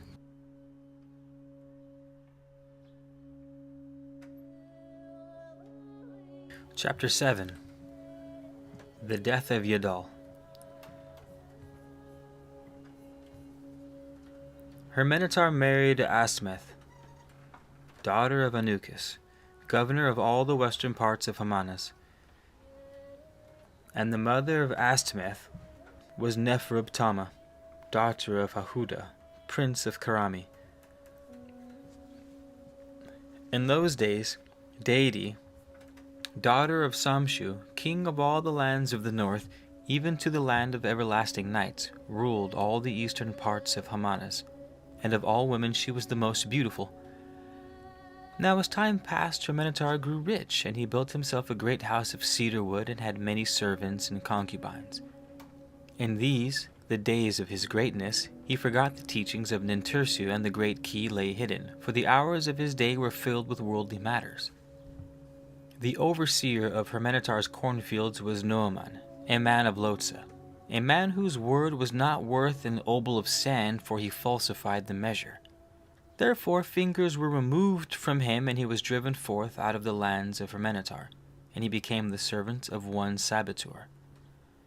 This saboteur dwelt on the road to Milikum, outside the city of Kithim, where Deity ruled, and Deity was a great queen. In the days when men came to Kithim and Loder to buy and sell, before the feast when new-milled corn was offered to the bull of Johanna, her Minotaur went up into the city of Kithim to pay his tribute. Now, Gilgameshor, the king, had died because of the thing hidden in an earthenware box, and the new king, wishing to know where he stood with the gods, sent for wise men who threw bundles of cedar wood before him. They saw he was destined to reign in greatness and prosperity, providing that he never quarreled with a queen or killed a child. Therefore, the king deemed it wise to strengthen his peace with Deity and sent his son to her with many gifts. The prince journeyed some days, then stopped at an inn a day's journey from Kithim, and supped there. And while he ate, word was brought to him that someone wished to speak with him. It was Noaman, and he spoke poisoned words regarding her Minotaur. So these should be brought to the ear of the queen. Thus, when her Minotaur entered the city of Kithim, he was seized and brought before the queen. But when she saw him and spoke with him, Deity found no fault with him and looked upon him with favor. Therefore, though the prince departed, her Minotaur dallied at the court of Queen Deity. Time passed, and her Minotaur came frequently to the court, and he was well favored. But it came about that strife arose in the lands about, for the mother of the gods strove with the father of the gods. It was a time of turmoil, when the hand of brother was against brother, and all the while her Minotaur rose in the esteem of the queen. So it came about that a son was born to her Minotaur and Deity. While the lands about had been ravaged by war, there was peace in Kithim. But when the son of her Minotaur and Deity was scarce 1 year old, men came bearing tidings of war. The hosts of the king had gathered, and voices were crying in the marketplace, "Prepare to die, for those who are mightier than the Humbala are upon us. None shall be spared from the fire of the pit, neither old men nor woman and child. For those who came over were the children of Githesad, the serpent, the cunning one, whose mother was one of those who brought defilement into the race of men. These people knew neither justice nor mercy. The priests and the people went up into the mountain to gather before the cave of Johanna. They cried out to be delivered. They were overpowered with weakness, and their teeth shook, their knees became weak. But Deity remained in the city, and she appointed her Minotaur captain of her war hosts, and he gave the orders. The arms makers bent to the task, making spears of willow wood and casting axes. Her Minotaur freed Turton, who, because he had renounced his father, had become a slave, and gave him command of the bowmen. For Turton was a man of might, and a bowman of renown. In the days when men feared because of the bull of heaven, the war hosts of the children of Githesad gathered on the plain, and their fires of their encampment were, at night, numbered like the stars. The men of her Minotaur encamped against them, and when he led the war hosts of Queen Deity out into the morning light, the men of blood faced one another. Turton, the bowman, had been made a war captain, and he went out before the host of Deity to see how those who stood against them were arrayed. When he returned, he spoke thus to her Minotaur: "Behold, my lord, great is the host of the children of Githesad, and well set in their order of battle. Behold the long-limbed spearman, Cami the mighty, far famed among men. He leads them. See the powerful bowmen whose wide-ranging arrows speed from behind tall shields which stand before them. What has Holmes failed to teach these people? Behold the hosts of the Husigan who are with them, led by Achnam of the firm standard. See to their left the spearmen of ever-mighty Marduka. They stand firm in line. They are like the points of a nail, ready to thrust inward. See already the horns of the bull spread out for the encircling clash. Slingers already harass our foreguard, while bowmen sting us on either side. Still let us take heart. Have we not ourselves many mighty men ready to give their life's blood for you? Are they not all armed with every kind of weapon and masters of war? There are far-throwing slingers and keen-eyed bowmen. There is tall Lugal with the flashing weapons of fire. Yet we can number our host, while the number of those who stand against us seem countless as the sands."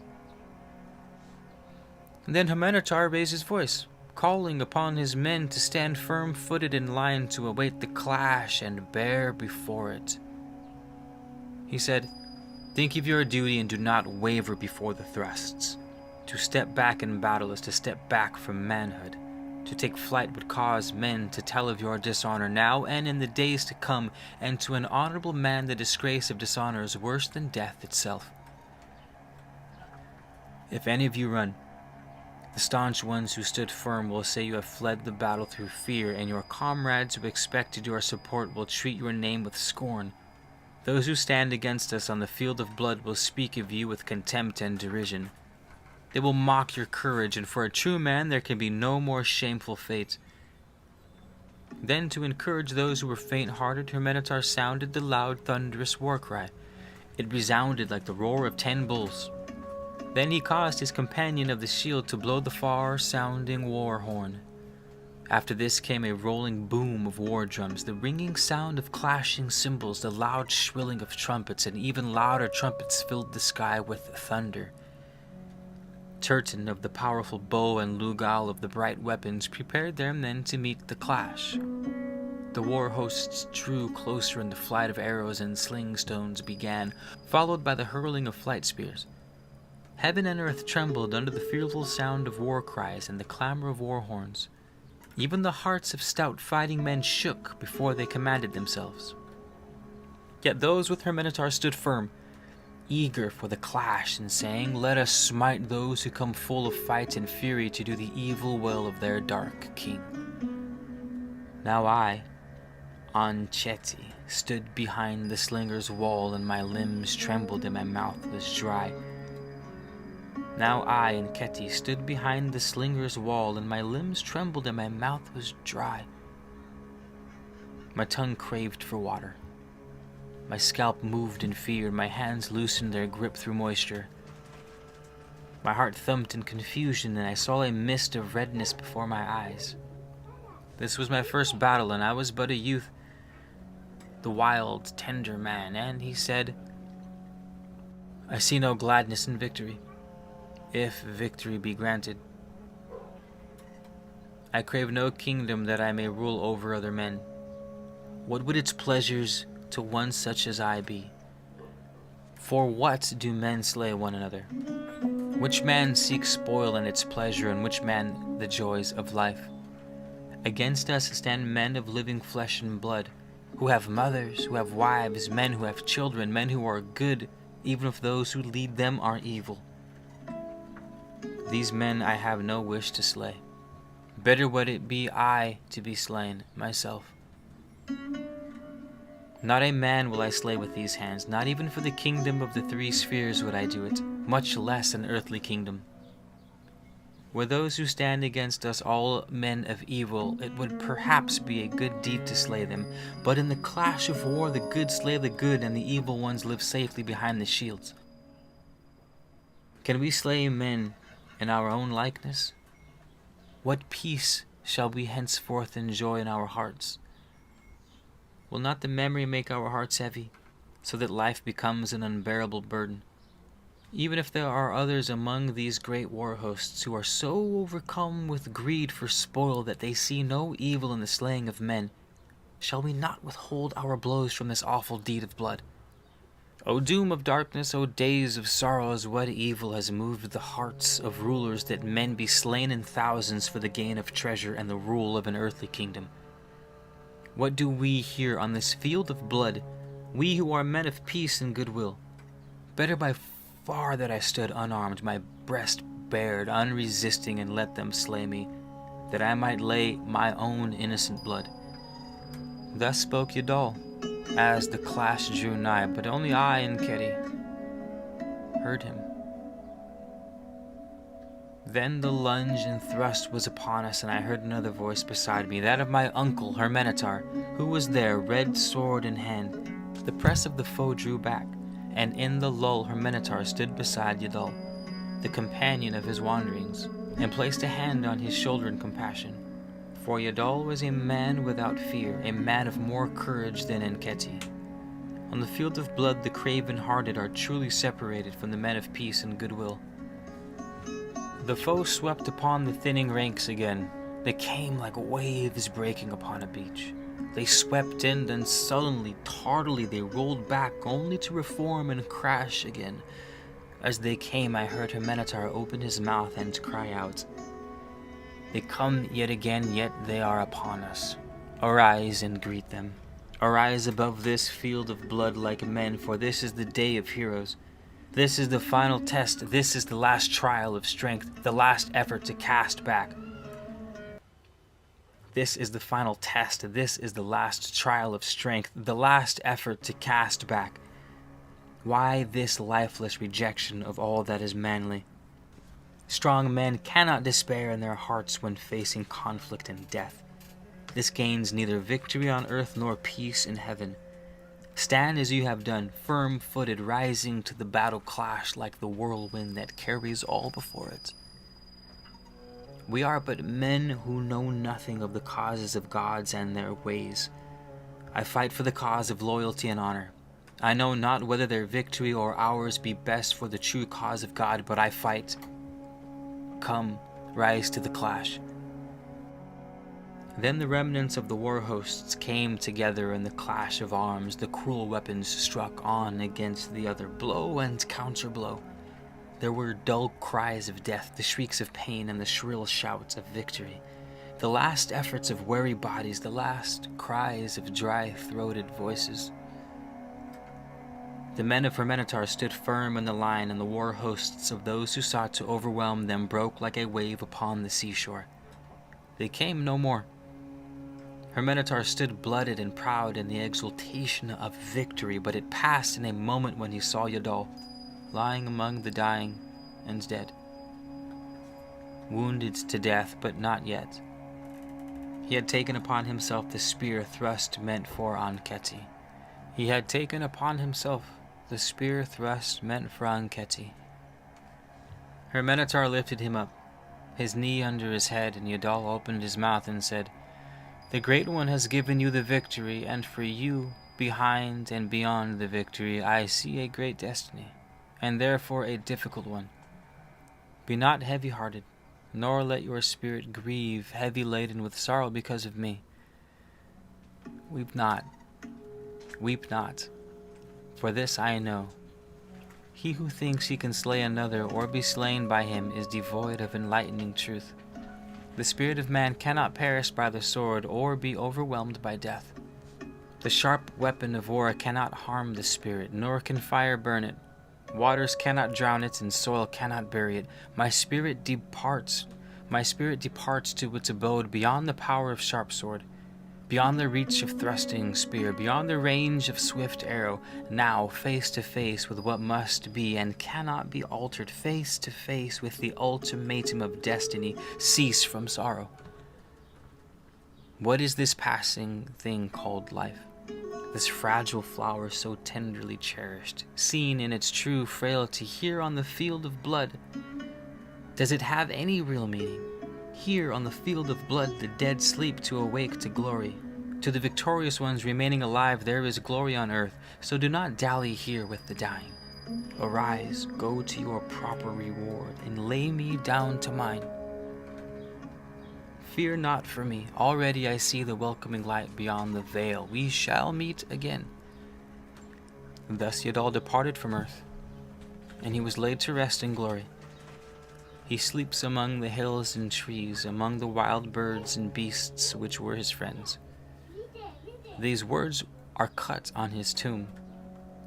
He was a man of peace, and died because other men were not as he.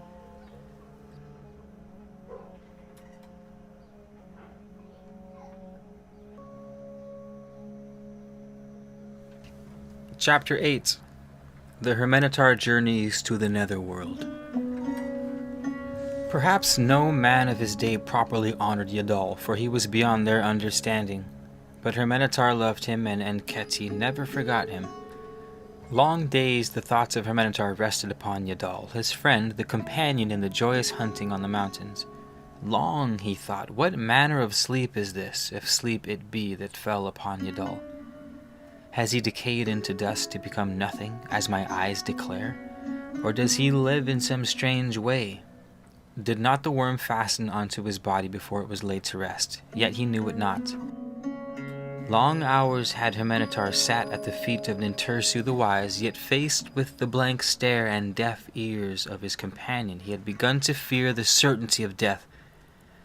Like many before him, he sought to penetrate the veil.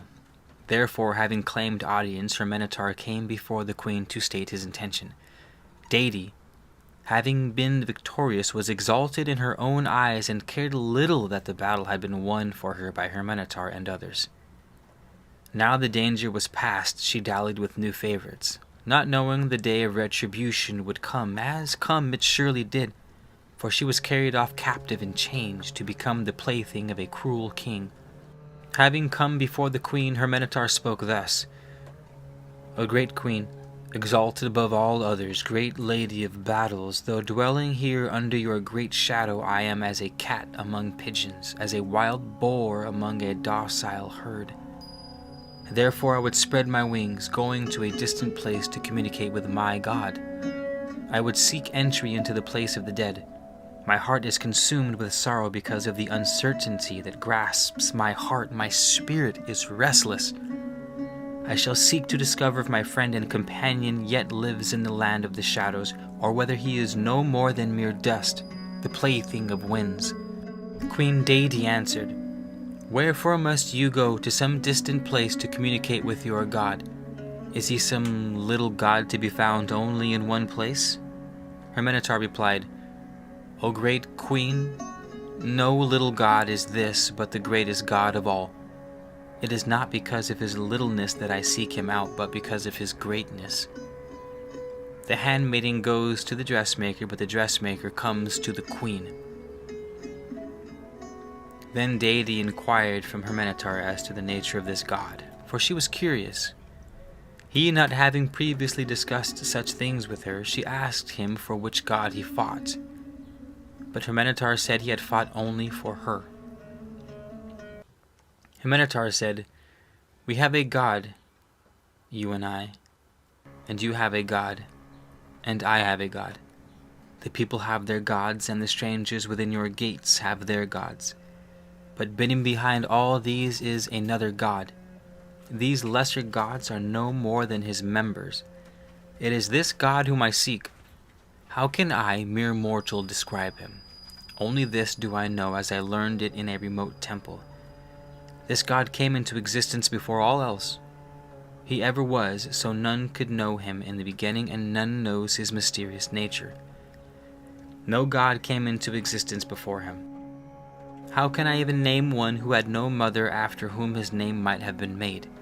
He had no father who could have named him and said, This is I, your father. None can display his likeness in writing, nor can he be cut with knife in wood or stone. He is too great that men should even inquire about him. With what words could he be described to their understanding? No other gods know how to call him by name, even the greatest of them being less than a servant before him. Yet this I have been told, that the spirit of man can know this great God and even know his nature. Therefore perchance the spirit of man is greater than any of the gods. At this those who stood about Queen Deity murmured against Hermenetar, but she gave no heed of them, gazing long upon him. She spoke, Perchance too this great God does not exist. Who besides you knows of him? If he be so great, is it not more likely that he would be worshipped by gods rather than by men? Is it not more likely that lesser gods stand intermediate between him and men? If a shepherd or husbandman comes to the palace seeking justice or grace, does he see me or an official under me? You say your God is approachable by anyone. Does this enhance his stature? Which is greater? The ruler who judges disputes between swineherds and listens to their complaints, or the ruler who appoints effective officials to deal with swineherds? Surely the former rules amid chaos, while the latter rules with efficiency. Do not both of us believe, as all men believe, that there is one great God above all gods? But we believe that being so great, this being is beyond approach by mere mortals. Only in this do we differ, you and I. Hermenetar answered her, saying, I know him not as he is. All I know is that he exists. Look about you. You who are enthroned so mightily high that your eyes are bedazzled by your surroundings, so you cannot see the truth lesser beings discover for themselves. Why, even the lowly worm crawling beneath your palace proclaims that nothing less than an almighty God could have created it. Wise were our fathers in olden times, and wiser our fathers' fathers. Whence came their wisdom? Did it not come from the great God who holds the key to the meeting place of the two kingdoms which now stand apart? Who lifted the lofty vaults of heaven and spread earth out in wide expanse?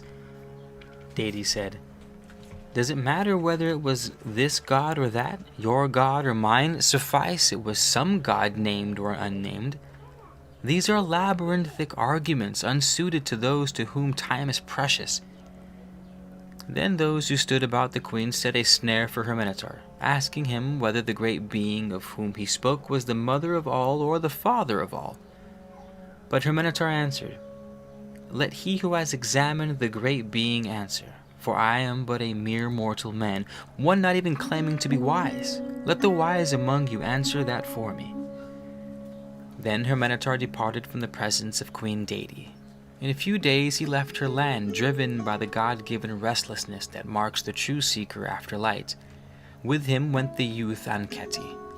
Tame goats guided them to the border of the land, and from thence they followed the way of the chariots until they came to the land of Mechin, where they rested. In this place dwelt Formana, the strong-limbed, who gave them shelter. Formana asked her Minotaur whether he went, and her Minotaur replied, I go to seek the abode of Hammerit, which is set atop a mountain in the midst of this great forest just beyond the river. There is a door therein which I would open, to which I hold a key. Formana said, This is an enterprise doomed for failure, for none may pass that way and return. I, who have dwelt there for many long years, know the truth of this, nor do I understand this talk of a key. This is a thing new to my ears. So her Minotaur drew forth the great key shaped like a sword, but like no other sword, for it could not be gazed upon for more than a moment without blindness striking the beholder. Yet within its strange scabbard it harmed none. Formana said, This many-hued weapon is a strange thing indeed, and I have no knowledge of its like or its power. But this I do know. It is an unequal struggle when men alone, however weaponed, have to face dread Achamen, the Terrible One. This is not all, for first they must pass the fearsome watchman at the gate, and he never sleeps. Her Minotaur said, I have set my heart on this enterprise because of my friend. Also, if there is an evil thing lurking within the forest, it must be destroyed. I am one whose destiny is already written. I must die that men might live. What a man cannot escape, he must face manfully. Then her Minotaur left Formana to go apart into a place of solitude where he prayed. Hear me, O Father of the gods, for there is evil abroad in the land, and men die of despair. Even the tallest of men cannot reach the heights of heaven, nor the swiftest of them encompass the earth. Yet men must struggle against things beyond their reach and overcome evils which overshadow the whole land contained within the bitter waters. My destiny is decreed. I alone will enter the gate of the abode of Achamen. O Father of the gods, when I return, I will set up your name where now the name of other gods are written, little gods of no standing before you. I will raise a great straight monument to your sacred name if I could but know it. Why did you move me, Father of the gods, to embark on this enterprise unless I were destined to accomplish it? Why fill me with the restless desire to perform it? How can I, a mere mortal, succeed without aid? I sought no more than to know the lot of my friend, yet a greater burden has been allotted to me. If I die, it might be without fear, but if I return, may that return be glorified by the knowledge of truth. O Father of the gods, stand by my side, help me overcome the lurking thing, and show it the strength of a son of Sesuda. When her Minotaur returned, he felt strengthened, but Formana tried to turn him away from his intention, saying, "Desist from this thing, put this enterprise from your thoughts. You have courage and it carries you far, but does it not also sweep you along as one caught in the swift river current is swept to destruction?" You cannot know what this means. The guardian at the gate alone is like nothing on earth. His weapons are like no others, for they are invisible and strike down from afar. Why strive to do this thing? It is no equal struggle. And Minotaur replied, "My heart is set on this matter. Though I must journey along an unknown road, perhaps a road of no return, and fight a strange battle, go I will. I fear not the terror at the gates, nor that which dwells within the abode of Achamen." Formana said, "If go you must, then I, who have seen many pass this way, will go with you to the gates. Even through the forest I will accompany you, for am I not one who has been purified before the sacred flame?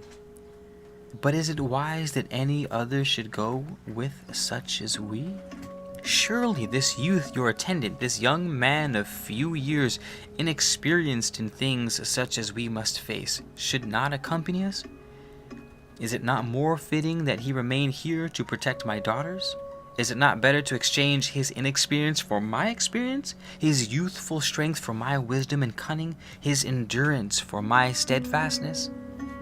Though Anketti protested, it was agreed that he should remain behind at the dwelling place of Formana.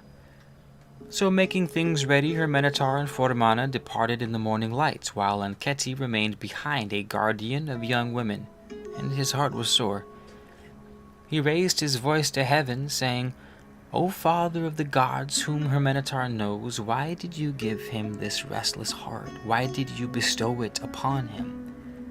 You have stirred his spirit, so now he goes into unimaginable danger. O Father of the gods, of whom I am ignorant, overlook my shortcomings and hear my voice. From this day until he overcomes the evil thing and returns, let him ever rest in your thoughts.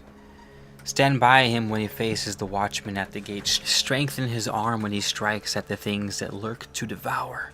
What these might be or their nature is beyond my imagination. I know them only from the talk of men, each of whom sees them from a different stance. Yet have any truly seen and lived to return? I know not, but I pray sincerely for him whom I serve." When her Minotaur and Formana came to the edge of the forest, they were attacked by lions, but they slew the beasts. Then they entered the forests and saw great trees, such as they had not seen before. They went sleepless, for dread things lurked in the murky light of the forest. They pressed on, coming to the foot of the mountain, where they camped and slept, for it was an open place. Then, as the sun rose next day, they climbed the mountain until they came to a cleared place before the cave known as the Portal of the Dead. Here her Minotaur took leave of Formana, who remained in a hut just beyond the cleared place. Now, her Minotaur looked about, seeking the guardian, for he knew what had to be done before he could enter the cave. Then he saw to his right and beside the cave a stone hut, and seated before it was a very old woman. Going up to the mountain, he greeted her and said, "I am the one who would enter the dread place, the abode of death, the threshold of the other world, the door replacing the misty veil. I am one sanctified, one knowing the lesser mysteries. I am an enlightened one." The woman replied by asking the 3 questions which all who would span the spheres must answer. And when this was done correctly, she invited her Minotaur into the hut. Inside, she indicated a stool, and when he was seated, she spread a cord around him in a circle. Then she placed a fire pot before him, onto which she poured the contents of a small leather bag. She also gave him a pot of green water, which he drank. Some time later, after he had slept a while, her Minotaur was conducted to leave the cave and left there at a spot known as the Devil's Mouth, for there an evil breath came from an opening in the ground. He remained there for a while, and again he slept. Awakening, he moved forward into a dark passage. But his movement was strange, and he saw as through a narrow tunnel, while his body appeared light and airy. He came to the place where the watchman kept guard at the gate, and beside him the terror squatted.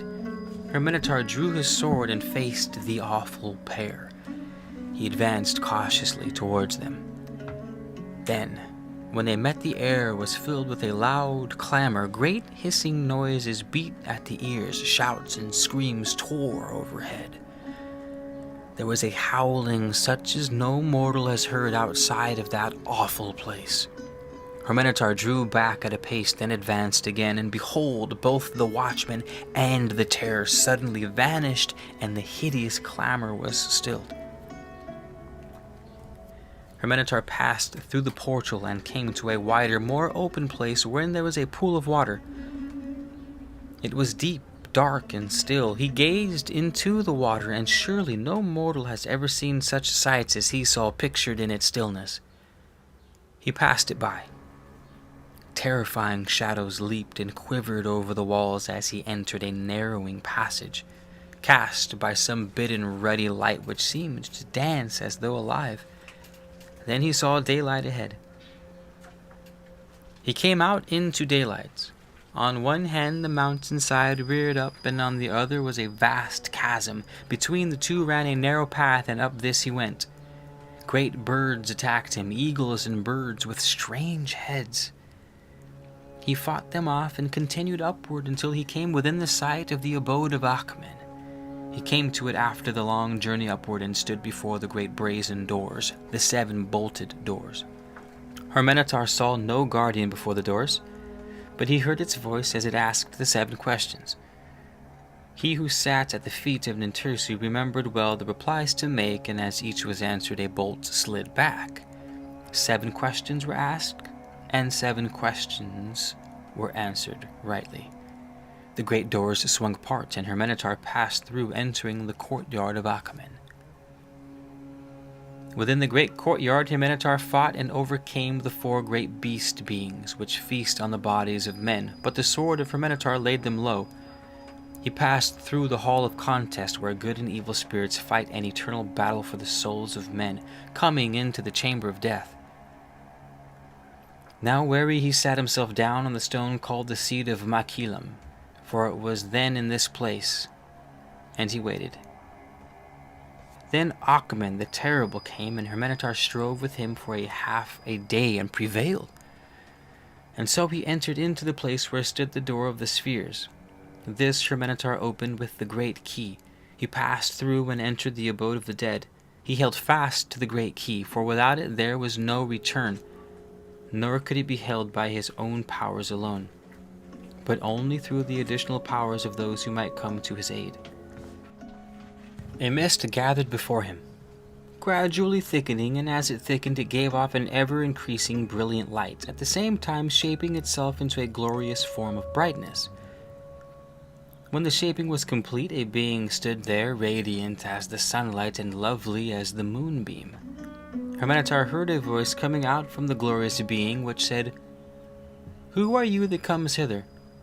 Wan of cheek and with lowered countenance, heavy-hearted and dejected in spirit, weary from a strange fray. There is lamentation in your heart, and surely none such as you has entered here before times. Brave indeed is the one who seeks entry by force of arms." Her minotaur answered, "O beautiful vision, indeed my heart is not light, for I have fought an inhuman contest. I have been assailed by hideous things unknown on earth, things which haunt the night dreams of men and are spoken of only in whispers. I have come seeking a friend, a companion of the hunt, the loyal one of my wanderings. His death lies heavily upon my heart. Therefore I have dared to come even unto this place." The form of beauty said, "He whom you seek lies beyond the waters of death, but you who have passed the guardians are permitted to go thence. One thing, however, you must not do. In the midst of the waters grows the plant of eternity, the forbidden tree of which you and all men may not eat, a fruit of which was stolen by the serpent of ancient times. Partake of it now, and you will suffer everlasting changelessness, the most dreadful of all fates. Go, tarry a while, then return this way." Hermenitar passed over the still sullen waters to the land of waiting where all spirits shine redly. He passed through the great doorway and came to the place of glory, the land of eternal living. He saw his friend, his companion of the hunt, the loyal one during his wanderings. Behold, there before his eyes was Yadal. Hermenitar knew him, though he stood forth in a form more glorious than he can describe to any understanding of men. He was here, life was in him. He was here in a bright and flowering place, a place of trees and waters, a place such as no man can describe. Yadal spoke with Hermenitar, and he spoke of things long forgotten by men and revealed truths unknown since the days when men walked with their father. They spoke with one another, they rested in pleasant places, they embraced, and they parted. But before Hermenitar left, Yadal said, "As you have passed through the portal of death while yet uncalled from the embrace of the flesh, for no purpose other than gaining assurance that the dead do not pass into dust, it is decreed by the ordinance of this place that your life shall be shortened. Time enough you will have. Therefore record the things of which we have spoken, that they may be guiding lights to men. Set them down in 2 books, one recording the sacred secrets more precious than life itself and for the elect alone, the other recording the sacred mysteries for those who sit at the feet of the elect. One will be the book of truth unveiled, and the other the book of veiled truth, the book of hidden things." Yadal continued, "Once men could pass easily from one sphere to another. Then came the misty veil. Now men must pass a grim portal to span the spheres, and as the generations pass, this too will be closed to men. The secret of the substance which, compounded together, become the horse which can bear men here, will remain with those who know the mysteries, but these will become even harder to reach. As the ages roll by, there will be many false mysteries, and perhaps the path will become closed or the way lost." These things Yadal said, and they talked of other things. Hermenitar returned. He passed over the waters of death. He was upheld by the guardians of form, by those who safeguarded the powers of the great key. He saluted the glorious being. He passed through the manifold chambers, through the courtyard and the many bolted doors, down the winding path lit by strange torches, through the cavern and out through the cave. At the entrance Vormana still waited.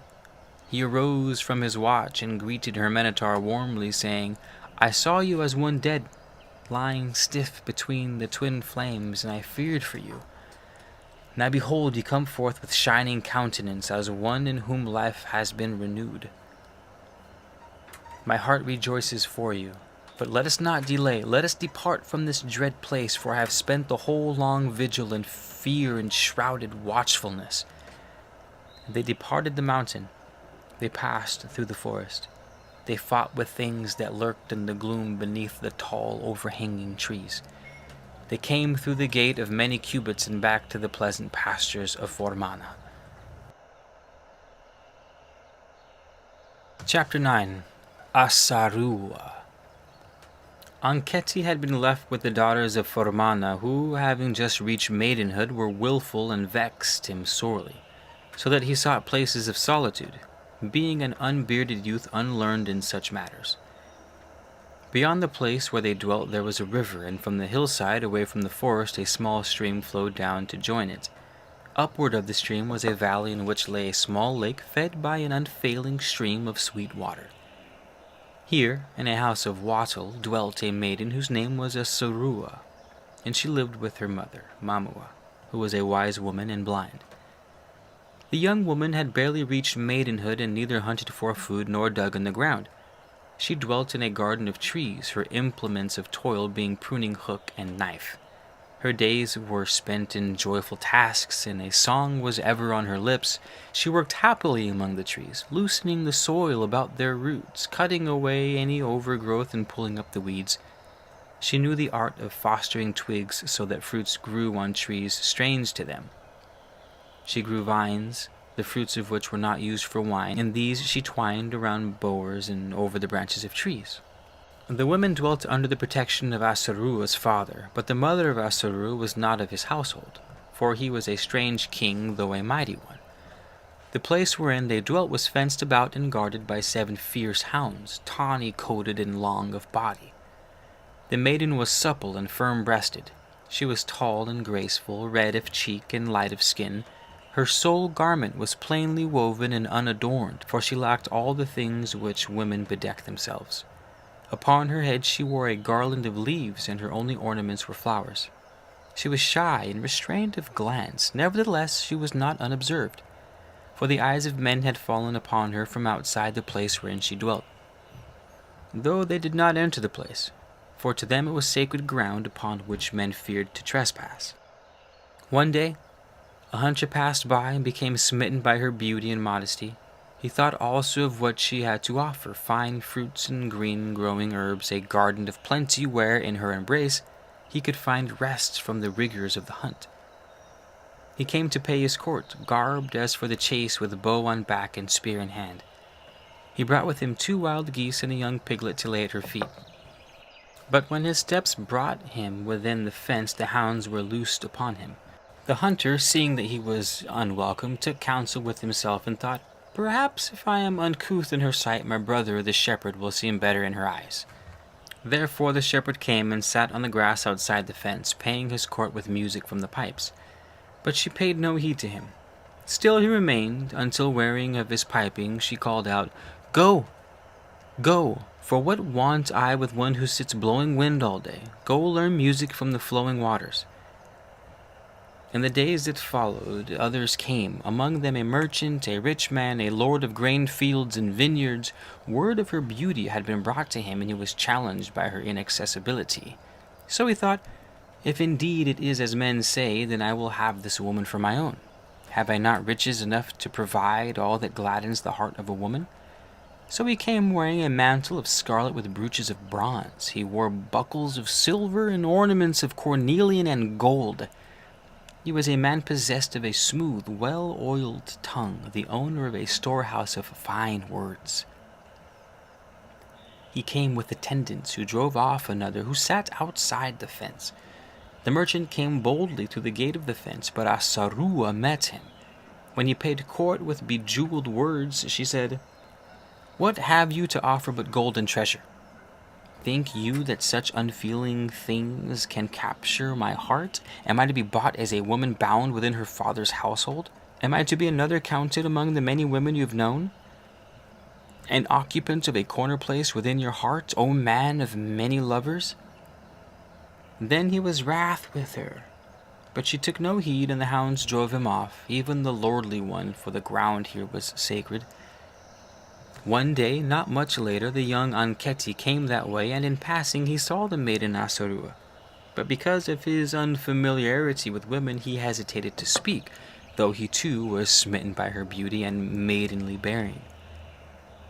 Passing that way again, Anketi stopped by the place, and seeing an old woman seated beneath the tree, he said to her, "Mother, may I have some water, for I am thirsty from journeying?"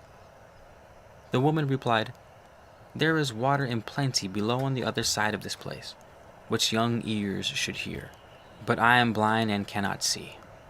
I too thirst, and therefore I beg that you enter and bring me cool water from the pool below the waterfall." So Anketi entered and drank, and he gave water to the woman. Though Asarua espied him from afar, she did not come near, but neither were the hounds allowed near him. Her Minotaur had returned from his strange journey, but was puzzled when he saw Anketi was silent and spoke little, that his thoughts were not inside him. So her Minotaur questioned him, "Wherefore are you sick? What ails you?" Then when Anketi spoke to him of the maiden he had seen, her Minotaur said, "This is a delicate matter, and one not for the heavy tactics of men.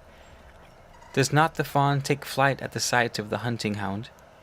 While the moonflower that closes its petals at the touch of a man opens them at the touch of a woman. Your heart has guided you rightly when counseling caution. Your heart has guided you rightly when counseling caution, for you are ill-equipped to catch this rare bird of beauty when unaided by wisdom. For a woman's errand let us send a woman. The nightingale sings in the presence of the owl, but hides in silence when the hawk roosts nearby." Then her Minotaur spoke with the maidservants of she who had mothered the daughters of Formana. And the maidservant agreed to do the things he told her. Thus on the morrow she went forth unaccompanied, and coming to the place where Asorua dwelt, sat down outside the gate. When the eyes of the maiden eventually fell upon her, Asorua saw the bent old woman, weary and travel-stained from the journey, and out of kindness, for she was gentle and compassionate by nature, brought the old woman in, that she might sit under the shade of a tree to rest herself and eat some fruit. After the maidservant had rested in the shade and refreshed herself, she spoke to Asorua and said, "How lovely is your garden! How well watered, how bright and refreshing its many fruits! I have heard much of this place, but more of you and your beauty. But no words of men have done justice to what I see with mine own eyes." Asorua said, "The words of men often differ from the thoughts of their hearts. While flattering words are bait above a well-set trap, let us not talk of men and their wiles, but of more pleasant things. Come, let us walk around the garden." They walked and came to a place where there grew a tamarisk tree, and about the tamarisk entwined a vine holding many bunches of grapes. The old maidservant said, "Behold this tree, of what value would it be were it not for the vine? Would it have any value except as firewood? And what of the tree to which it clings? Would it not straggle along the ground, laying in the dust to be crushed underfoot by any passer-by? It would be a helpless thing, unable to raise itself up, a barren creeper bearing no fruit. So see what benefit comes from their union, and learn wisdom. Is not the tree named as a man is named, and the vine as a woman is named? We who are old see lessons in such things, and in learning from them gain wisdom. The young are ever loath to even read to their benefit from the book which is always open before their eyes."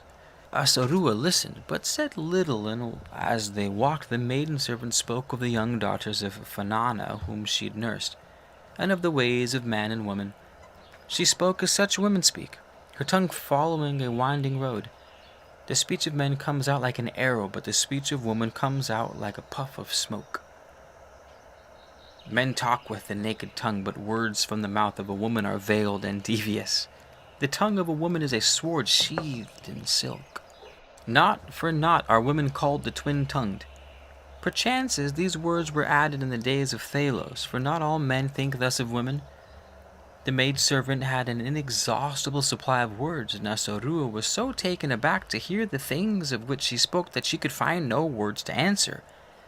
Thus speaking, they came to the small dwelling place where the mother of Asorua was preparing a meal.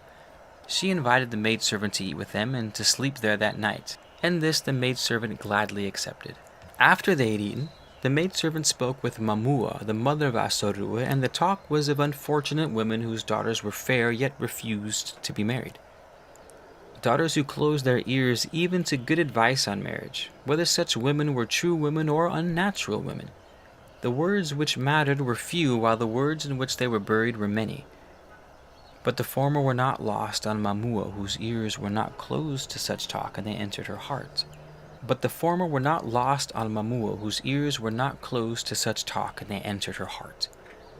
She gave attentive ears when the others spoke of Ankheti, who, though but a youth, was wise, though he had not yet drunk deeply from the waters of wisdom.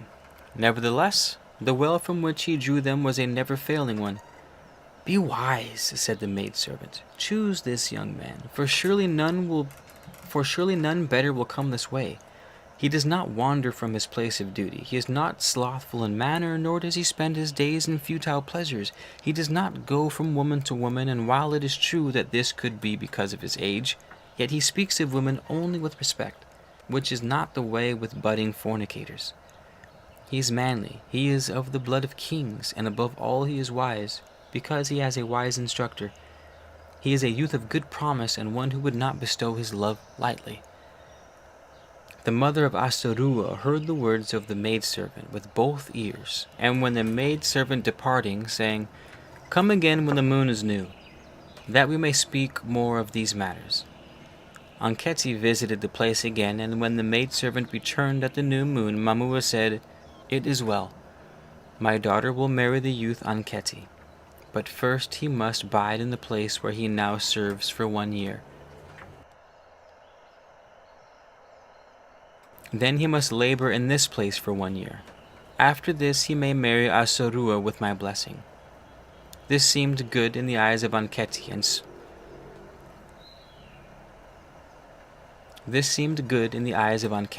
so it was that he labored 2 years in order to marry Asorua.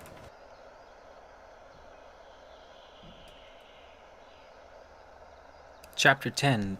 The Death of Hermenetar. In the days when Elthshumban were gathered in war hosts, Hermenetar departed with his household and the household of Anketi to dwell in a land between the great river of sweet waters and the bitter waters of the west. And they built an encampment there. They were in a land where some men spoke as Hermenetar spoke, and though there were men of blood with them, the people of the land let Hermenetar and those dwell with him in peace among them, because in those days men were inflicted with Inahana. When the task set upon him was nigh finished, Hermenetar knew that his days in the land of the living were not to be many more. Therefore he betook himself into a place of solitude. There he fasted for many days, casting his spirit that it might commune with the Father of the gods, but the voice of God remained silent. Then he left that place, going into a cave where he dwelt in the half-light for many days. But again there was no response from the Father of the gods. So Hermenetar departed from the cave and returned to his people where he was heard to say, "Woe, for truly my God has forsaken me and remains dumb against my pleadings. Yet I have done all the things told me before times and written in the great book. Wherefore have I failed?" Then he went apart from the people and slept alone, for his heart was heavy. But behold, in the night he had a dream. In it he saw the sacred symbols spread out upon a cloth of white linen, and each was displayed according to its form. As he gazed upon them and numbered them, each by its own number, an ass came and ate up the sacred symbols, and lo, the ass became a falcon. Then as he looked, the falcon became a cow, and between its horns was a crown of silver and a crown of gold. And the cow spoke to Hermenetar, saying, "Drink of my milk and anoint your eyes with it. Thus they will be opened, and you will see." Hermenetar drank the milk and anointed his eyes, and then he awoke. Remembering the dream and being wise, he needed no other to interpret it for him. So then he straightway did the things which had to be done, about which those who understanding will know, and departed from the people. Hermenetar went out towards a place of solitude, about 1 day's journey distant.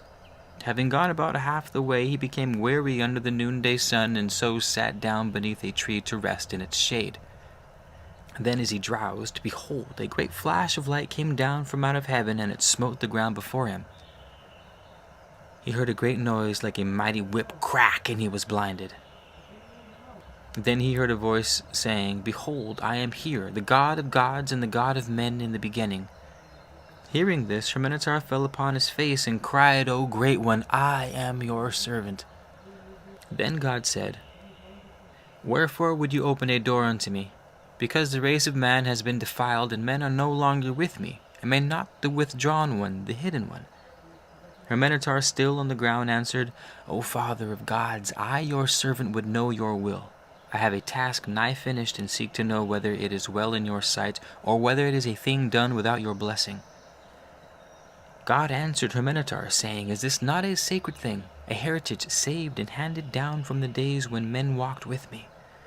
Therefore it is a good thing, though care must be taken to ensure it is not disclosed to the eyes of profane men. The concoctions which, when properly compounded, will enable men to span the spheres can also, used otherwise, give men near unlimited potency and extreme pleasure with womankind. Therefore such things must be carefully safeguarded, for in the hands of lesser men they will certainly be abused. But let it all be as written. Do with it as you have been instructed.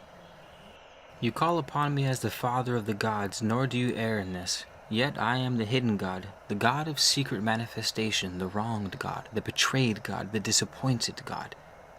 I am the God who sought to give love divine to men by making them my heirs, making them partakers of divinity, co-creators with me. But men spurn their birthright, not through wickedness alone, but through their weakness and love of pleasure. Therefore the love once offered cannot now be displayed in all its glory. It cannot be revealed in its beauty. It must now be leavened with severity and chastisement. This, so that those who are the inheritors of divinity may return to it with undiminished powers. but purged of their weaknesses and love of unprofitable pleasure. This you should know, that men may know, divinity of itself is not a created thing and cannot be bestowed as a gift. It comes as a crown of achievement. I, the Almighty God, who by taking thought can create 10,000 worlds, say this. Men have said, as they will say throughout the ages, why, if God be Almighty, can He not create perfection immediately? Why does He not create beings having the knowledge of divine love forthwith? Why have earth with all its trial and tribulations? Know this, what appears to you as ages in time is to me but a flash of thought in a moment of eternity. I breathed in the hosts of earth and the spheres were not. I breathed out and the hosts of earths and spheres were. I breathed in and they are no more. All things exist within the Eternal One, and that which men know as the span of time is the act of creation. Mark the flight of an arrow from the hands of a bowman. It flies from the bent bow, time passes, then it finds its mark. But to me the arrow leaves the bow and strikes the mark altogether. Distance, time, and change are not with me. Once I, your God, was not apart from man, my offspring. Now I am veiled from his sight, not because I have willed it so, but because man has chosen to bring this about. The barrier between us grows ever more dense as man wantonly spurns his birthright. Henceforth it may be penetrated only by long and arduous preparations, and even those who would do so must know the key. I come to you, not because of your preparations, but because your God is ever ready to incline towards men. Though there is this barrier between us, it is not impervious to the sincere prayers of a pure heart. This men should know. As for you, your days are numbered. You are now no more than the basket holding the seeds which will be strewn and sown by another hand. Many things of which I have spoken are not for the ears of men, for such knowledge freely bestowed would not benefit them. Other things are beyond their present understanding. Let these, therefore, be recorded unto the generations of men yet unborn. Men are now as children, and must learn again as children, being taught childish tales. Therefore go hence, go to Anketi, and tell him of these things. Say also that his God, I who am, chooses him as the sower of seeds. Let him know that I who am will guide his steps and will open a door in the barrier, that he may hear my voice. Let your eyes now see again, and behold, I who I am. Then Humenetar left the place where he had seen the face of the Father of gods, returning to the encampment of his people, which had been set up in the midst of pasture land. When he drew nigh, he saw cattle lying beside the running waters, and men were moving among them. The cattle were dead, and their bellies swollen. Men came up to Humenetar and cried, Behold, the sustenance of our children is taken from their mouths. The cattle have eaten a herb that burns as fire in their bellies, so they crave water, drinking it until they become overfilled and their bellies burst from within, therefore they die. Who is this whom you call Father of the gods? Perchance the gods do have a father, but perchance the gods do have a father, but where is the God who protects men? Where is the God who is the Father of men? While you leave us to pay homage to the Exalted One, who may concern himself with the affairs of the gods, but has no concern for the welfare of men, our cattle die. Because of your words we have neglected to build an altar to Shemikin, or to pay homage to Yahana. Truly we are men who have been deceived and led astray. We are men who have walked with their eyes turned upward and fallen into a quicksand. Tell us then, O wise one, who are the gods of men and of cattle? This filled the heart of Humenetar with ire, and he cried out to the wrathful people, Wherefore do you cry out to me and seek some god to come to your aid? There is but one God, and these that you call gods are but manifestations of his members. Why do you seek to cast blame on God for your own neglect? Has he not relinquished his hold on all creatures that serve man and given them into your hands? Behold the beasts of the forest and wilderness. Do they eat of the herb that poisons? Are they not able to know the herb that is harmful and the herb that nourishes? The herb that heals in sickness and the herb that brings death? Who taught them this wisdom? There are creatures under the care of God which know not the slothful care of man. Therefore they are safe from the deadly herb and pass by it. But you, having taken these poor beasts to benefit from them, are solely responsible for their well-being. They are your responsibility. The Father of the gods made cattle as he made all creatures, and while he ruled their ways, they were protected from the deadly herbs. Then men took unto themselves so they might serve them. They yielded milk and cheese to nourish them, and firm meat to sustain them. Their hides covered them warmly as they slept. These things the cattle gave, not unto God but unto man. Therefore who should protect and care for them? He who benefits or he who does not? Do you expect God to herd your cattle? Do you keep them from the deadly herb while you slumber in the shade? Is this not a just reward for your slothfulness? You know that the herb is deadly, but these cattle, the dumb servants of men, know it not, for they are delivered into your care. Would you take all they give while denying them the diligence of your protection? What kind of men are you who cry, woe unto us whom God has forsaken? Who wring their hands, saying, what God shall we seek to aid us in our self-wrought calamity? Arise like men to shoulder the burden of your own slothfulness and lack of diligence. Never fear that God will fail man, for if man does the duties of man, God will do the duties of God. For it is man who falls short. It is man who seeks to take more than he gives. Surely whatever man takes for his benefit also becomes his responsibility. God decrees that man may take whatever he will for his own use, but in doing so he must also assume responsibility for its care and rightful use. Is this unjust? The men said no more. Hermenetar then made the men draw the cattle up out of the water, and some which had eaten of the deadly herb were saved. He then divided the pastures and sent men to seek out the places of the deadly herb and cut it from the soil. One day Hermenetar was going about the encampment, and he came upon a man burying his newly born daughter. And Hermenetar was wrathful at the man for such a deed. It was an abomination performed by the sand wanderers and the wild men who dwelt in the wilderness. Taking the child, Hermenetar brought it to the wife of Ankheti, who saved it so it lived. It was named Mahat, meaning pure of heart, but because of the sand which had filled her eyes, she was blind. The strangers about the encampment became enraged against Hermenetar because of what he'd done. Also because he had struck the father of the child, so he bled. They demanded that the blood be requited. They said, this is an unjust deed, for he who buries a daughter because he lacks sustenance for her does no wrong in our eyes. Is it not better that she be buried in the ground out of sight than kept with disgrace? Is it not the father to decide whether a daughter should live? Has a woman a soul of her own?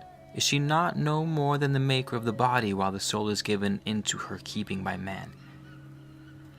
The strangers about the encampment were not so many, while those with Hermenetar were many and strong, but he dealt justly with those claiming payment for the blood. They were given a piece of silver and a calf that was ready for the slaughter. Thus Mahat came into the household of Ankheti. Hermenetar was sitting with Ankheti and said to him, I have spoken to you of the happening while I sat beneath a tree in a place of solitude, and of matters which you should know in order to be wise. Into your keeping have been given the treasures I have wrought by my own hands, and you are well instructed in the sacred things and the mysteries. You have a destiny upon you which may not be fulfilled in this place, while the sustenance obtainable here declines day by day. Therefore let us depart and go a long journey by way of the bitter waters. For should we go by the way of the forest or through the great wilderness, we may not live. Our flocks and herds can be driven before us, for the road is wide and well watered. Let us not delay in this place, for already there is a restlessness among the people here. So they departed from that place, journeying towards the bitter waters, and when they came there, they turned southward, continuing until they came to Basor.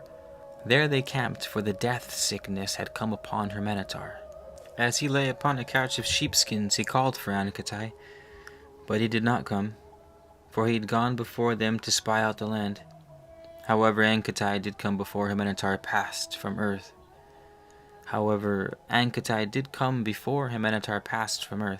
And Hermenetar knew he was there and called him to his side. Then he said, My hour is at hand, but I am without fear. knowing I go not to a place where men eat dust, where all is darkness and gloom. The fears of my youth are but shadows having no substance. They flee before the pure truth of light. Upon you there is a great destiny. May you reach out and grasp that which your heart desires, and having attained it, use it to deliver all men from the darkness of ignorance. Go forth like the sun who throws his rays down like a net over the land to enlighten it. Go to a land where the honest man will be made rich and the dishonest man impoverished, for the balances must be adjusted so that riches cease to be the reward of dishonesty and deceit. Go to a land where those holding places of power and position will stand forth as examples of goodness and honesty, where none but the worthy occupy high positions, where those who have possessions and estates use these to succor the needy and resist the strength of those who oppress the weak and unprotected, where those who have possessions and estate use these to succor the needy and resist the strength of those who oppress the weak and unprotected. Anketai said, "But where is this land, and how shall I find it?" Hermenetar answered, "Were there such a place, what good purpose would you serve by going there? What you will have to do would have been done already by another." Hermenetar died and was buried deep within the ground, and none knows his tomb. May he live forever, and dwell with the Father of the gods whom he served. These things concerning Hermenetar have been rewritten many times, but the copies have always been true. That which follows has been added on, but when made and by whom it is impossible to discover. Hermenetar is buried in the land of Philistia. Is this Okichia? The father of Hermenetar was Nimrod of the twin bows. This I doubt, and it is not stated. The stone of Makilim is at Bethgal even now. The words on the tomb of Yadal are, "He died because he was not as other men." I, Phrastonis, have seen it. Could this be when 80 generations have passed? Men of this race are unsound witnesses. The Samarites say Yadal was not mortal man. This we know in truth. The deeds of Hermenetar and Yadal are more fully told in the tale of the Hittites. The shield of Anketi was called the Big Shaker, and painted upon it was a likeness of the mud-hopping bird. It was this bird that taught men writing, for it left the mud marks when men first read as omens, later forming them into signs which could be read. They are not as ours, though men among us can read them. Anketai taught the mystery of metals in Okichia, a land of beer, bread, and milk. He was renowned in the twin lands of light. Mahat, the blind one who remained virgin, guided Anketai to this land while yet a child. She was filled with the inner light of wisdom and saw with the Spirit. When he knew not which way to go, her father sat her on the ground and held a breast feather before her, upon which she blew. He went whichever way it inclined and was never led astray. Later she used this method when settling disputes and giving judgments. She was greatly honored, for in the whole land there was no wiser woman. We who make these writings indestructible have abandoned the book of Anketai, for it is not of value to those who follow us. And this is a work of much labor. It contains laws for a people living in a land called Okichia, who must have been less than barbarians, for he forbade such things as the eating of children, newly born, the mixing and drying of their blood for eating and uniting brothers, and the hanging up of women in travail, also the cutting of a woman's private parts and the deballing of men.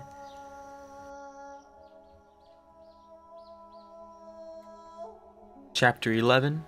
The Teaching of Yasira. These are the words for the sons of the true doctrine, written in the temple of sacred mysteries at Yankeb in the days of darkness, by the unnamed Lord of the secret belief who then lived. The true knowledge of the teachings and mysteries of Yeshua concerning the spirit within the body, taken from his books and rewritten truly after the custom of writing. Yeshua spoke to his sons in this manner. I am in the vicergerence of the God of gods. I am the custodian of the books of power, the voice of heaven. I am one sent into Temurah as a light bearer, that a call may go thence throughout all lands. Let every man be watchful of his deeds and ways. Whoever be watchful of himself is a man of wisdom, for he shall be saved from the terror of everlasting darkness. I am the torch-bearer, running before the charioteer of truth. I come to reveal the greatness of men, to tell them of their immortal selves, of their spirits which have to be ransomed from the doom of devouring darkness. The God of gods spoke unto me, saying, Long have you dwelt under my shadow and listened to my words. Now arise and go hence to a land where these things of which we've spoken can be established, to a place whither I shall lead you. For it is not proper that those who dwell there should remain uninstructed.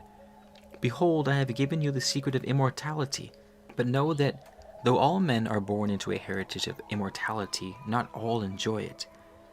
The God of gods in his infinite mercy plunges many into the waters of forgetfulness, yet even from there they may return to be renewed, not of themselves, but through the supplication of others. When Yeshua came into Temerua, he gathered his sons together on the stones beneath the place called Hom Tree, and spoke to them in this manner. I am the dawn lighter and the torch bearer for the God of gods. These are my words which you will do well to absorb, as the dry sands soak up water. Though they are words of wisdom, they are useless unless accepted by men who have control over themselves. They have no value to men who are unable to feel compassion for others or who close their ears to truth. You are the few chosen ones, my sons, light of my light, who shall hand the light on down through the generations. To you I give the true conception of God. To you I give this standard, that it may be a rallying point for those who will accompany us. For we stand on the borders of a land which has found favor in the eyes of our God. With us are fighting men, but they are few, while those who stand ready to repel us are many. Therefore we will not set ourselves against them in battle array, but go among them with guile, to gather many who will fight with us. You shall be the light of the fighting men, even as I am your light, and the God of gods my light. The light that is with me was kindled at the supreme source, which is the God of gods. Therefore my light shines with such brilliance that it must be veiled in part lest it blind you. It is even as the sun be seen through a veil of cloud, it may be gazed upon for as long as desired. Seen thus is a thing of beauty and mystery, not something which burns and consumes the eyes of the beholder. Therefore, even as I veil my light from you, so shall you veil your lights from the eyes of the uninstructed. Yet in all matters not pertaining to the light you shall instruct them in the fullness of truth. In all matters concerning their bodies you shall instruct them in truth. But in all matters concerning the Lord of the body you shall instruct them with a light that is veiled. Behold, the nature of man, within him is a spark from the divine source, and this is the Lord of the body. This alone is everlasting. This alone of man is his true self. This spark is enwrapped within a heavy mantle of matter. It is enclosed in a covering of earthly clay. This spark alone is the seat of life. It alone has understanding and thought. Such things are not with the clay of the flesh, neither are they kin to the stones from which the bones come. The life within man radiates out from the enclosed spark, and through the blood endows the body with life and heat. Life gives forth heat, and the greater the life, the greater the heat. As the sun gives light and fire spreads heat, as the flower radiates perfume, so does the central light give forth a vaporous, unseeable glow, and this our fathers called the breath of God. This breath comes forth in two manifestations. There is a heavy form and a light form, and from all these things are compounded. From the one comes the sacred glow in its two aspects, which men call the breath of God, and from this are made all things which are in heaven and earth. Light is the God of gods, and below him are heaven and earth. Heaven is divided in twain. There is a place of light and a place of darkness. Within the place of light dwell the spirits of good, and within the place of darkness dwell the spirits of evil. Between them the boundary is not fixed, but flows back and forth according to their fluctuating strengths. But they who abide in the light shall always prevail, for light will ever dispel darkness. Therefore those who dwell in darkness withdraw before the brilliance of those who dwell in the light. This light and darkness are not such as men can understand, for it is not the light and darkness known on earth. Before the gates of heaven is the land of the horizon, whence go all who depart from their earthly body. From here there are two great gates, one leads to the place of light and the other to the place of darkness, and the Lord of the body is admitted into its appointed place according to its likeness. He who is filled with the light and is a brilliant one cannot go to the place of darkness, for it would draw back before him. Neither can he who is a dark one go into the place of light, for there he would shrivel before the light, as the white worm coming forth from the damp darkness of its hole shrivels in the light of the sun. Between heaven and earth there is a great gulf, across which the dwellers in heaven may not return, but earth is not wholly bound beyond their reach. Man receives from the place of light that which influences him for good, and from the place of darkness that which affects him for evil. These things may be written, but their secret things concerning them may not be recorded in such manner that they come to the knowledge of the unenlightened men. That which comes from heaven, whether influencing for good or evil, comes forth as shades in the likeness of men, which is rare, or much more often as leukim, which are like unto motes. It may also come as waves of air, but not air such as we breathe and feel. It is something altogether different in nature. Things come forth which are not stable, and these are the formless ones. All things are held in form by the breath of God, which changes formlessness, but the formless ones can alter form into instability. There are three great spheres, and that containing the earth is held together by the great glow outflowing from the God of gods. That part of the great glow which is light and contains life is called manna, while that which is heavy and contains the flesh of things of the earth is called manu. The one who is the God of gods is so great that he cannot be defined in the speech of men, neither can they conceive him in their thoughts, for he is beyond them understanding. Mortal man has limitations. Therefore let men conceive him as they will. It is of no importance, providing their conception serves both his purpose and the glorification of man. Man is not yet great, and until he becomes so, it is well that he worship the many god forms conceived within his thoughts, providing they be such as tend to raise him above himself. Nor do ritual and worship do harm of themselves unless they too thickly overlay the truth so it is buried from sight.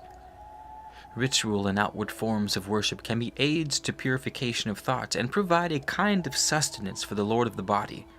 What are the lesser gods beloved by unawakened men but thought-conceived friends and guides? Yet this is a dangerous path men tread, balanced between light and darkness. Therefore, when men wanders towards the abyss of darkness, reveal a little more light, that he may see and so return to path. Beware, too, lest he follow gods that are false guides, and would lure him into the quicksand of carnality, or into the wilderness of ignorance.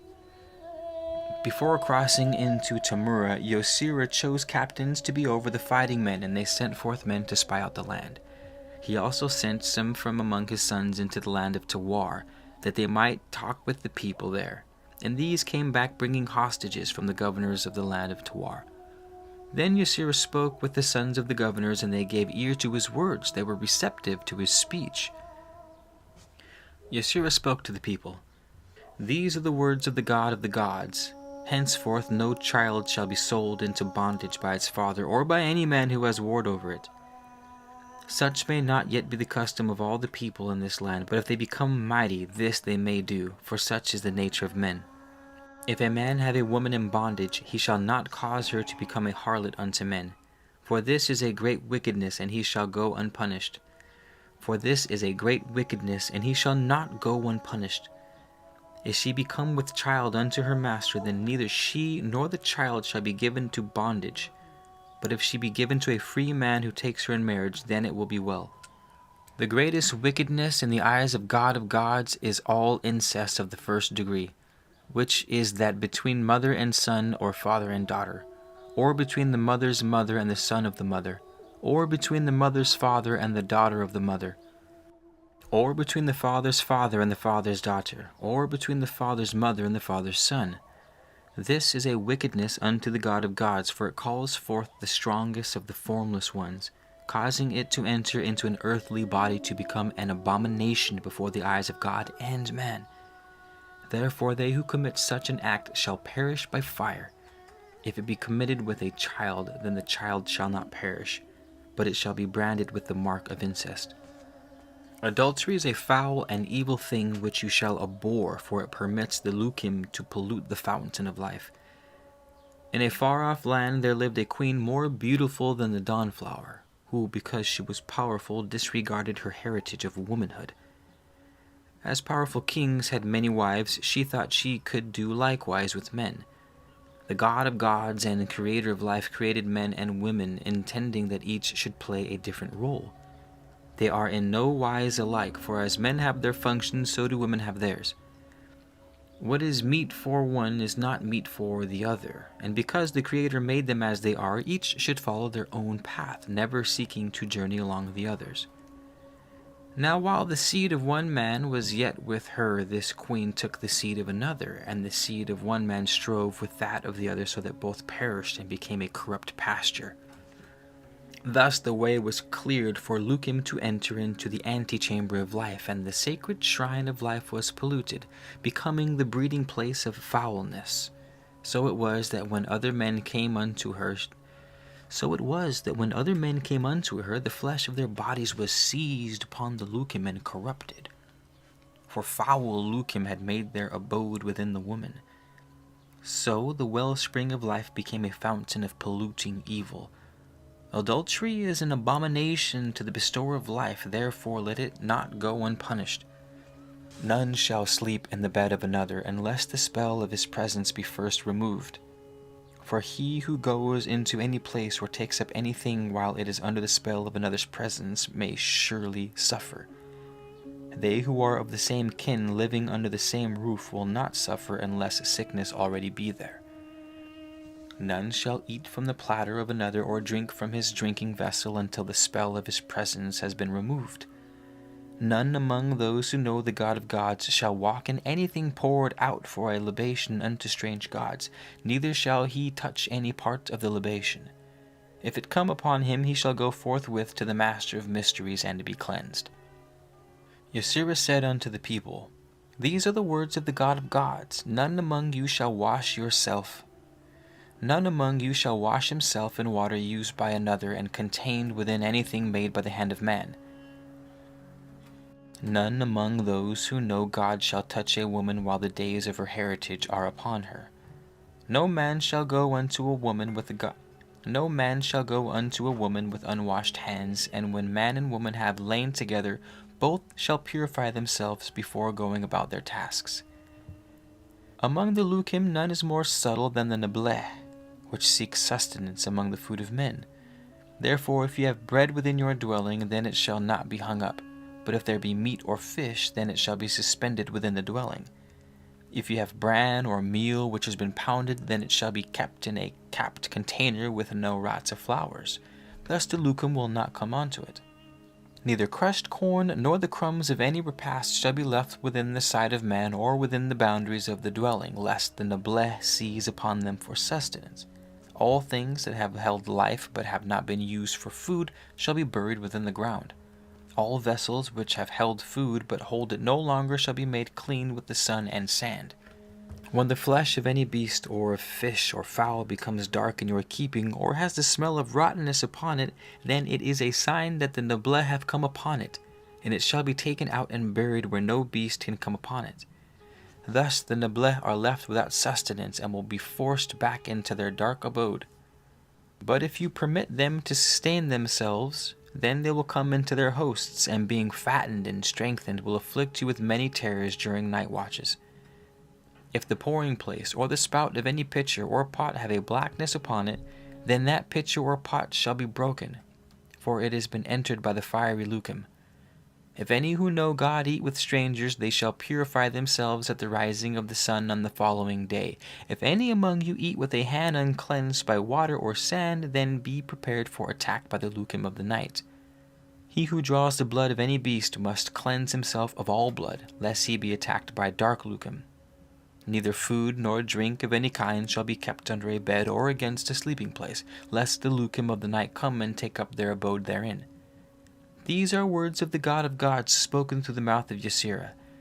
Ysira said this also, all things which may sustain the Lukum are to be buried or burnt. Anything coming forth from the nostrils or mouth of any man or woman is rejected from within and becomes a sustenance for the Lukum. Still waters that lie upon the ground are their drinking places and forbidden to men. Water shall not be used as drink unless it be drawn from within the ground, or be in a place where it is shaded by trees. Eat only food known to be wholesome and which gives contentment to the stomach. In taste it should be soothing and refreshing, never bringing pain and discomfort. Eat not of anything that is too dry or oversalted, or which brings sickness upon you. Any food of which men eat and has become rotten or moldy has been seized by the Lukum for sustenance. This you can see, for the rottenness and mold upon it is the excreta of Lukum.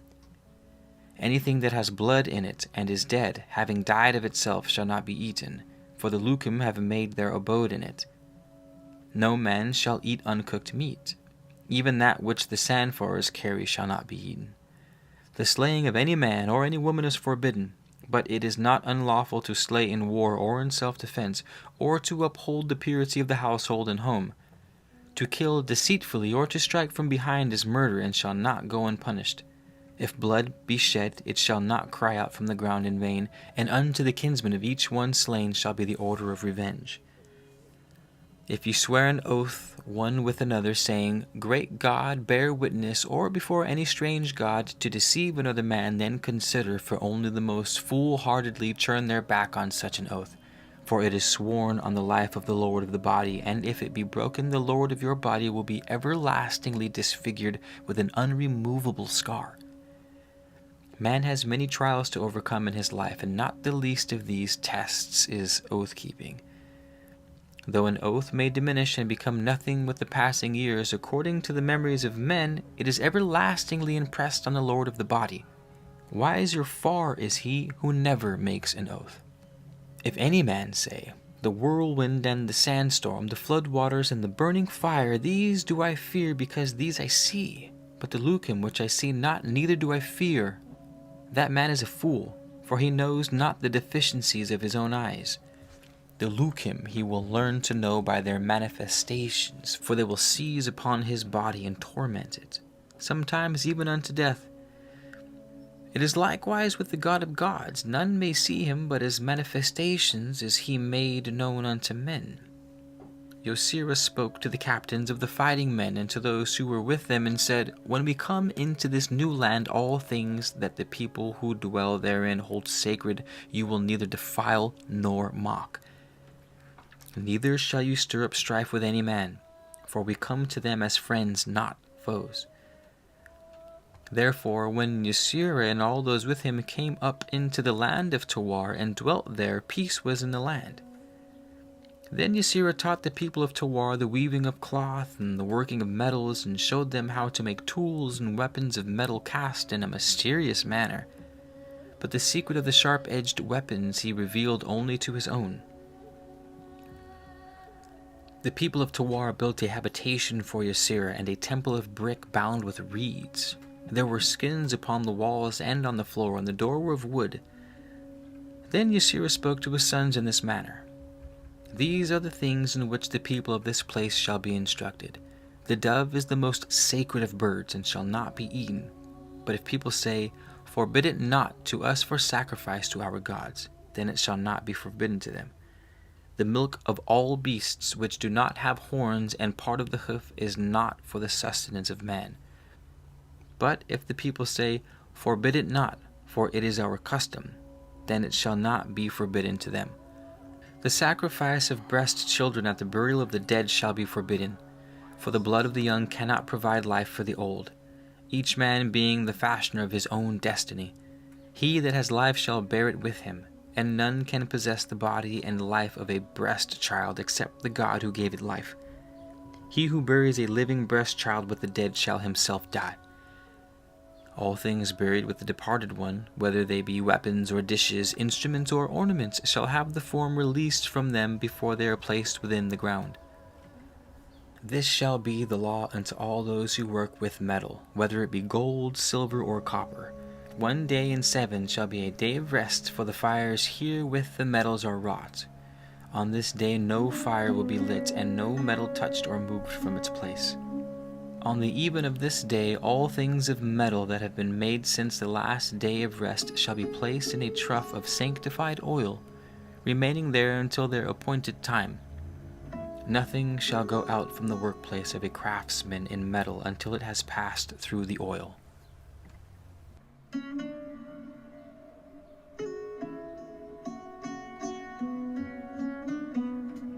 Chapter 12, The Rule of Ysera. Ysera gathered his sons about him and spoke to them thus: These are the days of the dawn light, and I am the dawn lighter from beyond Bashiru. I am the torch-bearer of the gods. These are the laws which I for my people in the land of Tawar, the laws of one speaking with the mouth of the god above all gods. He who places a spear or arrow within a dead body shall be accursed, and his hand and arm will become things of evil. They will sweep up and become consumed by fire. Likewise shall be accursed who looses these weapons against another. But if it be a man of Tamura who looses the weapons, then he shall die by them himself, for he is beyond the reach of the curse. A tree that reaches up above twice the height of a man shall not be stricken for burning or to take away its land. But if it be dedicated to the adze and is then used by a craftsman in the wood, then it may be stricken and cut. Trees are not things to be lightly dealt with, for they move the winds which cross the face of the earth, and generate these in great forests of the north and south. The slaughter of a tree is no less wrong than the slaughter of an ox or a sheep, for the same breath of life is in each. Therefore, never bring them low wantonly. Are not trees held sacred by the people of this land? Is it not more reasonable to dedicate a mighty tree or a grove of trees to a god than a mute stone or object cut from wood? Therefore, when Ysera moved among the people, he did not forbid them their grave groves, nor did he silence the words of the women who tended them. But Ysera said, These things are for women and not for men. Let the women abide, but men should follow the callings of men, and their place is not among the grave groves. Now, when Ysera came among the people, they dwelt away from the river, fearing the god of moving waters, who molested them at night. But Ysera bound the god of moving waters, so he no longer troubled the people. Then Ysera bade them build their dwelling places beside the moving waters, decreeing that none should dwell beside still waters unless the still waters be filled with the life of fish. In those days men sought to appease the formless one and the spirits of the night with offerings and worship.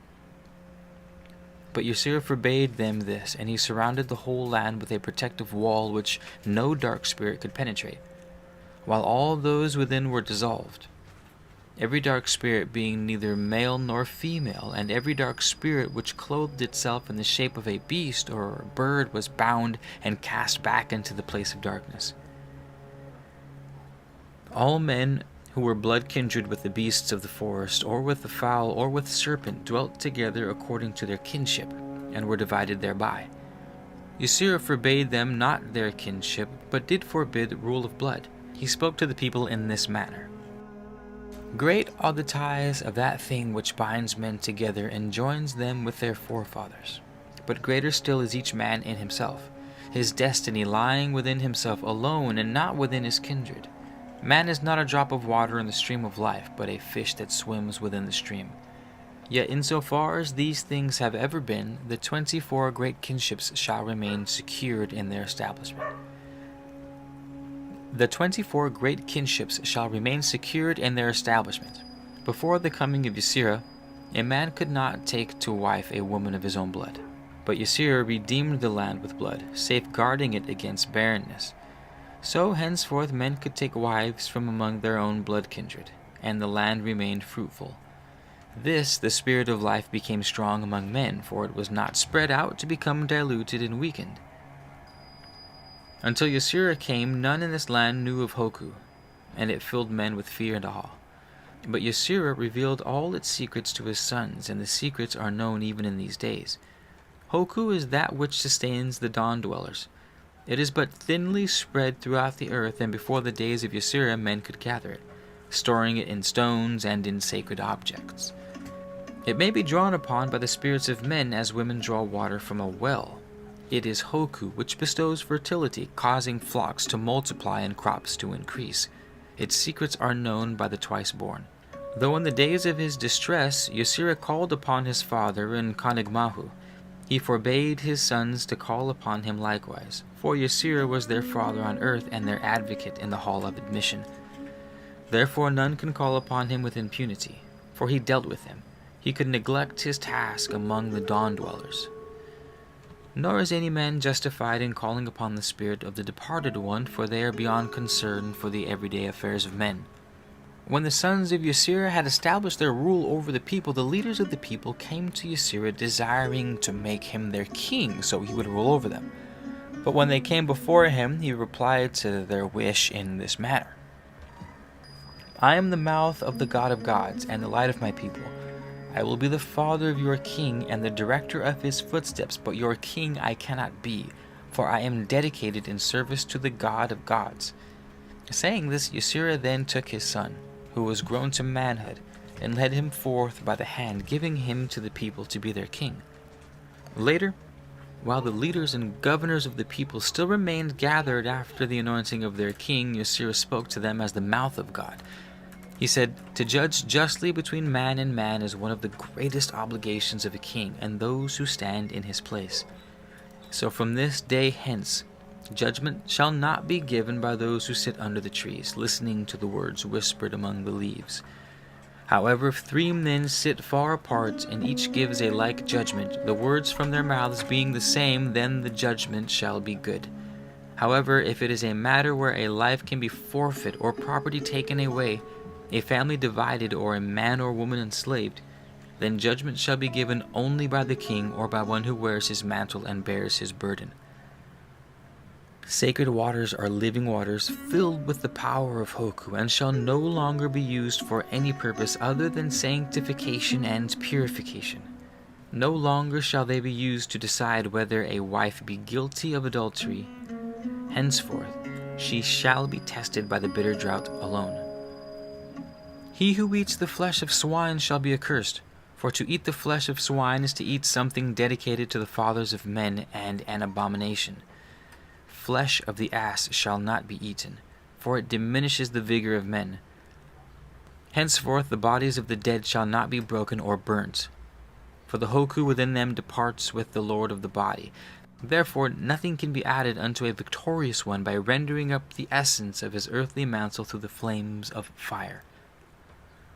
The people shall not be denied their feasts, nor shall they be forbidden the rituals of fruitfulness. Their offerings to any god shall not be taken away. As the gods of the people are today, so shall they remain, for they serve their end. They may depict their god after their own fashion, for the likeness of such gods is a small consequence.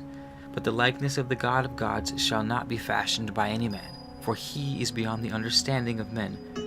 No man shall seek to find his likeness in water.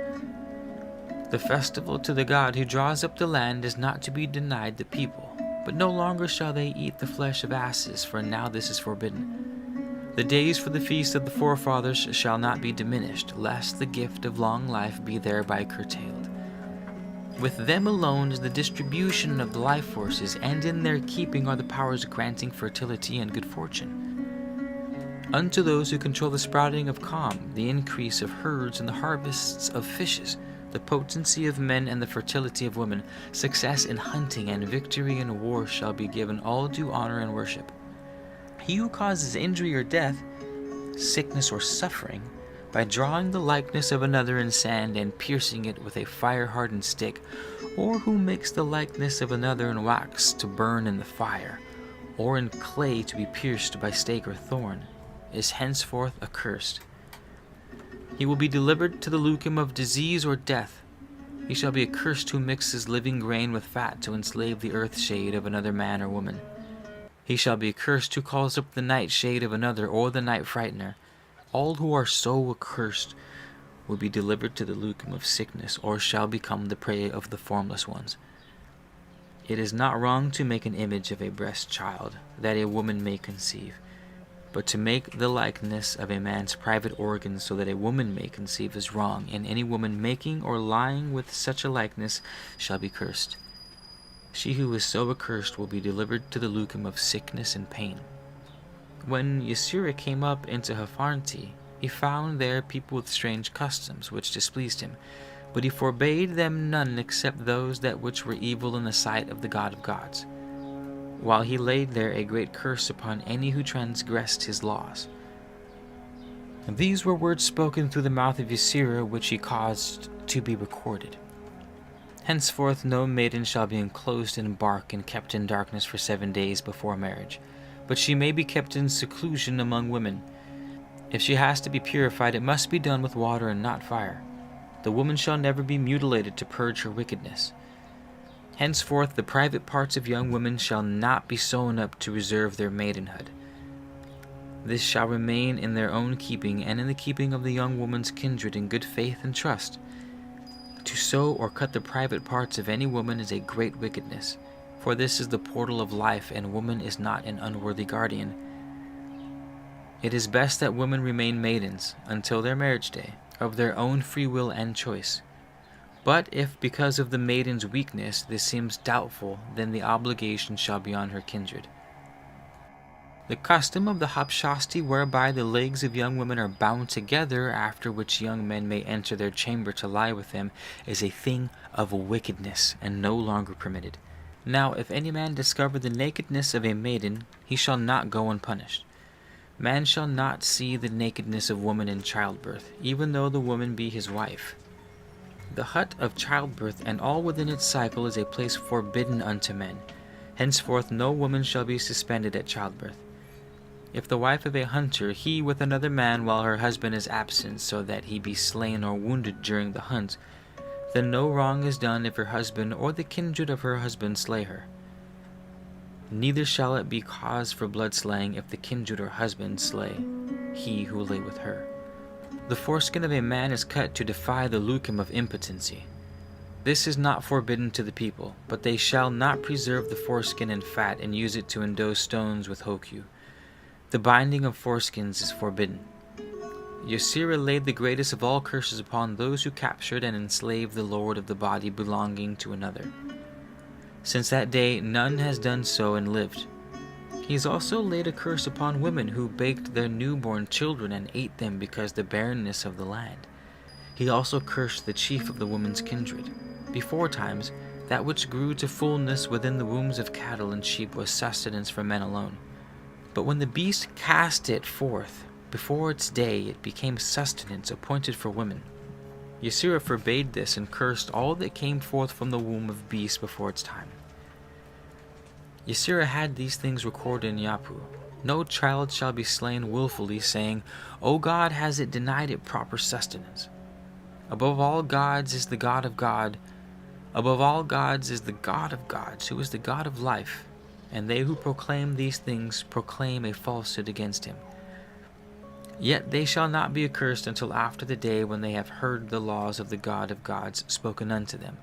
Before then they have been led astray by those who should guide them, and on the leaders shall be the curse. Henceforth the empty body shall not be bound tight against itself, but stretched out, for the earthly body cannot be reborn when once its Lord is departed. The people shall not be forbidden the carrying of it, nor shall they be stopped from elevating it, but it shall not be hung over the living waters, lest it call forth a formless one in the darkness of night. If the kindred of man come up to molest him at night, the nightshade shall be bound by the power of Hoku, transmitted into a hollow log filled with fire-retaining substances. The log will then be burnt in purifying fire, and the ashes buried after the fashion of your fathers. But the Hoku shall not be given back. That Hoku which comes from a man whose crops and trees yield abundantly is best.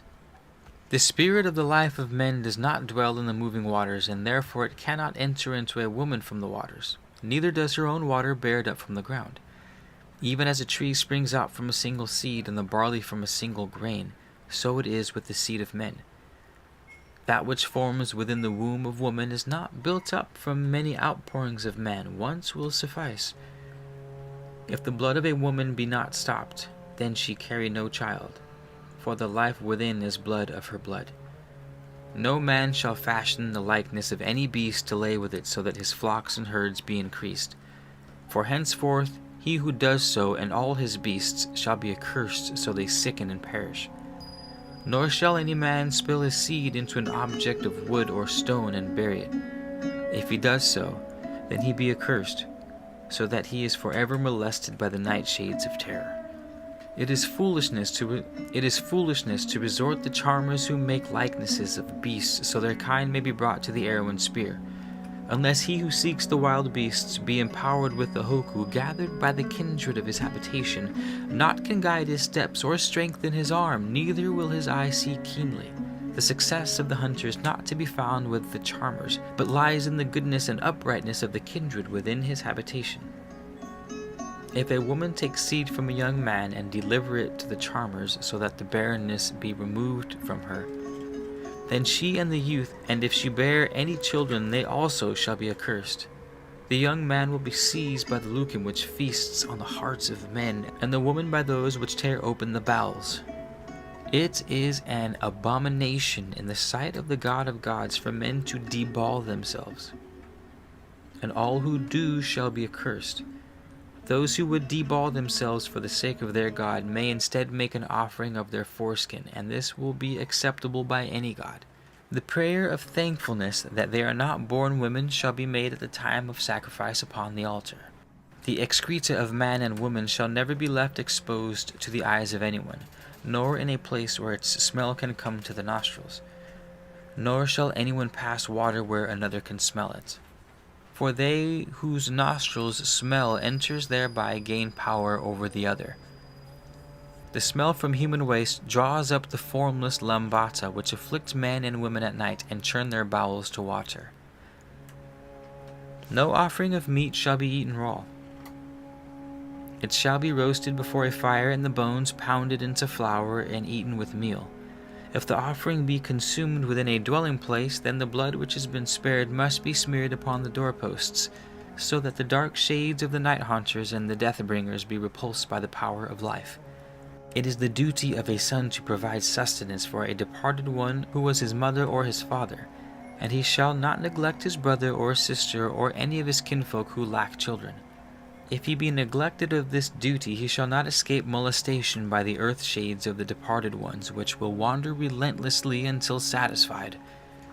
If formless ones be called forth by neglect, so that they reach stability on earth, they will haunt the dark watches of the night and suck life-blood to sustain their awful forms. No man may keep them from his dwelling, for they will slide in stealthily, even as snakes. It is wrong for charmers to call forth dark spirits. Any charmer so doing within the borders of the enlightened land shall be accursed, so he be seized by the night fiend. If such be done, and the dark spirits wander out of control, then one of the twice-born shall be called upon to return them to their dark abode. It is not sufficient for men to shun the ways of wickedness, for unless the Lord of the body be clothed in brightness, they who watch for him in the land of the dawning will wait in vain. Those who lack that which would bring them into the palace of light will fall prey to the lords of the dark places, and be forever lost to those who love them.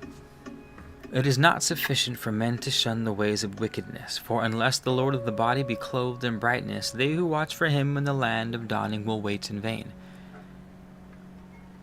Those who lack that which would bring them into the palace of light will fall prey to the lords of the dark places, and be forever lost to those who love them. All those who are awakeners of the dead shall be accursed and delivered to the lucum of madness. If any of my people deal with them, then they too shall be accursed, so that they become prey to the terrors of the night. It is futile to consult the departed ones, for what can they do but advise on matters of little import? If they have anything of importance to impart, they will come unbidden to men of understanding and made it known. When Yasira came with his sons and those with them into the true land of Tamura, he strove with the people of Kantayamtu, who followed the ways of wickedness and ignorance. He remained among the people of Tamura during the days of Gabu, dwelling at the place where now stands the temple of the Sky Seer in an abode of reeds by the moving waters. In those days the people of earth united themselves with those who were in the land of morning light, by the powers within the body of a woman-child, seeking in this manner to preserve the Hoku of their kindred.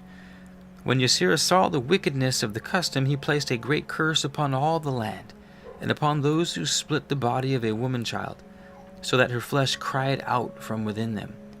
Therefore the land became stricken with a great plague. Since then never has anyone in the enlightened lands eaten the flesh of man or woman, and no woman-child is violated in the great wickedness of ignorance. The people of Tamura greatly feared the curse of Ysera. Ysera taught the people that the power of Hoku resided not in the flesh of the body but in the bones, and that each bone contained the essence of all the being, man and woman. And then the people began to seek union with the departed ones in the land of the morning light, for the power of the bones. And Ysera forbade this not, though he knew it was futile, but where there was healing in the bones, and they were able to draw it forth, Ysera was not displeased, for all things pertaining to the good of the people were in his sight. Nevertheless he forbade to the women the burden of the bones of their husbands, and since then no shades has risen to molest them. This was because of the protecting power which he drew forth to fill all the land. It relieved the women of their burden, raising it from their backs. All the charmers who brought forth shades from the land of dawning, and all the questioners of the dead, and the awakeners of the dead were cursed. And this curse hovers over the land even to this day. Yet there are still some who seek to call forth a shade from the swathed body made eternal. But all they raise up is an ill-omened messenger from the place of darkness. Ysera did not forbid to the people the rites of homage due to their departed kinsfolk, for in the place of morning light these were the powers most interested in the welfare of any mortal man. Ysera never forbade anything that was the benefit of men, taking away naught but the things which were futile or harmful. In those days there were no rites of written record, but Ysera caused them to be given to the people, not so that these should renew life in the departed ones upon earth, but so that the Lord of the body should be sustained and strengthened in the place of the morning light by the link of Hoku, sanctified by those remaining on earth. Ysera spoke to the people, giving them laws which were recorded in this manner. These are words of the God of gods, who created man and beast upon the sacred island.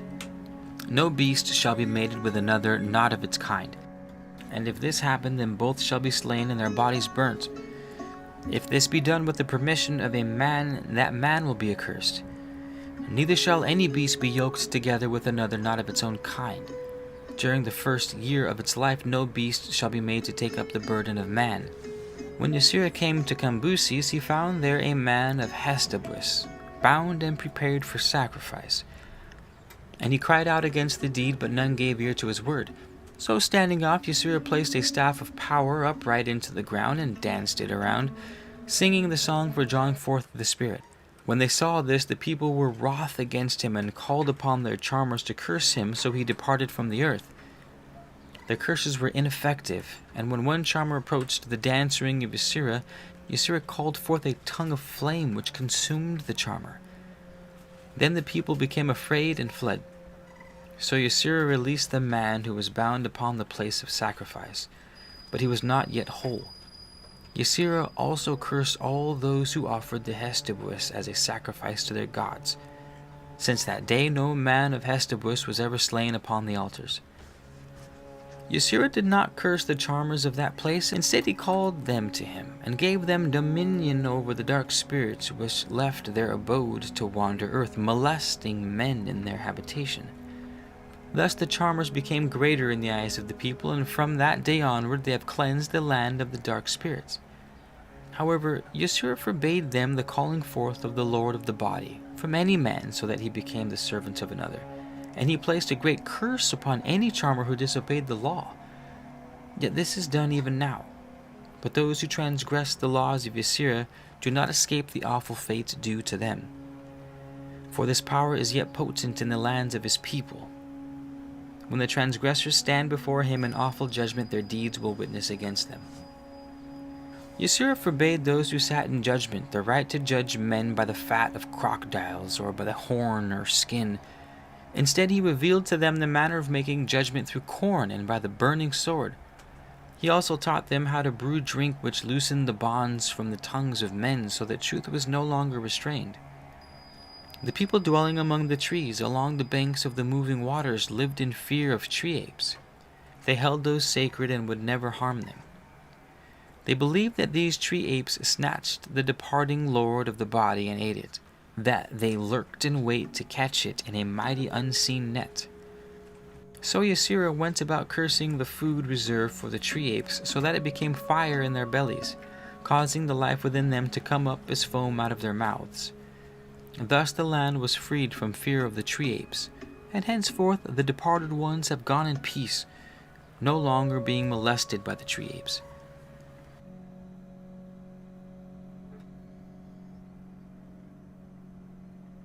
Chapter 13. The Way of Ysera.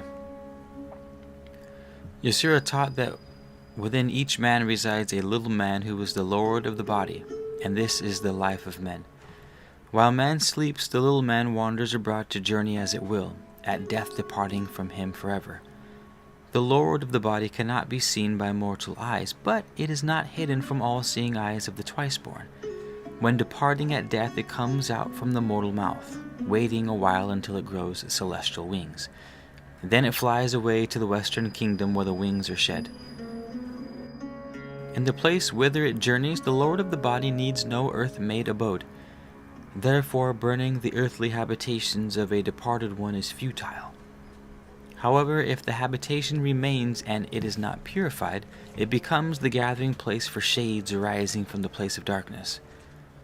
For the habitation need not be destroyed, it must be purified by incense and water and refilled with protective hoku.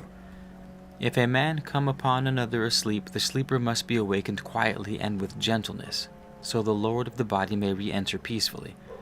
For if the sleeper be awakened before it has re-entered, or if it jump back in fright, then the man will become sick. Therefore, when awakening a sleeper, it is well to call gently to the being without. When the mortal body becomes sickened without the heat of the Lucan being present, or if the man or woman be seized and tormented by the dark spirits of madness, this may be caused by the day sleeping of the lord of the body. Thus, if the lord of the body be awakened from its day sleeping or restored from its restlessness, then the man or woman may be cured.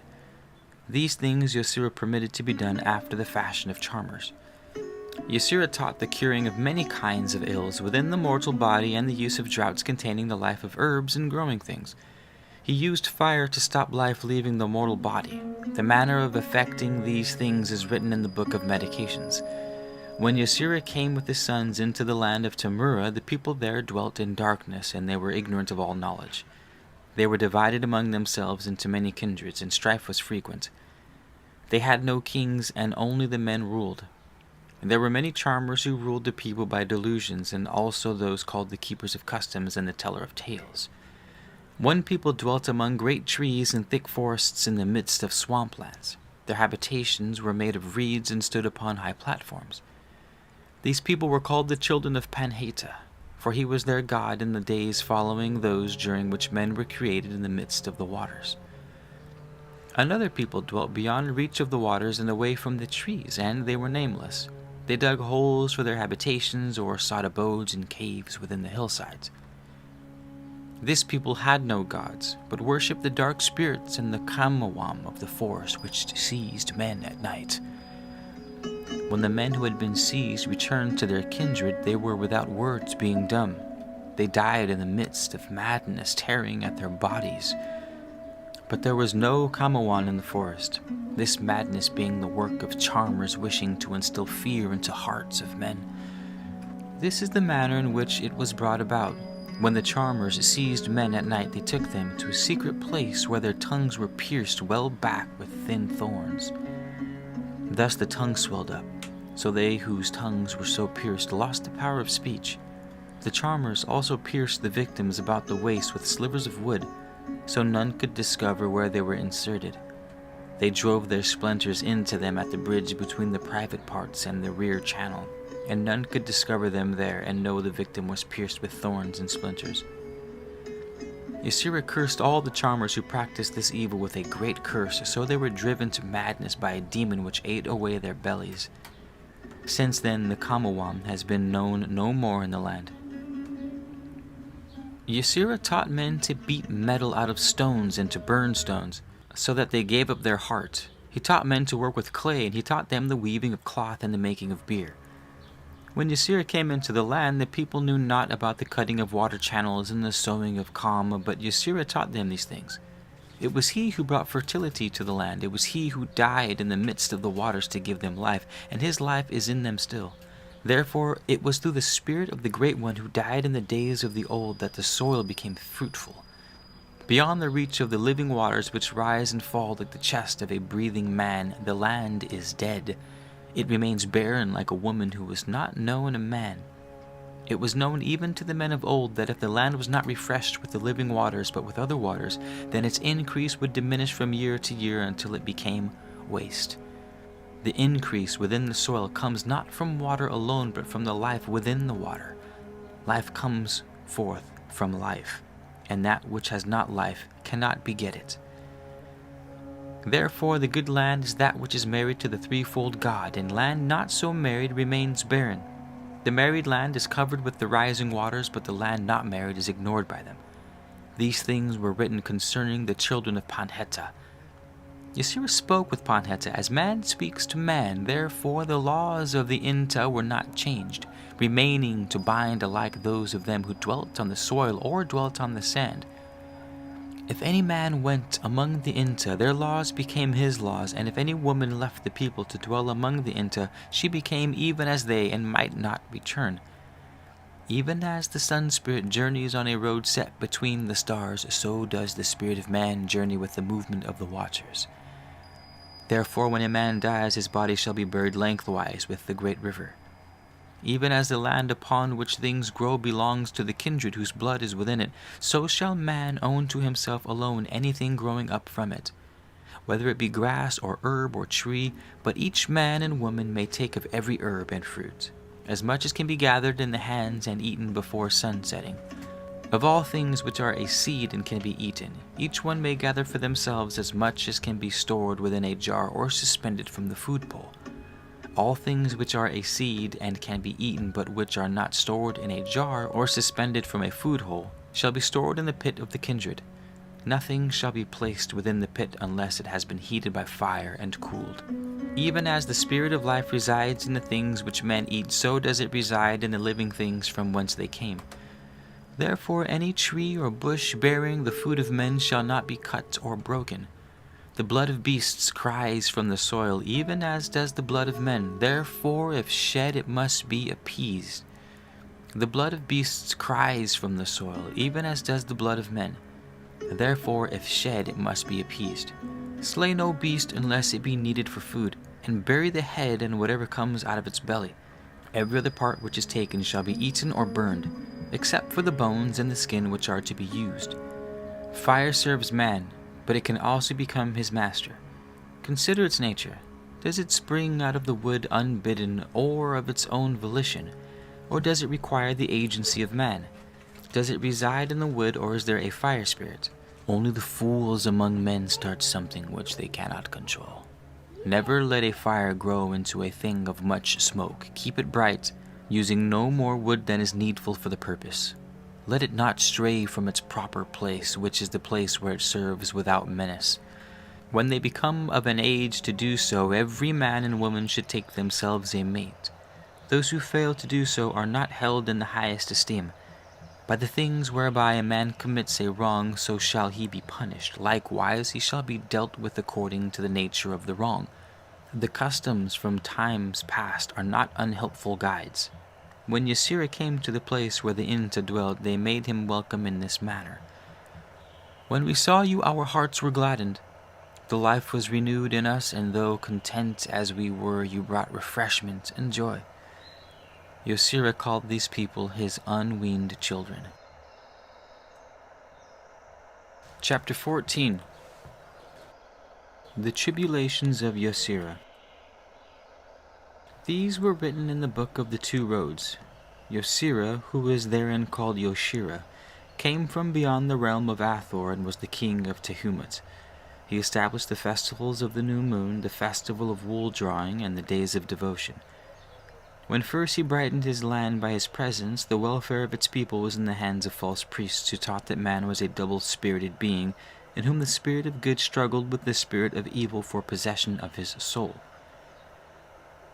Each deed and thought was said to strengthen one or other of the opponents. The people were not completely deceived in accepting this. It is perhaps an earthly distortion of reflected truth, but neither is it wholly true. In the days of old, men saw truth but dimly, for it could be only partially revealed in accordance with their ability to understand it. Truth is a light growing even brighter in the darkness of man's ignorance, and as the generations pass and go down into dust, men see more clearly. Each light-bearer dispels a little more darkness, and Yeshua was a light-bearer, the greatest of them all. Before Yeshua came, bearing the lamp of brilliant light, truth was but dimly perceived in this land. The false priests of those days taught that when the great flood created man, he held back immortality as a special gift for those whom he favored. This is the attitude of one who is great, and therefore such doctrine cannot be accepted. That these priests were misled themselves was not so great an evil as their misleading of others who trusted them. A true priest should approach as close as possible of the shrine of truth and interpret whatever he sees there as clearly as his ability and understanding of his followers permit. In those olden days, no man had yet been reborn to the wisdom and enlightenment.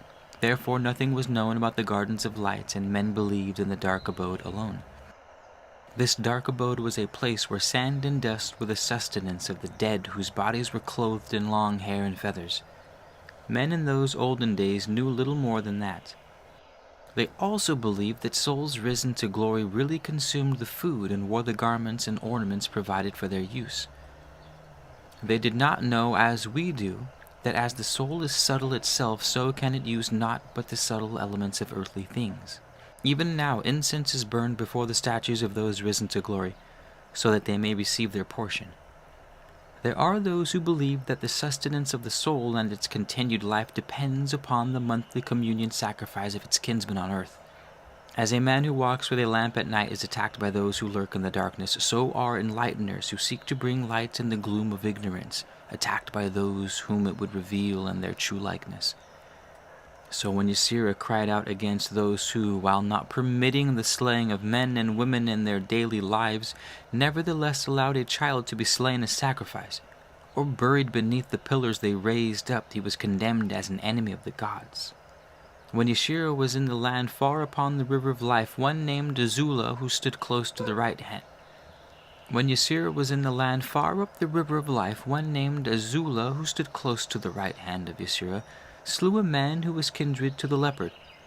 This enraged the God of these people, for the slain man's blood cried out to him. Therefore men of the leopard came into the land of the east, seeking to slay Azula against his offense of their God. But he had withdrawn to a place of hiding. So when they found their search to be in vain, the men of the leopard returned to their place, informing their priests of their failure. The priests then held the rituals for calling down the war power, drawing it down in strength. Then, because Yeshua was the overlord of Azula, the men of the leopard went forth against him, claiming the right of war.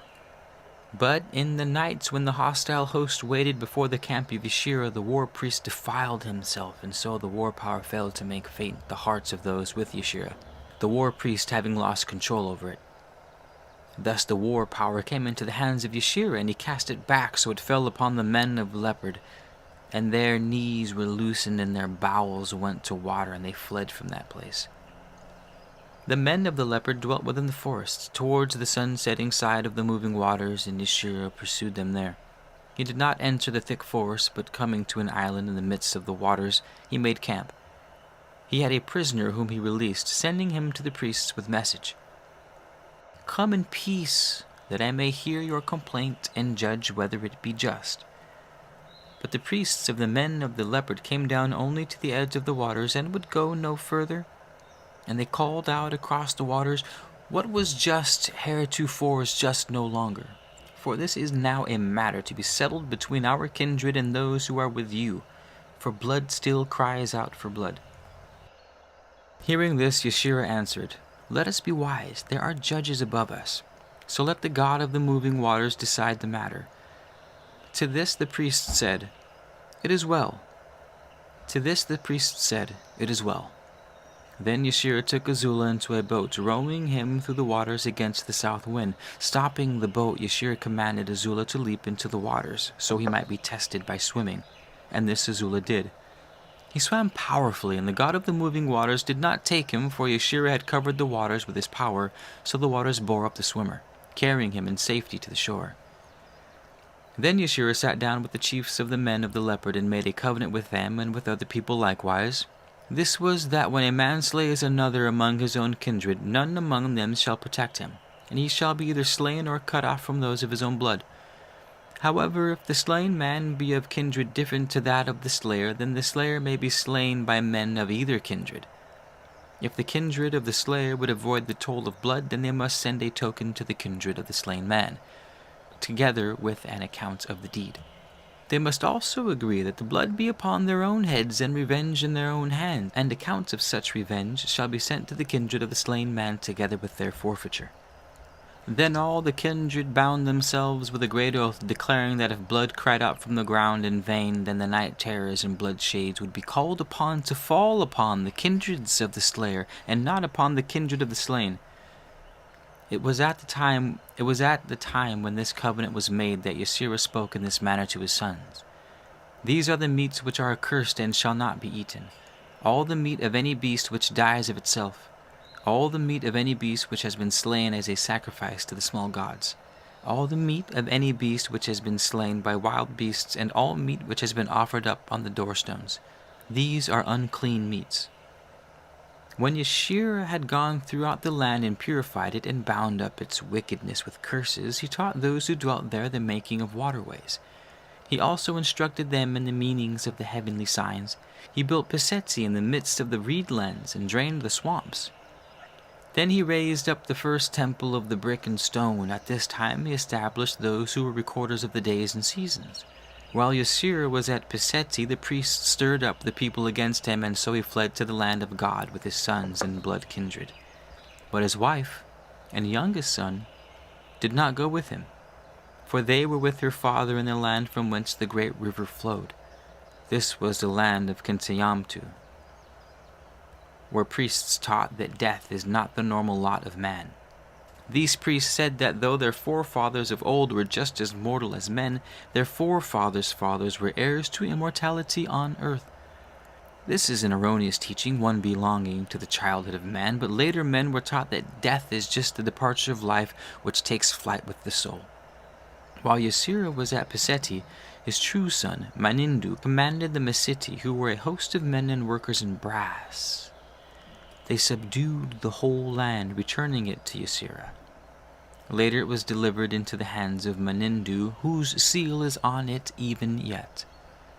After the time of Manindu, the people forgot the God of gods, for he appeared distant from them, and they worshipped other gods whom the priests devised.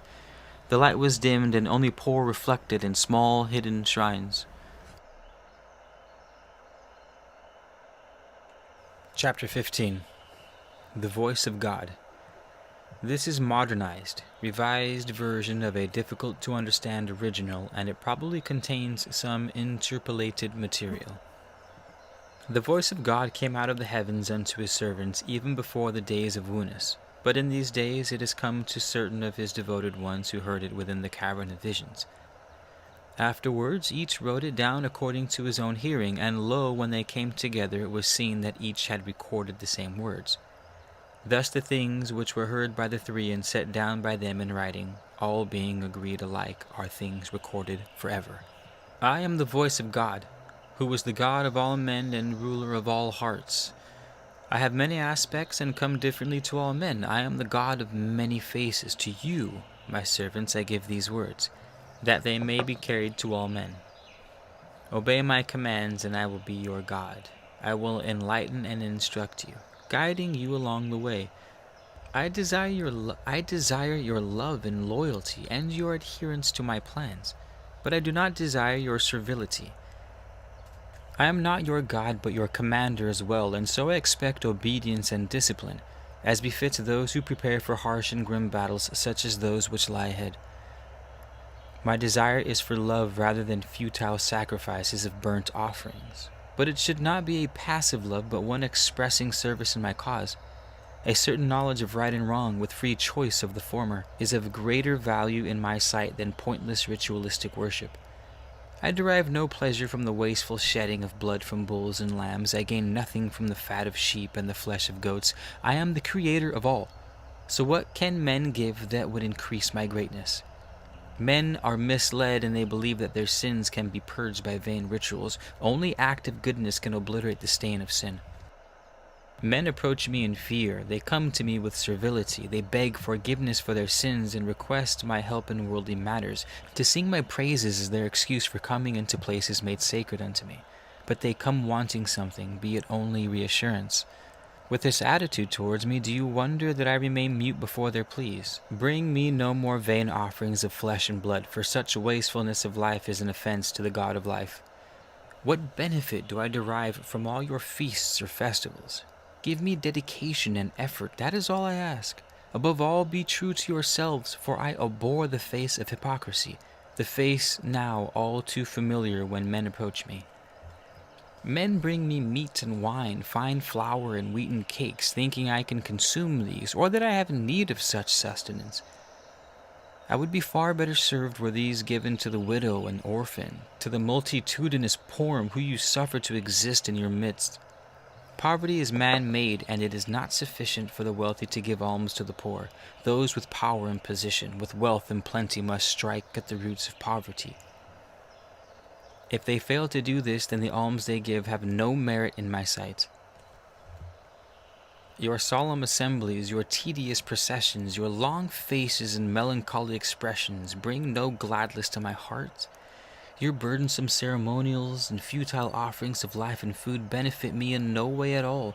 Men themselves may derive benefit from these, but their hypocrisy when they proclaim they do this in my name is not hidden from me. The reek of your incense smoke rises and disappears into the air, but it comes not unto me, nor do I have need of it. Yet I will not deny you the pleasure of its fragrance, which can bring inner harmony and peace by soothing the spirits of men. Nor will I deny you your feasts, if the fetters of wickedness be thereby loosened from your souls, but they do not say they are undertaken for my benefit or glorification. Fasting and denial of bodily appetites may serve useful ends for men, but though you may deceive yourselves regarding their intent, do not try to deceive me by misstating their purpose. I have no desire to repress the joy and exuberance welling up in the hearts of men. Far rather would I prefer that such humanizing emotions be cultivated. Therefore pray if your prayer serves its true purpose, which is to harmonize your spirit with mine so communication becomes possible. Keep your festivals and feasts if they serve their purpose, which is to inspire and refine your spirit. Do all that elevates your spirit and develops your soul. That is the true purpose of life. Do all that is good for you. Nothing wholly beneficial is denied you. But do not declare that in doing so you confer benefit upon me. I am the God above and beyond all. I do not deny you your rituals and ceremonies. Worship me if you will, as you will, but bear in mind that this cannot substitute for your obligations. Ritual and worship cannot be an adjustment or payment for the things you have failed to do, or be an apology for your own shortcomings. Neither do they compensate for iniquities against your fellow men. If you attach importance to ritual and ceremony, let it be in proper proportion, and never let them dull your conscience against deeds of wickedness or usury and injustice. Never let your duty and obligations be neglected because you worship me diligently, following a formalized ritual and ceremony. Let this not become an excuse for failing to share your bread with the hungry or for neglecting the needs of the destitute or weak. I am not deceived. A life is dedicated to me is not one preoccupied with worship.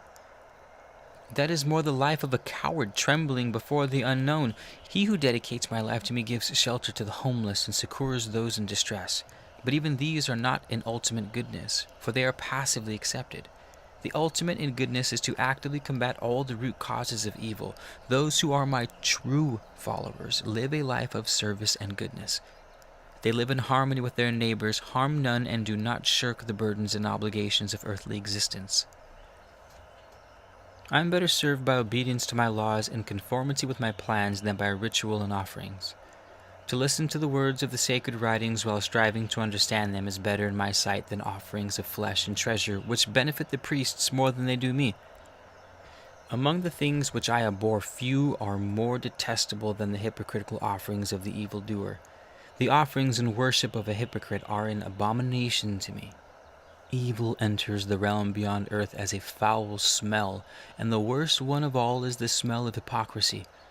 Those who pander to hypocrites or do not actively oppose them are also creatures of evil.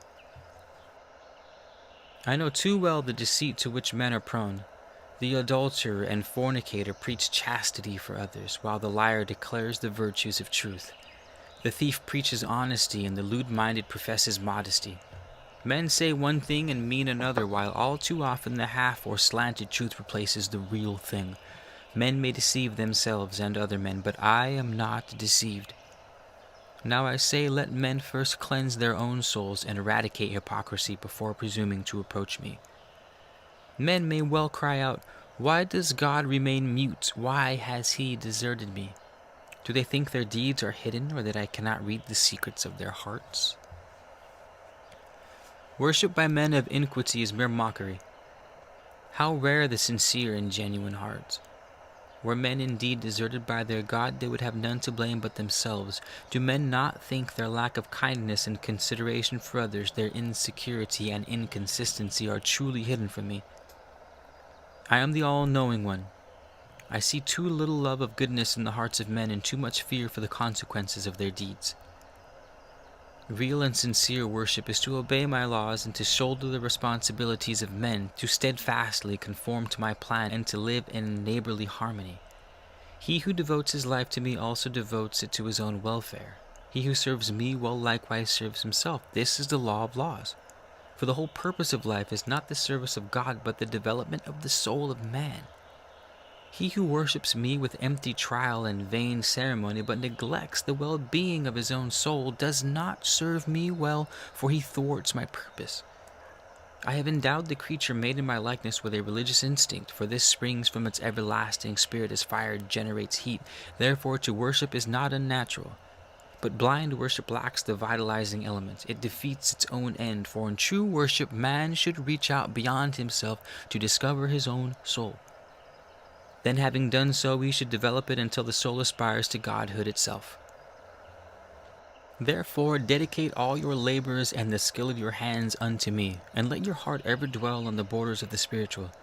Let the life which you cherish be the spirit life. Free yourself from all vain hopes and selfish thoughts, from all worthless encumbrances, from ungainful avarice and unbeneficial lusts, from the domination of the flesh. Life is not easy, nor is it wholly pleasant. It is not meant to be, but bear your burdens with cheerfulness and fortitude. Entrench yourself within an inner fortress of peace.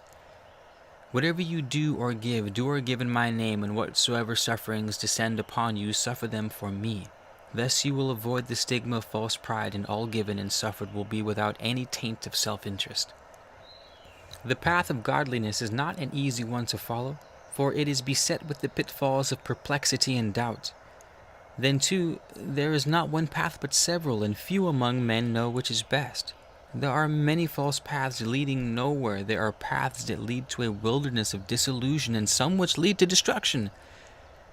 Yet among the many beliefs springing up from time to time in various lands, there are always those which lead to the same truth, to the one fountainhead of light, though some may be devious and some wander through dangerous territory. They are like many roads leading pilgrims to one shrine. Though all true paths are lit by the guiding light of truth, not all see it alike. But the fault lies not so much in the light as in the beholder. It is this which leads to misunderstandings and concerning each other's teachings, and to disputes between those who prefer one road and those preferring another. Each considers his own way, his own interpretation of the light, to be the best, if not the only way. There are few, even among truly enlightened men, who are able to conceive my true nature, and these know that I am even above unchangeability in manifestation. I can think of myself as some other, and forthwith with that other thing comes into being. There are those among men who declare all life, all my creation, to be an illusion of the senses, a dream without sustenance. There are those among men who declare all life, all my creation, to be an illusion of the senses, a dream without sustenance. They are in error, for all that is real and all that exists was ever latent, awaiting the awakening kiss, because man cannot know reality as it actually is, but only as they conceive it to be with their deceptive sense. It does not make it any less real. If all men were blind, the stars would still exist. Neither reality nor truth nor the God who is beyond and above, both will be inconceivable to the minds of the ultimate man. Only man in his present undeveloped state and in his ignorance cannot conceive such things, and therefore, because in his blindness they are beyond his sight, he says they do not exist. In the beginning I established the law, without which the souls of men could not develop and progress. As each soul is itself a divine fragment with all the powers of divinity latent within itself, it can modify all but the great law. Man thinks, but his thoughts alone do not create, for as yet he lacks knowledge of the power which creates in substance. First I created the firmament, which is the matrix of all. Then when I took thought, the creative power flowed outward and, operating upon the medium, brought into being things of substance. My creation arose before me as light does before a flame or heat before a fire. It came and still comes into being because I exist. It is because I am. Creation in no way affects me any more than a man is affected by his shadow, or light by its reflection. As raindrops, waves, rivers, dew, and mist are all forms of water, so is everything existing and knowable by man but various forms of the one substance. So is everything existing and knowable by man but various forms of the one substance. This substance has its origin in me, but it is not me. I am the source of all things, supporting but not being supported by them.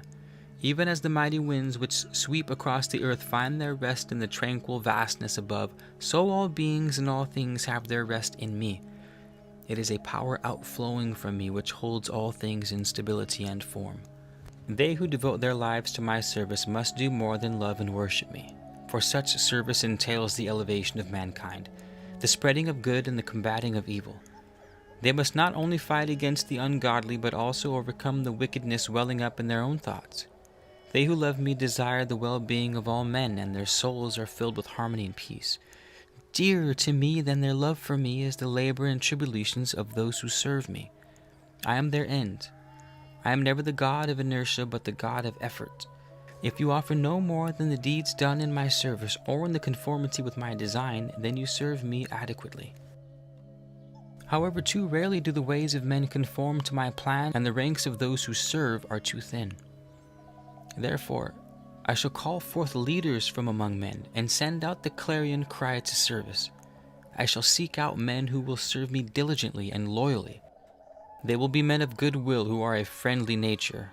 They will be kind and compassionate, men who can love deeply and truly, whose steadfastness is the same in pleasure and affliction, whose resolve remains equally unbroken in the sweet embrace of good fortune as under the harsh blows of misfortune. I will send men who are fair and just, proud and resolute, but these qualities mean nothing unless they have also courage and resolution, fortitude and tenacity. I shall seek the man who is himself ever seeking, who seeks to unravel the riddle of life, one whose determination is strong, who detests wickedness and delights in the good, whose heart and inner vision reach out for enlightenment. His tranquility will remain unshaken under stress, and within his heart will be a haven of peace beyond the reach of excitement and anger. He will be a lover of wisdom and seeker of truth. He who is wise, he who knows what to do, who remains calm when others lose their self-control, he who is clear-headed under stress, who enjoys the challenge of the task, that man is mine. He who labors uncomplainingly, who disdains to satisfy deforming lusts, whose spirit remains the same under the temptations of honors or the pressure of disgrace. He who is free from the shackles of unworthy earthly attachments, who retains his balance under praise or blame, who can shoulder his own burdens, whose spirit is calm, silent and strong under all circumstances. He who can bear the responsibilities of life and obligations of love, that man is mine. I am the God of inspiration. I am the God of love. I am the knower, and you are the known. I am the source of life.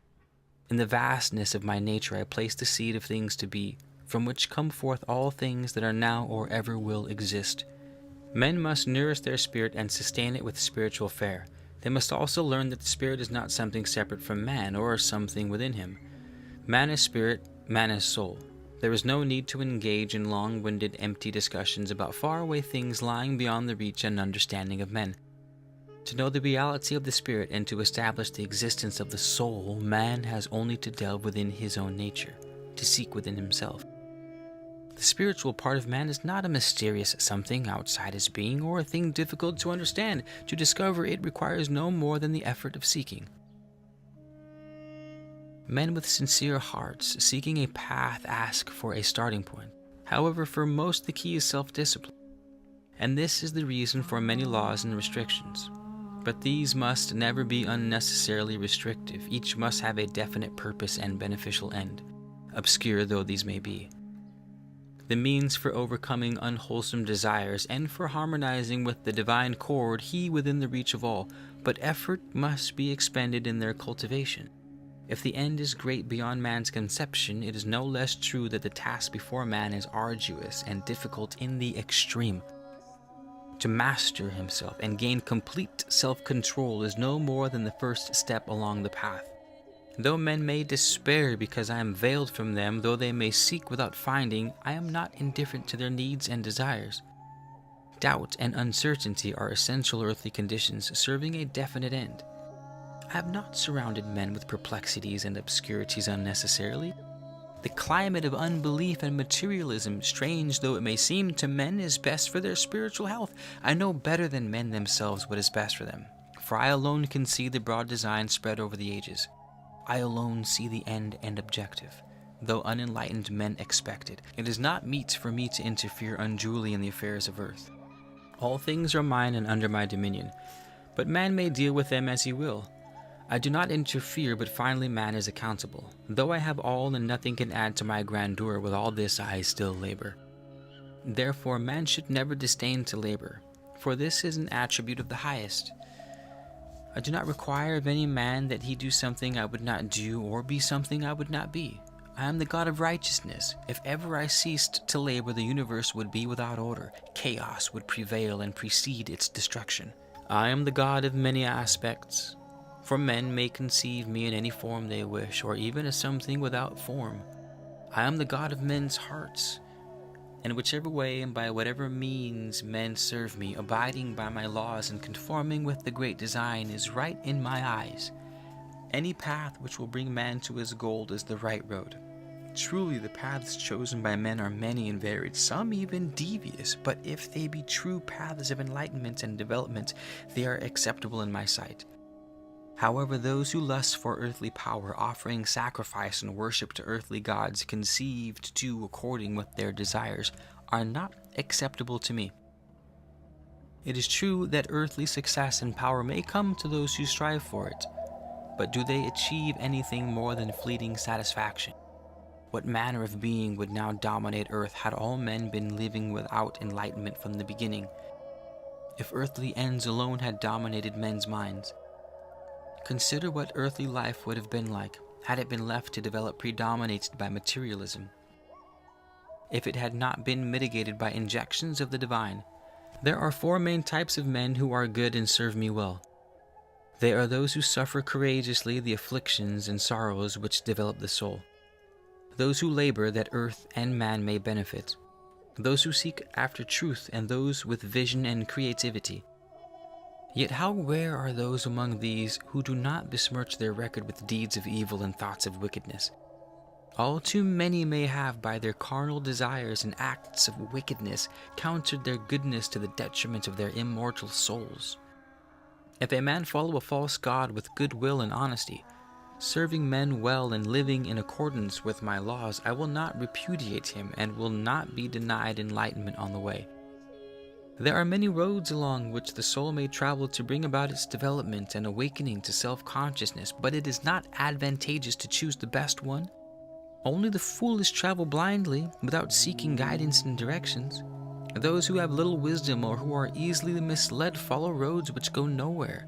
They who follow a barren faith reach a barren destination. They find only an empty place devoid of hope, incapable of fulfilling their dreams and aspirations. Those who worship gods of their imagination, gods in strange likeness, which have been brought into being by man's creative conceptions, will go to these gods who have an existence in a dim shadow realm. Those who worship lower spirits will go to them, and those who worship the demons of darkness will join them. For what a man desires, he deserves. There is a link between that which men desire and what becomes established in existence. Provision is made for man to receive the fruits of his own creations.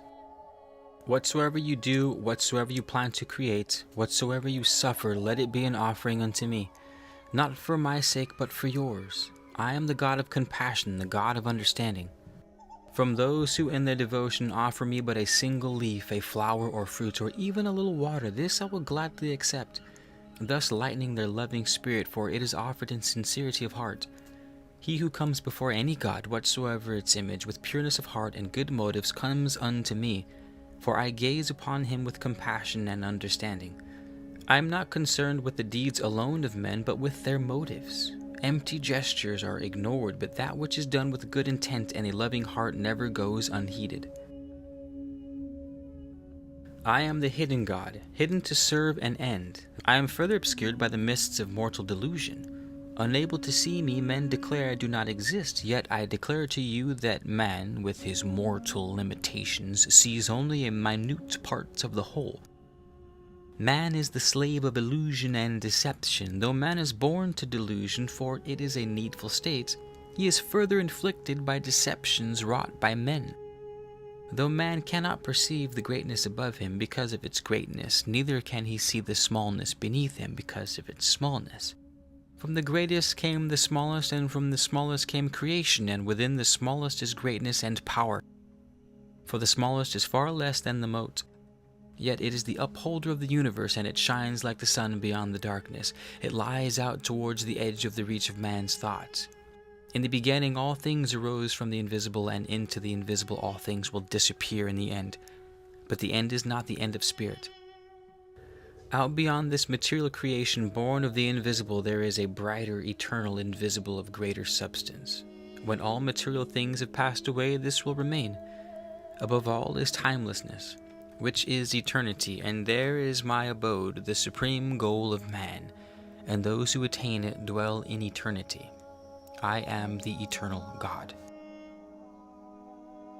Few are they who can conceive me as I really am, the unborn and uncreated, beginningless and without end, Lord of all spheres.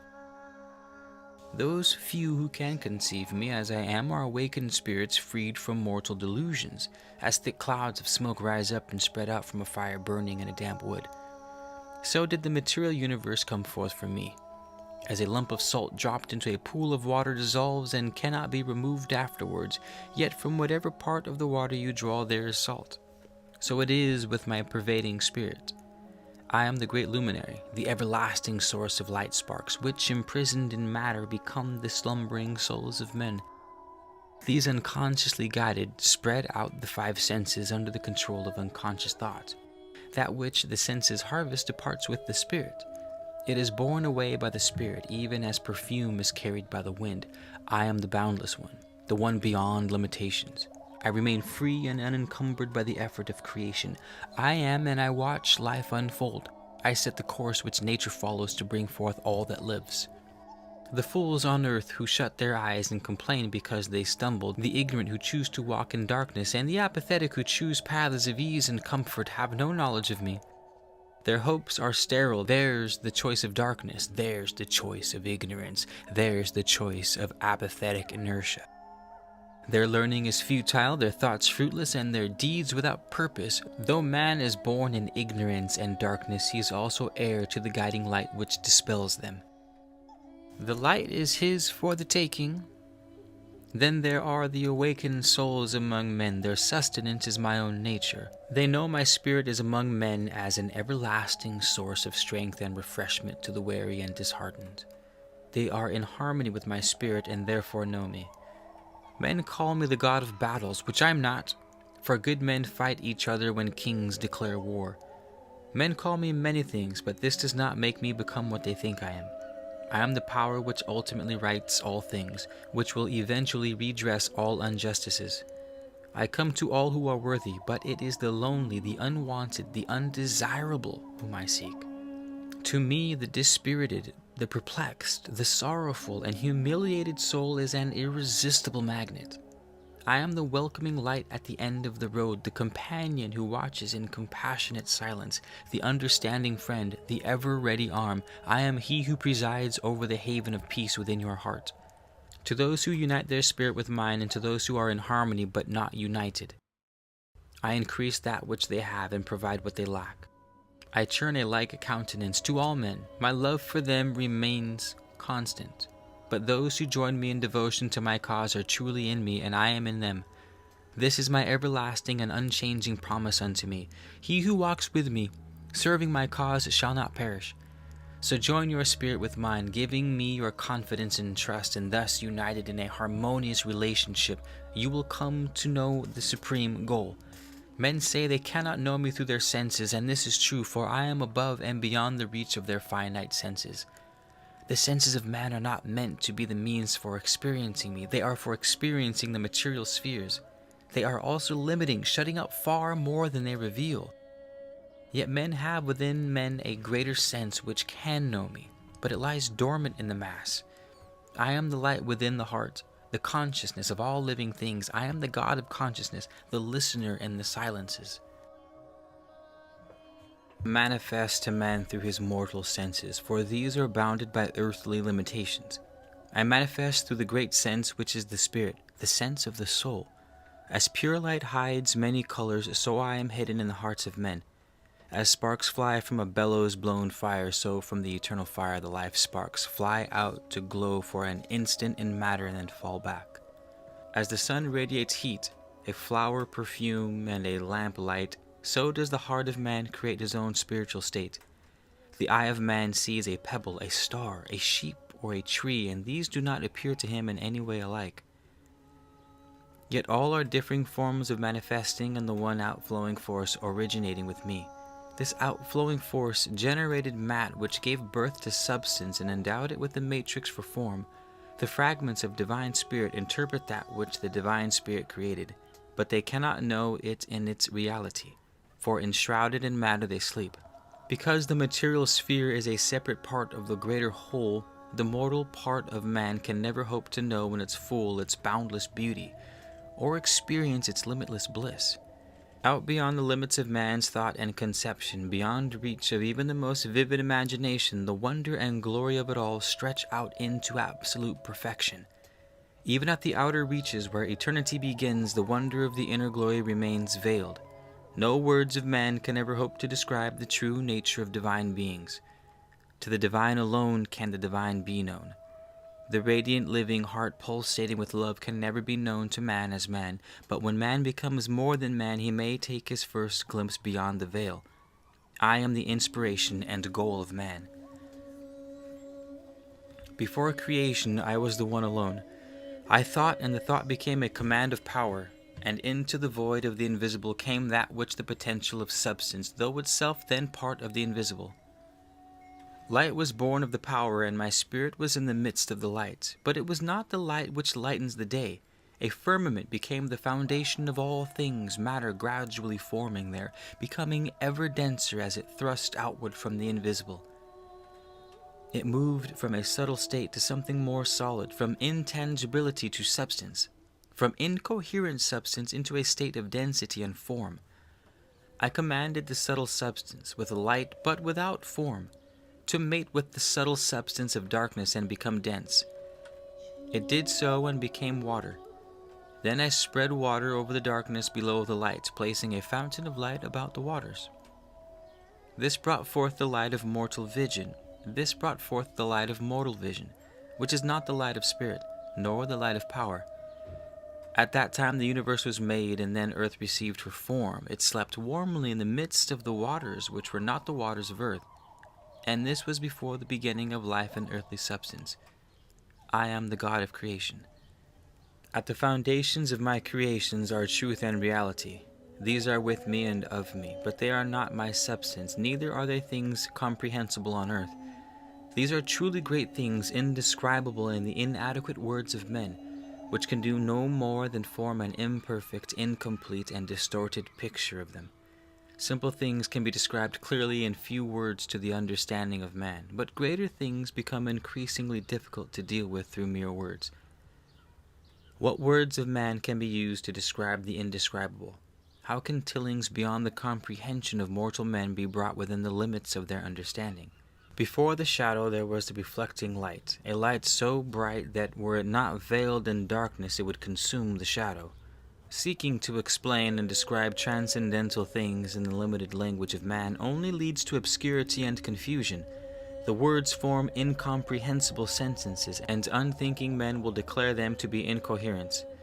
Therefore, look behind the sentences strung together with mere words. I am the unknown God, veiled from man by man's mortal limitations. The universe came into being and exists because I am. It is my reflection in matter. As a man remains unaffected by the manifestations of his shadow, so do I remain unaffected by the material creation. As heat comes forth from fire and contains its essence and nature, though it is not fire, neither has it the substance of fire, so does my creation relate to me. I am as an object reflected in water. The water may not know the reflection or find it within itself, but this inability has no effect on the reality of the object, nor on the fact of its reflection. It is a man looking into clear water and a calm day sees his reflection therein, but if the wind blows the image becomes distorted, and if the sun hides its face behind the image disappears. Yet none of these effects touches upon the image itself, nor upon that which casts the image. When the wind drops, the cloud vanishes and the sun reappears, both distortion and deception end, and the reality is again reflected. Within my creation is my spirit which supports it, and this spirit is the bond between my creation and myself. No man acknowledges the air because it is still, but when this same air becomes a whirlwind, men give it their whole attention. With me all is real, while the man all is illusion, but man may abandon his illusions in seeking me, and he will thereby discover reality. I am the reality behind the reflection. I am the uncaused cause. Those who turn away from the glorious jewel within to seek an outside God, a separate, unresponsive being, are looking for a mere trinket, while disregarding the priceless treasure already in their keeping. Men of light worship the vision of light. Men of darkness and ignorance worship ghosts and dark spirits, demons of the night. There are men who, moved by dark beliefs or their carnal lusts and perverted passions, perform awful austerities and self-mutilations never ordained by me. They delight in tormenting the life and spirit within their bodies. They are truly deluded victims of the darkest form of ignorance, yet some derive pleasure from their pains and torments, and so continue them. But these may be truly described as mutilated souls. Some men follow gods who punish wickedness and reward good, and therefore tend toward goodness. But it is not folly to follow non-existent gods. All men choose their own spiritual destiny, whether it be done knowingly or not. For under the law their future state must rest in their own hands. I am the God who ordained the law, and nothing man can do will change it.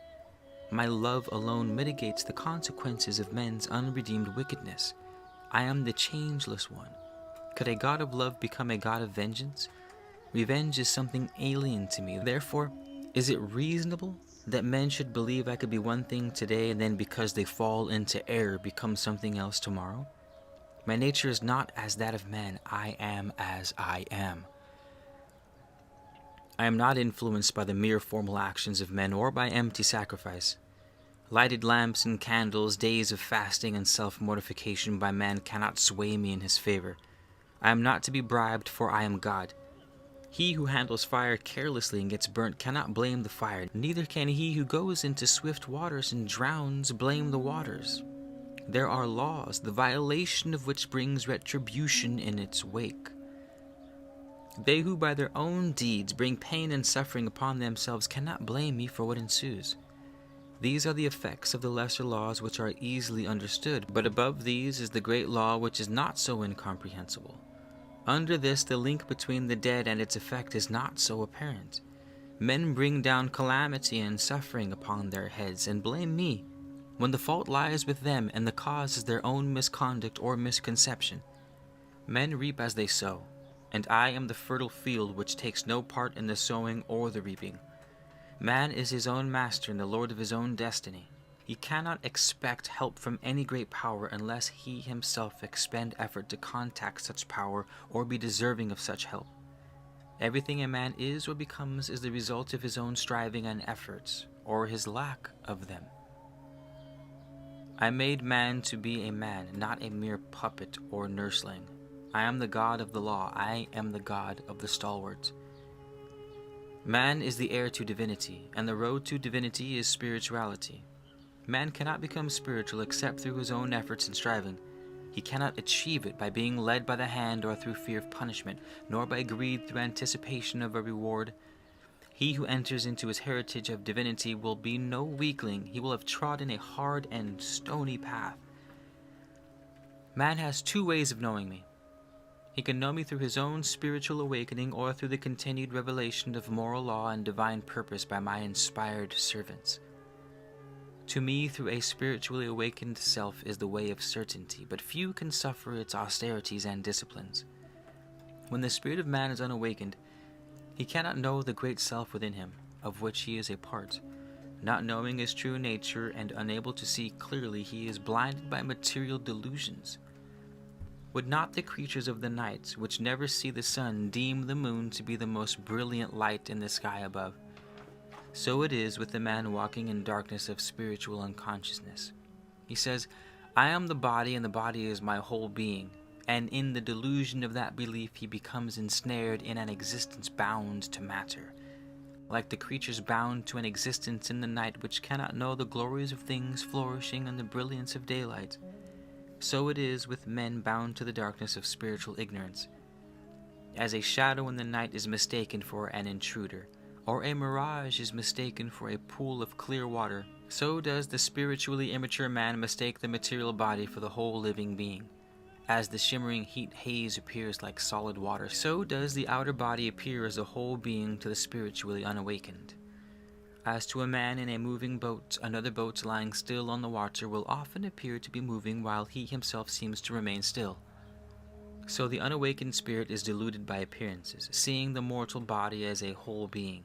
When in fact the clouds are flying overhead, it appears as though the moon itself is speeding across the heavens.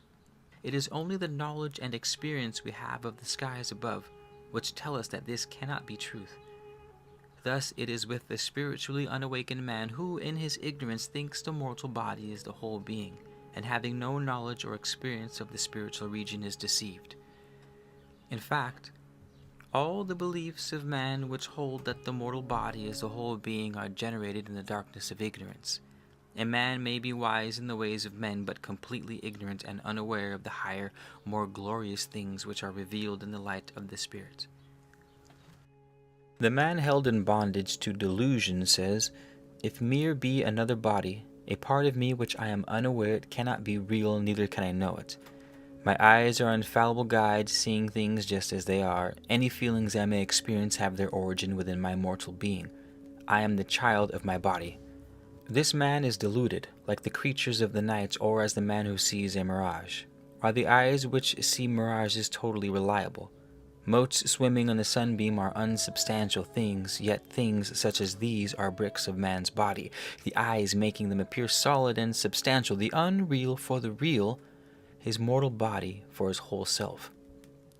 The deluded man ignores the spiritual part of his being and its needs. He cherishes the mortal body, gratifying its desires with earthly pleasures. Like the silkworm, he becomes captive in the cocoon of his own making. The man who lavishes undue care on the mortal body displays his own spiritual ignorance and inadequacy. To be free from existence in the darkness of ignorance, to know the glory of life in the light of spiritual consciousness, a man must first awaken his spirit. In his way alone can he become aware of his true nature. In this way alone can man become aware of his true nature. Ask yourselves, what am I? What is real within myself? What comprises the whole man? Can it be that I am truly no more than this fleshy thing, the petty, immature, unstable being balanced between futile, unearthly ideals and carnal cruelty and lust? Or am I something greater which is undiscoverable by mortal senses? Am I really akin to something divine and glorious, from which source alone could have come the ideals and virtues which transcend the mundane needs of earthly existence? Ask yourselves in the solitudes, and perchance you will not go unanswered. I am the God of silences. The words of men are inadequate to express just what man really is. The knowledge of his true nature is beyond the understanding of the unawakened spirit. The inheritance within the grasp of man is without limitation, for it is the totality of all things.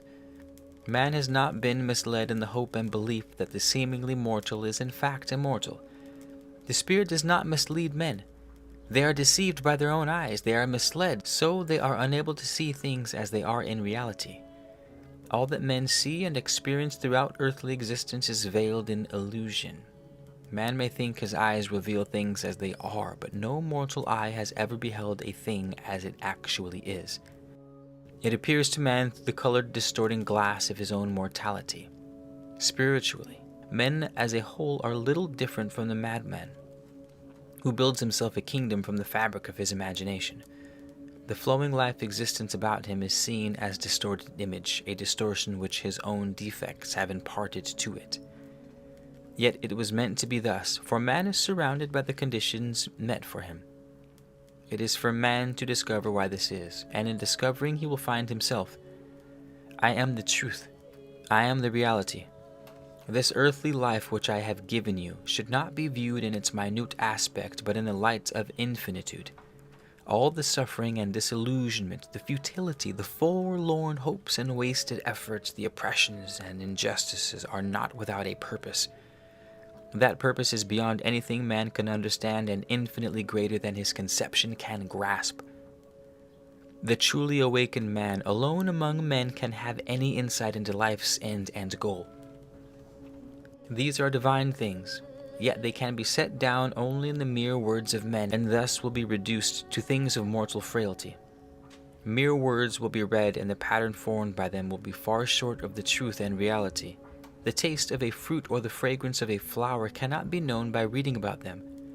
The fruit must be eaten and the flower smelt. Only in union with me, spirit communicating with spirit, can proof of my reality be found. Yet because things as they are, truth must ever be veiled from man as man. But who would labor if laborers were paid whether they worked or not? Were they revealed to him, the ignorant man might not comprehend great things. Therefore the light is not for him. The insecure and shallow seeker after diversion and pleasure will find little entertainment in these words. The really illuminated man will already know something of the truth and will therefore seek it more diligently along a higher path. So these words are given just for those sincere seekers who are aware of their own shortcomings and ignorance. These will be people whose thoughts are not smothered by prejudice, who are not set in their opinions. For who among men is the most confirmed in his opinions? Who states things in the most assertive manner and talks with the loudest voice? Is it not the most ignorant? I will not let the sincere seeker go unguided. I am the light on the path. Well do I know the hearts of men. They ever seek to deceive themselves. They clearly see the errors and follies of others, but are blind to their own. There are those whose idea of righteousness is mumbled words and repetitious prayers. Their souls are warped with selfish desires, and their heaven is the fulfillment of these. Their prayers are pleas for pleasure or power, for freedom from the things which develop the spirit. The lovers of pleasure and power delight in following the path of their own inclinations. They build a creed of their own desires. They have neither courage nor the will to follow a sterner and true path. Avoid the companionship of such as these, setting your heart upon the task in hand rather than the reward. I am the knower. I am the rewarder. If a man fixes his attention wholly upon one goal or one thing for his own selfish purpose, as if it were an independent, all unrelated to others thing, then he moves in darkness of ignorance. If he undertakes a task with a confused mind, not considering the outcome or where it will lead him or the harm it may do to others or himself, then it is an undertaking of evil. There is a wisdom which knows when to go and when to stay, when to speak and when to remain silent, what is to be done and what is to be left undone. It knows, too, the limitations set by fear and by courage, what constitutes bondage and what freedom. This is the wisdom I have placed at the disposal of man, if he would but seek it, the true wisdom of the Spirit. Opposed to this clear-sighted wisdom is the false man-made wisdom obscured by the darkness arising from delusion. Here wrong is thought to be right and error passes as truth. Things are thought to be what they are not. The unenlightened men dwelling in comfortable darkness, unperturbed by the challenge of reality as revealed by the light of truth, lack any understanding of true values. That which appears to them to be no more than a cup of sorrow is in fact a chalice filled with the wine of immortality. The vain pleasures that come from pandering to the carnal cravings of the senses appear at first to be a cup of sweetness, but in the end it is found to hold the brew of bitterness. He who does right does not do it for me, but for himself. He is the one who benefits, not his God. He who does wrong inflicts himself for it, and he is the sufferer. He who does right does it to his own good, and he who works wickedness does it to his own hurt. It could not be possible in a just creation that those whose ways are evil should be dealt with as are those who live goodly lives and perform good deeds. The fate of the selfish and that of the unselfish could not be alike. I am the God of justice, the maker of the law. The spirit of man has the potential for doing all things. It can rise above earthly limitations. The awakened soul can do whatsoever it wills. Man makes the environment for his own development as it is now, so countless wills from the past have fashioned it. When the body awakens in the morning, it is like a man entering his habitation. It becomes a place of awareness. The soul becomes active in manner. That with which you hear, taste, smell, feel is the soul. Physically, the ear of a dead man is still in perfect condition for hearing, but the hearer, the interpreter, has gone. The eyes of a corpse are not blinded, but that which operated them is no longer there. So as long as the soul looks outward only into the deceptive environments of matter and is satisfied with the material pleasures it finds there and which its baser body finds compatible, it remains cut off from the greater realm of the spirit. It binds itself to matter, failing to find the greater pleasures always there in the silent depths of its being. Confirmed in his attitude by experiences in a deceptive environment, mortal man becomes convinced that all desirable things lie outside himself. He concludes that satisfaction comes from the gaining the things which promote material welfare. This is the folly of the unbalanced man. However, balance is the key word, for it is equally foolish to turn away from material things altogether. Man is made of earthly things because it is intended that he should live and express himself on earth. It is also intended that he should discover his nature through earthly conditions and experiences. However, the divine spark must kindle the spirit. It must not be smothered. Balance is the ideal, the whole becoming neither wholly inwardly nor outwardly oriented. Man needs his body and must not repudiate it. And if it requires man's labor to sustain it, then is not man entitled to enjoy its pleasures. Here also it is simply a matter of proper balance. Man lives in a sea of material manifestation where I am only indirectly reflected, as the soul of man is indirectly reflected in his body. If a man sees with nothing but the eyes, then he cannot perceive me, for I am beyond vision. I am the God veiled behind matter. I am the God of the Spirit. Yet there is a vision possible to man which perceives the universal veil, which pierces the universal veil. A vision free from all obscurity, a vision uncontaminated by the dark shadows of base desires or fear, by unstable emotions or unworthy motives. It is the vision seen when man develops a new faculty, a new sense. It is an inward vision of splendor, a wave of spiritual light will engulf him. A mysterious power indescribable in mere words sweeps like a shooting star over the expanse of his spirit, giving a sudden illuminating flash which floods his whole inner being, his soul, with a glorious light. In its brilliance he is granted, for a brief moment in time, a glimpse of the vision splendid. He is then united with the living heart of the universe by a bond reaching out to infinity. Nothing known to man, no symbols of his conception can express the joyousness which floods his whole being. It can be experienced in quiet tranquility of spirit. It can burst all the bounds of restraint, expressing itself in an all-embracing, overwhelming feeling of love. Lost in an unfathomable sea of silent contemplation, the body will shine with radiance from the inner lights, and all about will be bathed in a luminous spiritual glow. Having once been in divine communication, these awakened spirits know a joy supreme, and never again do they walk through the veil of mortal sorrows. The truly awakened soul is beyond carnal lust and mortal grief. His love is alike for all my creation, and thus he shows supreme love for me. By this love alone he knows me in truth, who and what I am, and knowing me in truth he participates in my whole being. Those who seek union with me must first prepare a dwelling place for me in their hearts. But those who are not pure, those who do not fight me, those who have not suffered under the discipline of love, and those without wisdom cannot attain union, no matter how much they strive. I am the God of illumination. I am the God of enlightenment. Would you know the ultimate state of man when he has finally reached his goal, when he has entered into his inheritance of divinity? It is a state of glory transcending anything conceivable by him during an earth-bound existence. His consciousness expands to embrace everything, all that ever was or will ever be. He sees all. He knows all.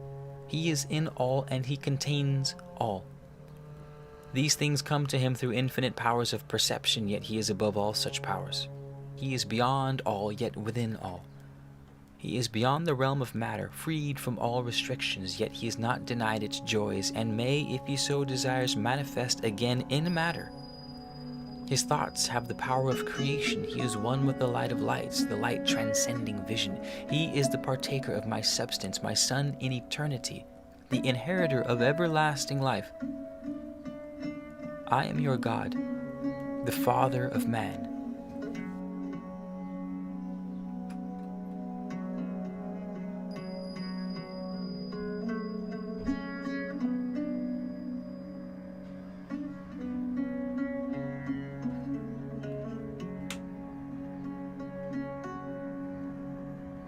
Chapter 16, The Spirit of God.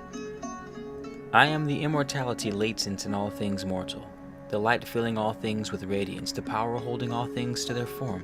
I am the pure, invulnerable stream untouched by evil, the supreme fountainhead of thoughts, the unfailing well of consciousness, the light of eternity. I am that to which the soul of man is related. I am its power, its life, its strength. I am that to which it responds. I am the sweet coolness in refreshing waters and the comforting warmth in the sun. I am the calmness of peace and the radiance of the moon and the delicacy in the moonbeam. I am the sound heard in the stillness, the companionship felt in the solitude, and the stirring in the hearts of men. I am the cheerfulness in the laugh. I am the cheerfulness in the laugh of a youth and the gentleness in the sigh of a maiden. I am the joy in the life of all living things and the content in the hearts of awakened souls. I am the beauty and the beautiful and the fragrance and the fragrant. I am the sweetness and honey and the scent and perfume. I am the power in the strong arm and the wistfulness in a smile. I am the power in the strong arm and the wistfulness in a smile. I am the urge in good and moderate desires. I am the gaiety and gladness, the restlessness in life, the refreshment in sleep. Yet though I am in all these, I am not contained in them, and they are not in me rather than I am in them. How pitiful are the words of men to depict sublime things, with the souls of men asleep enwrapped in clouds of delusion. How can I be known to them? I am of the supreme, the eternal, of God and from God, yet not God, as heat to fire, as fragrance to flowers, as light to a lamp. So am I to God. I am the power of God operating in matter. I am the first created of creation. I am the eternal thread upon which all creation is strung. I am the effective thought of God. I am that brought forth by his creating command, wherein all things share life. I am the Lord of forms, holding all things together. I am the power giving form. I am the comforting companion of the way. I am that which gives substance to the hopes and desires of men. Think of me, therefore, in any way you will. I am the companionable one, the comforter. I am the waters of inspiration springing from the eternal fountain. I am the glory of love shining forth from the central sun. I am in all things. I am the root of the tree of life, the words written in the book of God. I am the guardian of knowledge, the wisdom of the soul. I am the harmonizer of sound, the controller of power, the keeper of matter, and the sustainer of shapes. I unroll the scroll of time and record its changes. I am the reader of past and present, the scribe of change, the chooser of chance. I am victory and the struggle for victory, but I am more. I am that which defeats defeat, for I am the victory in defeat. I am the goodness of those who are good, but I am more, for I am the success that arises out of failure. I am the achievement remaining when all else has gone. I am the sublime veiling secret mysteries. I am the guardian who jealously discloses hidden things. I am the knowledge of the knower. I am the seed within the seed from which all things spring, the bricks of which all things are built. More, I am the clay and water within the bricks, the motion in all things that move without me. There is no movement. The stability in all things stable. Without me, no things hold to its shape. I am the craftsman with innumerable shapes, the artist with countless colors. My labors are outside the knowledge of men, my works beyond their sight. My masterpieces will never be seen by mortal eyes. That which abides in breath and yet is other than breath, which breath itself cannot know or influence, which controls it from within itself, that I am. That which is behind the voice, which voice itself cannot know or influence, which controls it from behind itself, that I am. That which is in the eye, yet is other than the eye, which the eye itself cannot know or influence, which controls it from within, that I am. That which is behind the touch, and yet is other than touch, which touch itself cannot know or influence, which manipulates it from behind itself, that I am.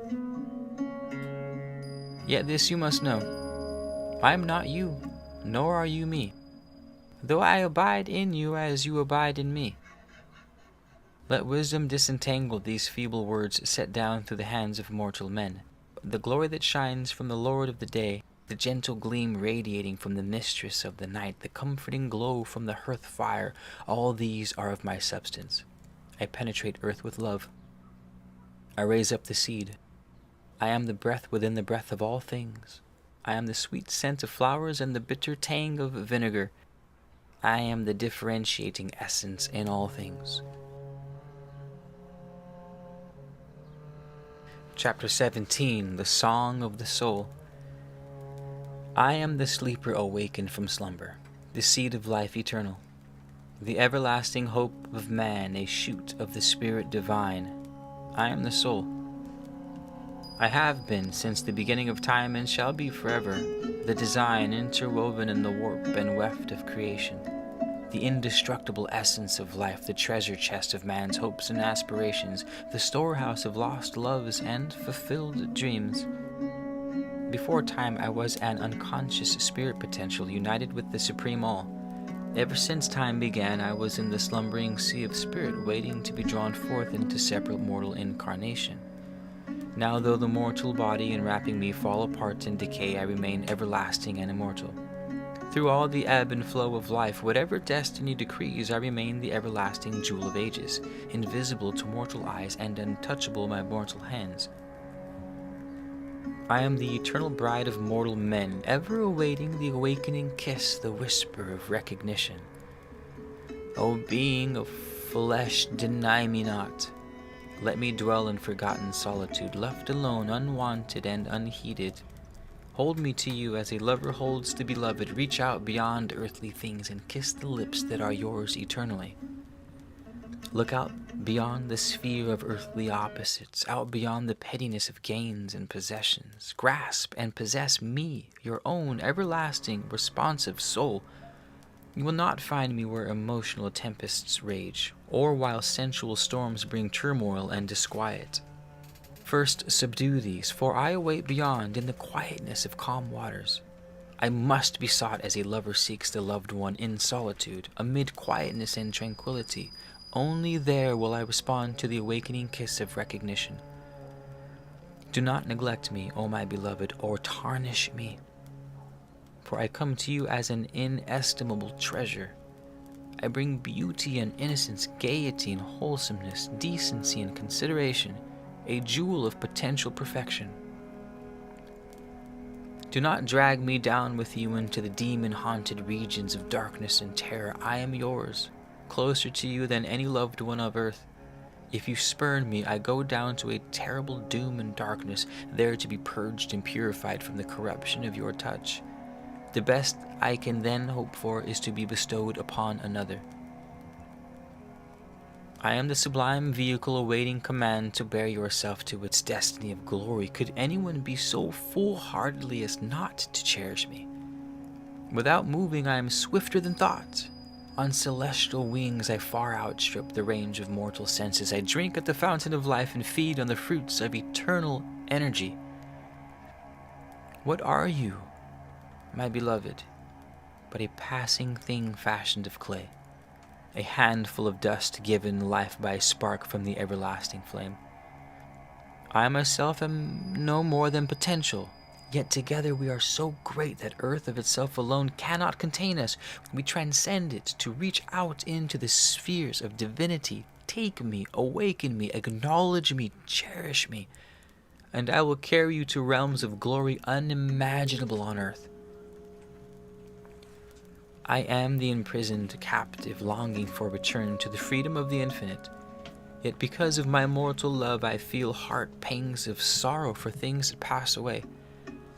But I know that beyond the pains inseparable from a sojourn in the vale of tears, there shines a glorious rainbow of hope and joy.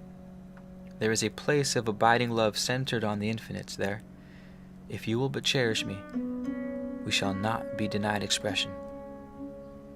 I am drawn by the law of spiritual gravitation towards union with the universal soul, and can no more escape return there than the mortal elements of man can escape their return to dust. Man sees glory by the reflective light of glory within him. He knows love by the love within himself. The sun is seen by the light of the sun, and not by any light within man. Man sees the spirit by the light of the spirit, and not by any light within its mortal self. Only by the light of the Spirit can the spirit of man be lit. I am at peace when awakened to communion with my God. I am joyful when enthroned in consciousness, and when endowed with wisdom and vision transcending that of earth. I delight in communion with the great sphere with which I am akin. I rejoice in union with the divine spirit from whence I came. I am your own true self, which should be forever cherished.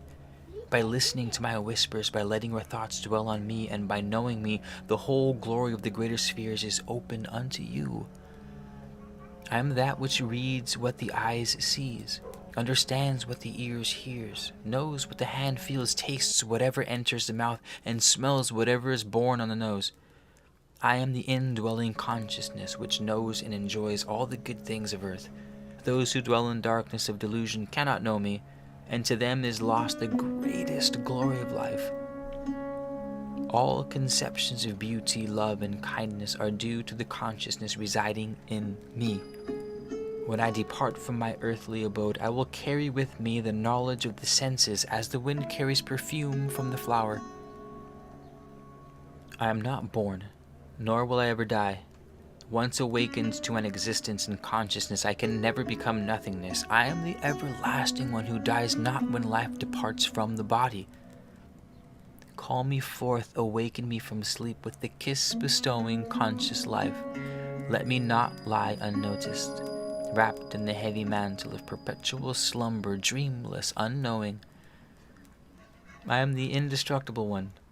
The fire cannot burn me, swords cannot maim me, or water smother me. When a drum is beaten, the sound it gives forth cannot be grasped or held. As that sound, so am I. When a shell is blown, the note it gives forth cannot be grasped or held. As that note, so am I. When a pipe is played, the music it gives forth cannot be grasped or held. As that music, so am I. I am the immaterial in the material, awaiting recognition, but in my own sphere I am the substantial one. There, man-known matter is no more substantial than the dawn mists are here. I am the fire of life in all things that breathe, and in union with the breath I consume the nourishing substance within the food which feeds the body. I am the kernel within the seed in the hearts of all. I am the guardian of memory and the arbiter of wisdom. These things are mine and ever with me. They are to me what the bones and muscles are to the mortal body, the waking and sleeping consciousness, the awareness of self, the 5 powers of feeling and the 5 of activity, the controlling spirit which is the sensitive being.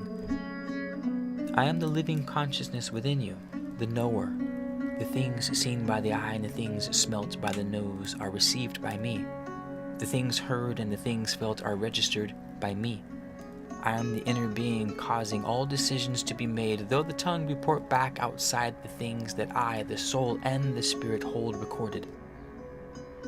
Everything done and undertaken, such as the working of the hands and the movement of the legs, all are done in accordance with my command. When I depart, the body without me is as useless as a worn-out garment which is discarded and cast aside.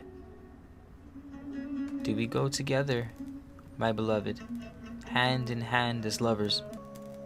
Do I return home radiant in the pride of blooming consciousness, or spurned and humiliated, return without sensitivity, memory, or knowledge? Do I return to the welcomed with joy in the lights of glory? Or must I shamefully seek refuge in the darkness? I am yours, my beloved. Do with me as you will. I am yours everlastingly.